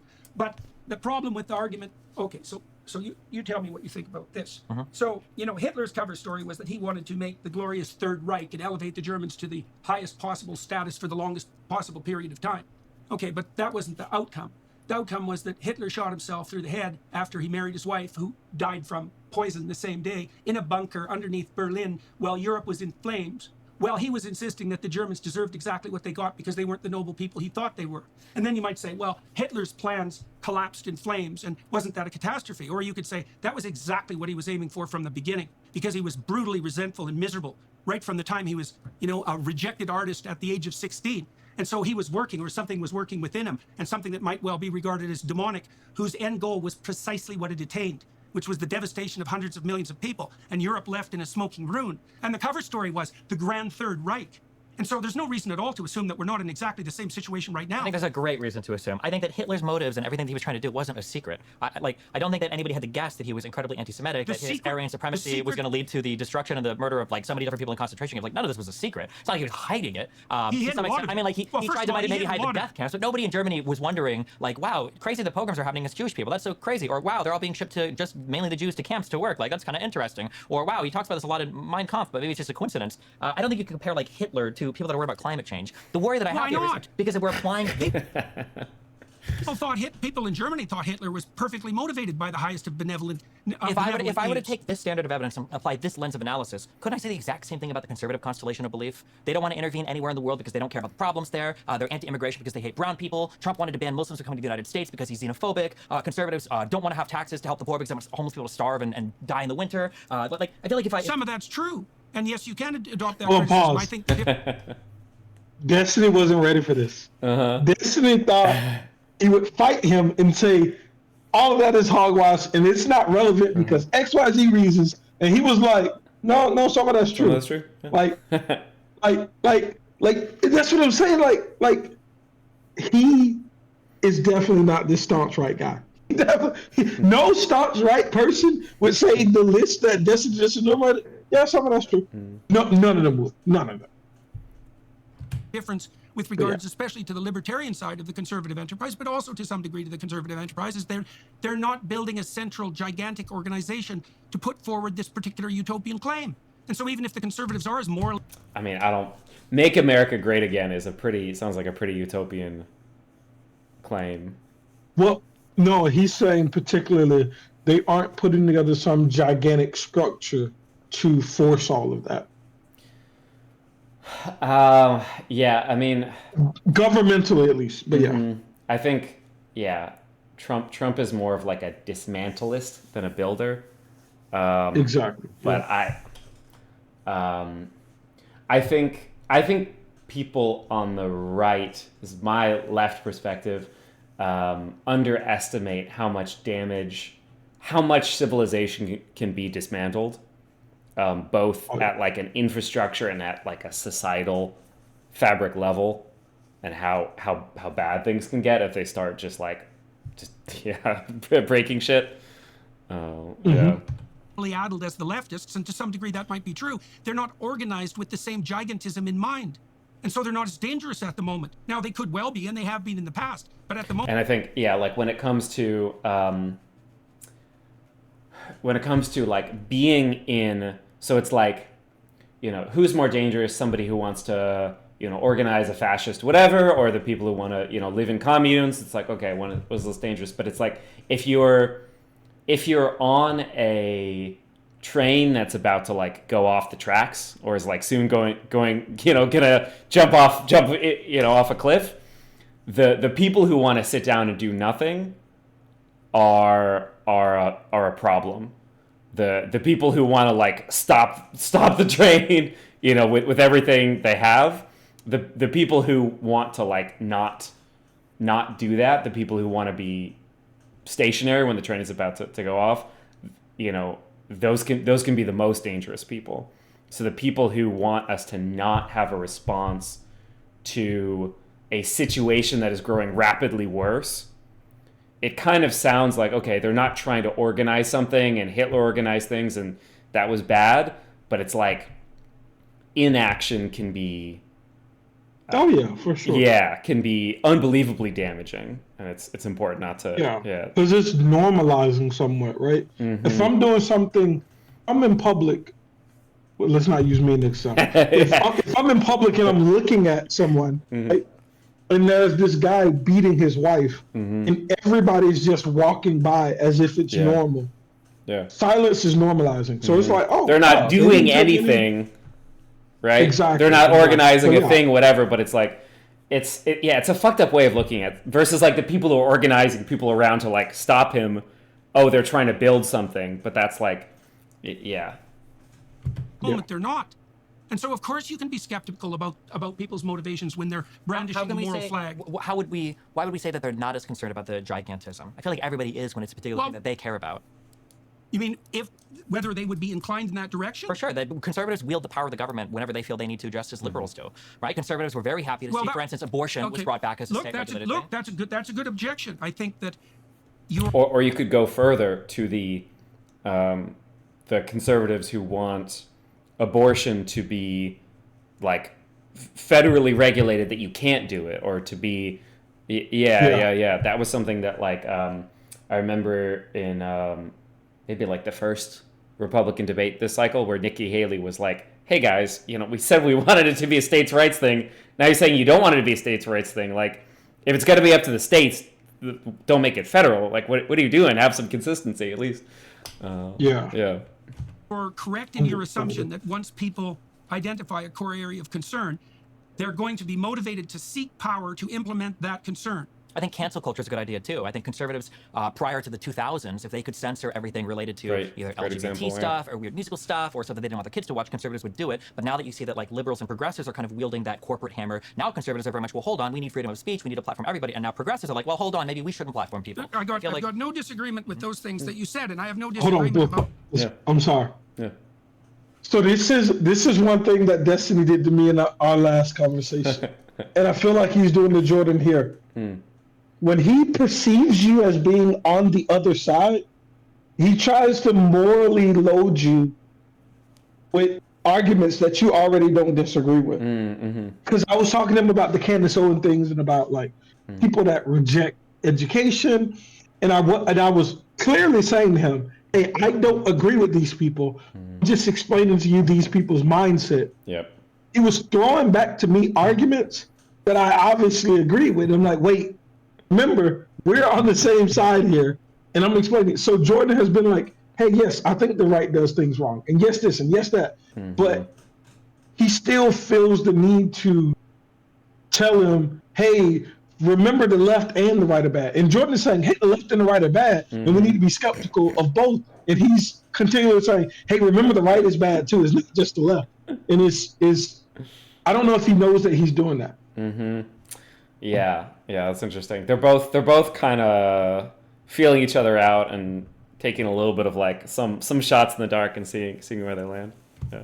Your proposition that people will seek power to impose their central doctrine. Okay, so then you might say, and so we can have a very serious conversation about that. What do we have that ameliorates that tendency?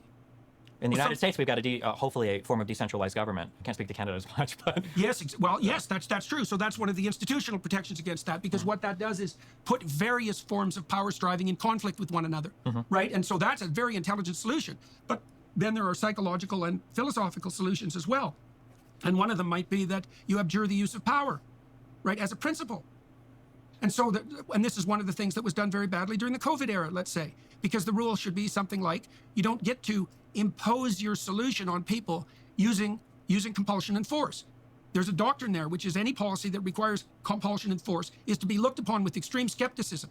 Now, it's tricky because now and then you have to deal with psychopaths, and they tend not to respond to anything but force. And so there's an exception. I mean, yeah, I think it's not really accurate. It's like there's a ton of things we do that are by force, that aren't just dealing with psychopaths, people at the extreme who can't be reasoned with. We have a lot of things that we do by force. Maybe we shouldn't. And maybe I haven't seen this consistently from him, but maybe he really wants like a truly libertarian, free association, whatever kind of setup. But there's a ton of things that we do by force that are just to make things like function better. You can't drive more than 20 miles an hour in like a thickly settled zone, or even on a highway. There are speed limits, and you don't have to be a psychopath to drive a little bit faster than that. We've determined this is a speed that is like a nice middle zone for you can get where you want to go, but will decrease accidents by like, a decent percent. It's like, you look at the elbow of the graph, right? Based on different speeds. And it's like, you don't have to be a psychopath to want to drive faster than that. And like, we don't just put it there for the psychopaths who are going to go 120 miles an hour. We get it as like an overall thing to like try to make people more safe. And if you don't do it, you'll get pulled over. And if you don't accept getting pulled over, like eventually it'll escalate. So yeah, they go into this. I think there's a difference between force and justice. And I know that they look the exact same. Wait, sorry, a difference between force and justice, or force in justice? And force justice. And justice. Oh, definitely there's a difference between force and justice, for sure, yeah. So I think things like speed limits aren't in the same tier as you must do this. Act like forcing a vaccine on somebody and putting a speed limit sign aren't the same. I don't know how to. Both of them are types of force. I agree with that, but one of them is much more active, and maybe there's an active type of force that he's talking to, rather than passive. Yeah. So the vaccine mandates. So having to be vaccinated to work at certain places, that was an out from having to test. As far as I'm aware, I don't know if there were specific governmental jobs, but my understanding is that anywhere that had like a vaccine mandate in effect, you could test regularly, and if you didn't want to test, you could get vaccinated. So a lot of complication there. One, Biden was advocating to be able to fire federal employees if they weren't vaccinated. That got marked as unconstitutional. So the advocation was direct. And I don't like, you can't work and provide money for your family is one of the most active types of force that we could even have in our society, right? Yeah. So he's pushing for like one of the maximal amounts of force in this case that we could conceive outside of just outright murdering people, right? So what people wanted to do and what people did are different. And the advocation is what I take a problem with, even if things didn't get implemented. I'm happy that our systems protected us, but the advocation is wild to me. Now, secondarily, there were private companies who, under this national umbrella of wanting to push vaccines everywhere, that started to fire people. So there's firefighters, there were policemen, there's nurses, anybody in those type of like public service positions. There were people that were actually fired because the companies didn't want the burden to deal with the testing requirements. They didn't want to have to deal with, oh, I have to test you every Friday and blah, blah, blah. Even a company that I was working for at the time was saying, we're going to force everybody to get the vaccine and we're going to let you go because it's just too costly to deal with the byproduct of that. Now, I was never going to get vaccinated just because you're not going to force me to do something I don't believe in. Like, it's just not happening. I had nothing against if the coronavirus vaccine wouldn't have been forced, I probably would have got it. When people are like, you have to get it, I'm like, all right, well, let's go to level 10. Fuck it. I'm not doing anything. You're just one of those spiteful people who's like, well, fuck you. It was pure rebellion. So I was like, oh, y'all have lost y'all fucking minds if you think you're going to force me to get it. Like, I'll figure out some shit. But yeah, so there were people who actually got fired, especially in public service jobs. I'm pretty sure there's lots of people in other private things too. That got let go. I think I know a friend that got let go from somewhere. And he had to switch jobs before he got let go. It gave him an ultimatum on, hey, February 24th, you need to be vaccinated or you need to find another place to work. Yeah. So he found another place to work before that date. But what I'm like, we should be afraid, and I'm not minimizing COVID, but I am contextualizing it. We should be afraid that COVID didn't, like, actively, when they were pushing for this, didn't have very, very, very, very disastrous outcomes for the common person. So it is true that we should have cared about our elderly, and I particularly I mean, the typical interaction with COVID is likely asymptomatic. We were thinking the that most we had more common, but the issue. I feel like this is like an important piece of knowledge from the like COVID, lockdown vaccination era that's been a little bit lost or is maybe never fully kind of taken up, which is that we weren't worried about like everybody being really sick. We were just worried about too many people being sick that that things spiked up at hospitals and we couldn't take care of like anybody anymore. There's two ways to address that, though. There's one thing that is the social isolationist policies. Mm-hmm. There's another thing that's forcing the vaccine.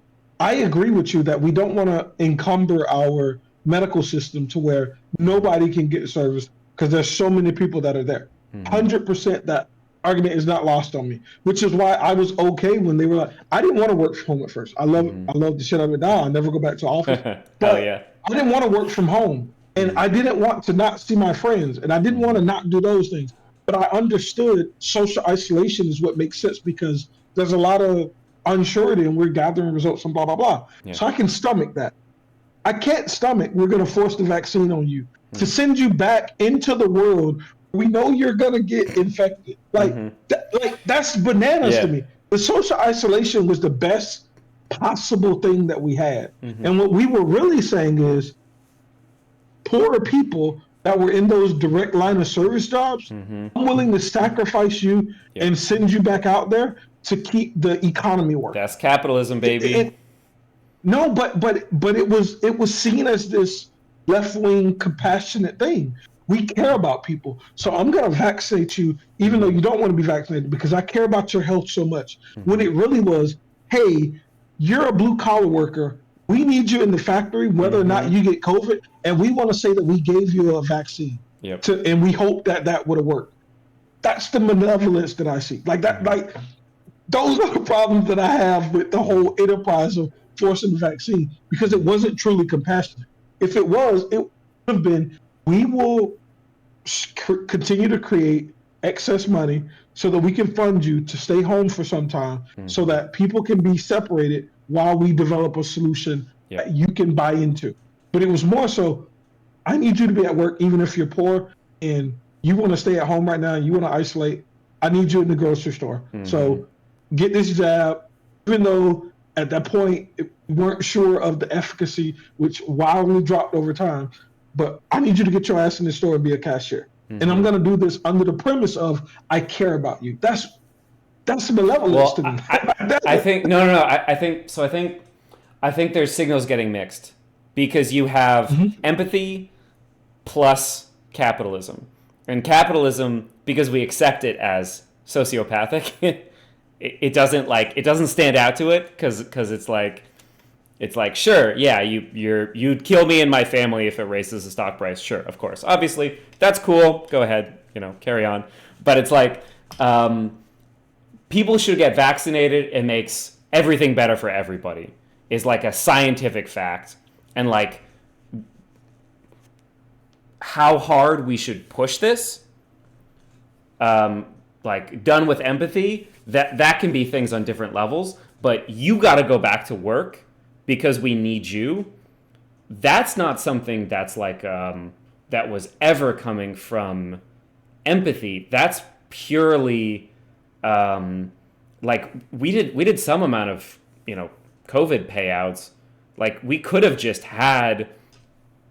had UBI. We could have called it like a hazard pay. You're the kind of frontline worker. You're going to be doing like Uber Eats, bringing people their groceries so they can be safe at home. You're in a category where you get fucking hazard pay for that shit. Like you're on a construction site and stuff could fall on you. Yeah. Like that's the kind of shit that we could have done. Essential workers and gave them nothing. That's crazy. Exactly. And that's fucking crazy. And the thing that people should take away from that is that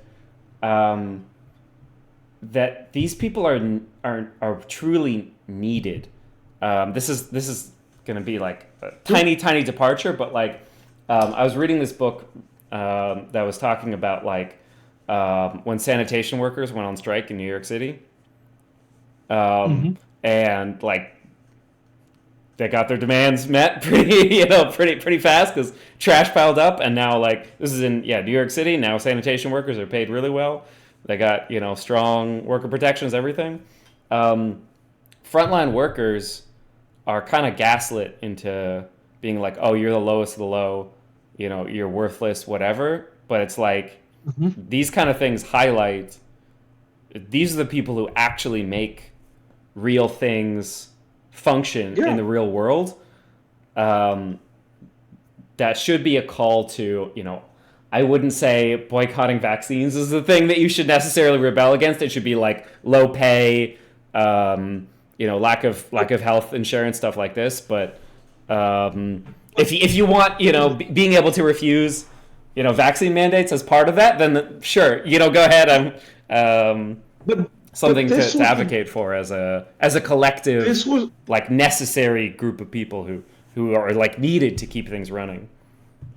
But this was the true gaslighting to me, right? Mm-hmm. In 2020, when we all went into our homes, it was the essential workers who kept society functioning. With maybe some of them got extra pay. I know nurses did.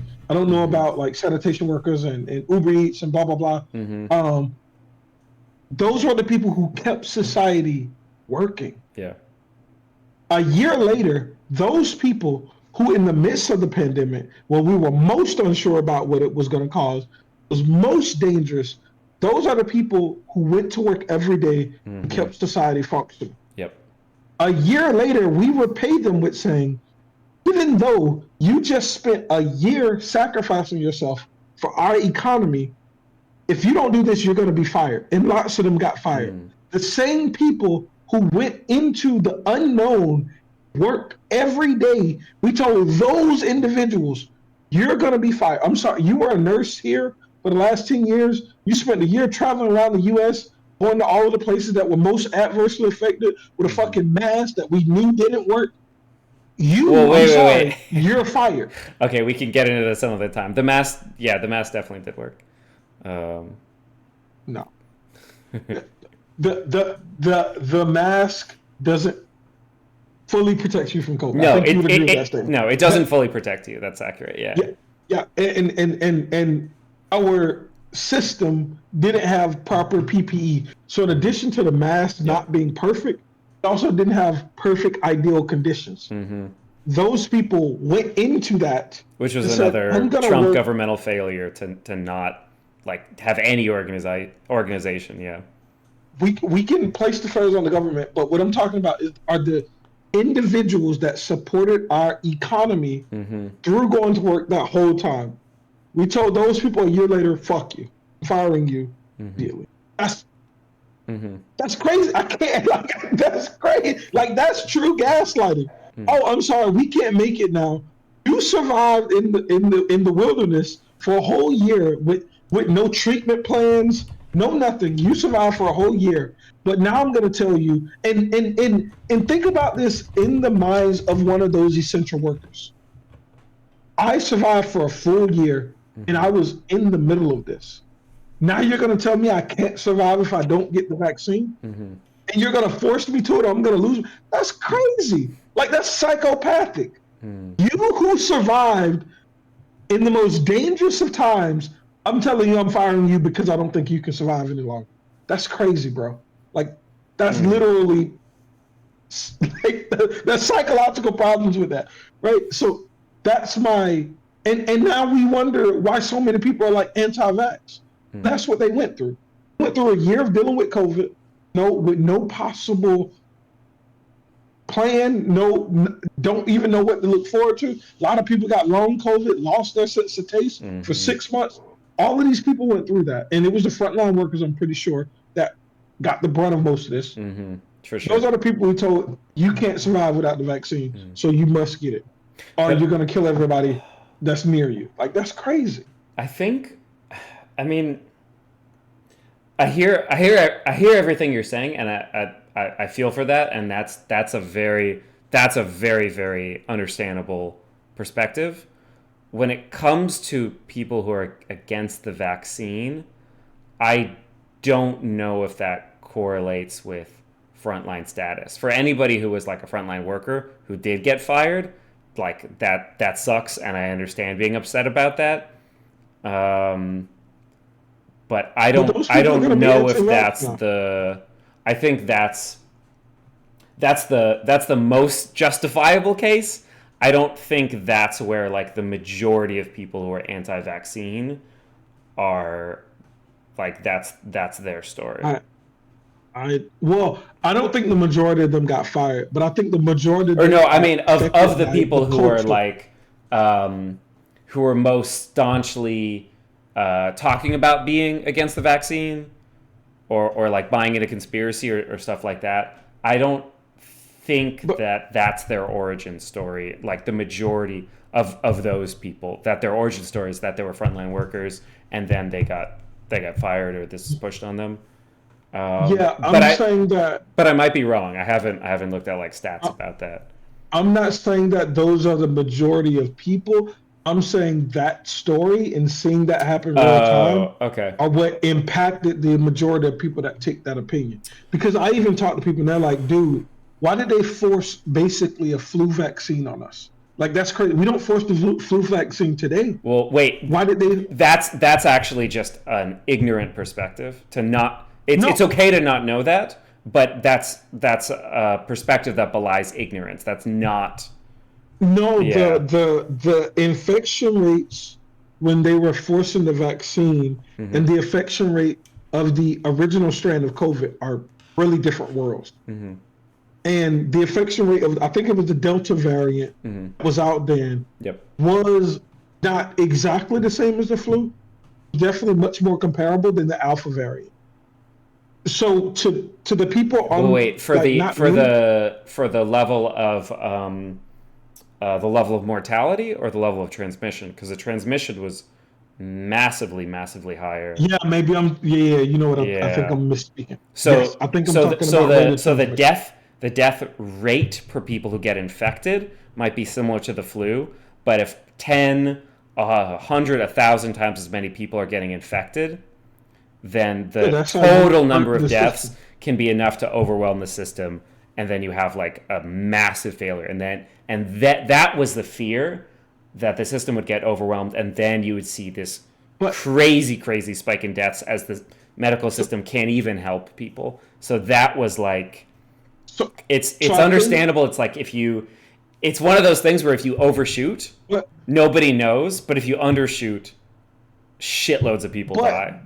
Well, yeah, I think we're going to go way too far in the code. Yeah. But what I will say is, we do know that 14-year-olds weren't at all a part of a high-risk class. And the schools were forcing you to have the vaccine too. Mm-hmm. So it isn't just that. We can't look at the forcing of the vaccine as a blanket policy. Mm-hmm. We have to look at all the individual age groups that was affected. Yeah. People under 30 that didn't have multiple comorbidities, there's no reason to force the vaccine on those people. And so we went for a simple policy of saying, we're going to force everybody because we don't want to force certain. When we should have been more surgical, and I think had we been more surgical, other people would have came along. Because they wouldn't I think it's possible. I just highly incentivize it. Don't force it on anybody. Just highly incentivize it. I think a lot of people are like you in that they don't want to be told what to do, but are not thoughtful like you in that they understand more of like the big picture. I think most people were generally. This is pure anecdotal. So when I say most people, bracket that and listen, and I'm saying most people that I know. Most people that I talk to, their only concern was, I don't have an option. It wasn't, I think the virus has nanoparticle, or whatever the hell they were saying on something. Yeah, makes you magnetic. Nanoparticle. yeah, like crazy that shit, wasn't, I personally never heard an individual say that. I only heard people say, it's really wild that I don't have a choice in this. Like, that's crazy. There's nothing else that I haven't had a choice in since the forced vaccines when we were babies, right? Like, there's nothing as an adult though that it's like you must get this, or the output is you can't provide for your family, and that's like the highest level of force that we can apply in society. And to apply that during the COVID pandemic to me is bananas. And I'm not saying that there's any Yeah. ulterior motive. I think it was mostly stupidity. I don't think it was malice. But you're going to create a system where people start to think that there's malice when you use one of the highest levers that we can pull for that situation. I think whatever my background or perspective is, like when I hear people say stuff like that, I judge them really, really hard, because it feels like it's the same people who talk about, tough times make strong men, strong men make good times, whatever, easy times make weak men. Talking about like, oh, my granddaddy fought in World War II, and it's like, you think about the war economy that America had in like the 30s and 40s, and the amount of like, liberties, not only, but just everything that we had to give up to go through the war, people in the UK to give up. And it's like, to get through this once in a century pandemic and try to like save some lives of our neighbors, you have to get a vaccine shot. Like, and that's the thing that's like your personal like victimization, or that's the incredible sacrifice that you had to make, is get this shot in the arm. Like, I really judge not the gut response of like, you're telling me what to do and I don't want to do that, fuck you. Like, I get that 100%. But to fully, like, with your chest say, like, this is too much for me to sacrifice to get this vaccine, when like my grandparents, fought in World War II, died in World War II, like had to give up, having different kinds of like canned goods, whatever, because different types of metal were being used for the war effort. Like, yeah, it feels like some weak sauce to me. I agree that the level of engagement to complete it is small. But I think that's what I want you to think through the context of. The level of investment for a single person to get vaccinated is extremely small. There were test centers every corner, right? So you have to think through what could psychologically cause a very large portion of Americans to say, I don't want to engage with this, given that the investment was so small. And that's where you can see the psychology of using force is just not good. And that's one of the things that Jordan talks about in this. He says, we know that using force is one of the most ineffective ways to get anything done. And I think this just highlights that. Everything that you're saying to me highlights more of why it was a problem. We know that it wasn't hard to do. All we had to do was make it vastly available, and then people probably would have did it. It wasn't until people were like, no, you're going to get this shit or you're not going to work anymore. That's when people were like, all right, I'm out. Like, that's when I was out. I was like, oh, no, y'all lost y'all fucking minds now. Y'all crazy. But I really want you to chew through that. Like, this was a very easy to accomplish task. And even though the vaccination percentage raised because people were threatened, a lot of people wouldn't have done this. Whereas otherwise, I think if we used grace, they would have, especially me. And like, I think you might be giving other people maybe a little bit more grace. That you're like a thoughtful person who is like, okay, I'm having kind of a gut reaction to this. It's kind of a good thing to do for my neighbors and for the country. Like, I'm gonna do this. Like, yeah, I think there's a lot of people who wouldn't, and I think a lot of things would have been worse if fewer people did. And I will place the blame back on Trump for being the president at the time and not organizing that kind of inspired response to like, this is a great challenge that we're gonna have to meet, but I know that we as a country are strong enough to meet this challenge and go be patriotic, badass Americans and get my freedom shot. He didn't do any of that. He was like, oh, I don't know. Maybe I guess it's a thing. It's probably China's fault. Like, he did everything he could to undermine having that kind of like patriotic, wartime response to like, this is the sacrifice that we make as Americans. Fuck yeah, So I think that's a really good thing to levy at Trump. I'm about to do Destiny thing here because I'm pretty sure you agree with this. I think there were factors on both sides. It wasn't just Trump that was saying that this wasn't going to last a long time. It was also Biden. It was also Fauci.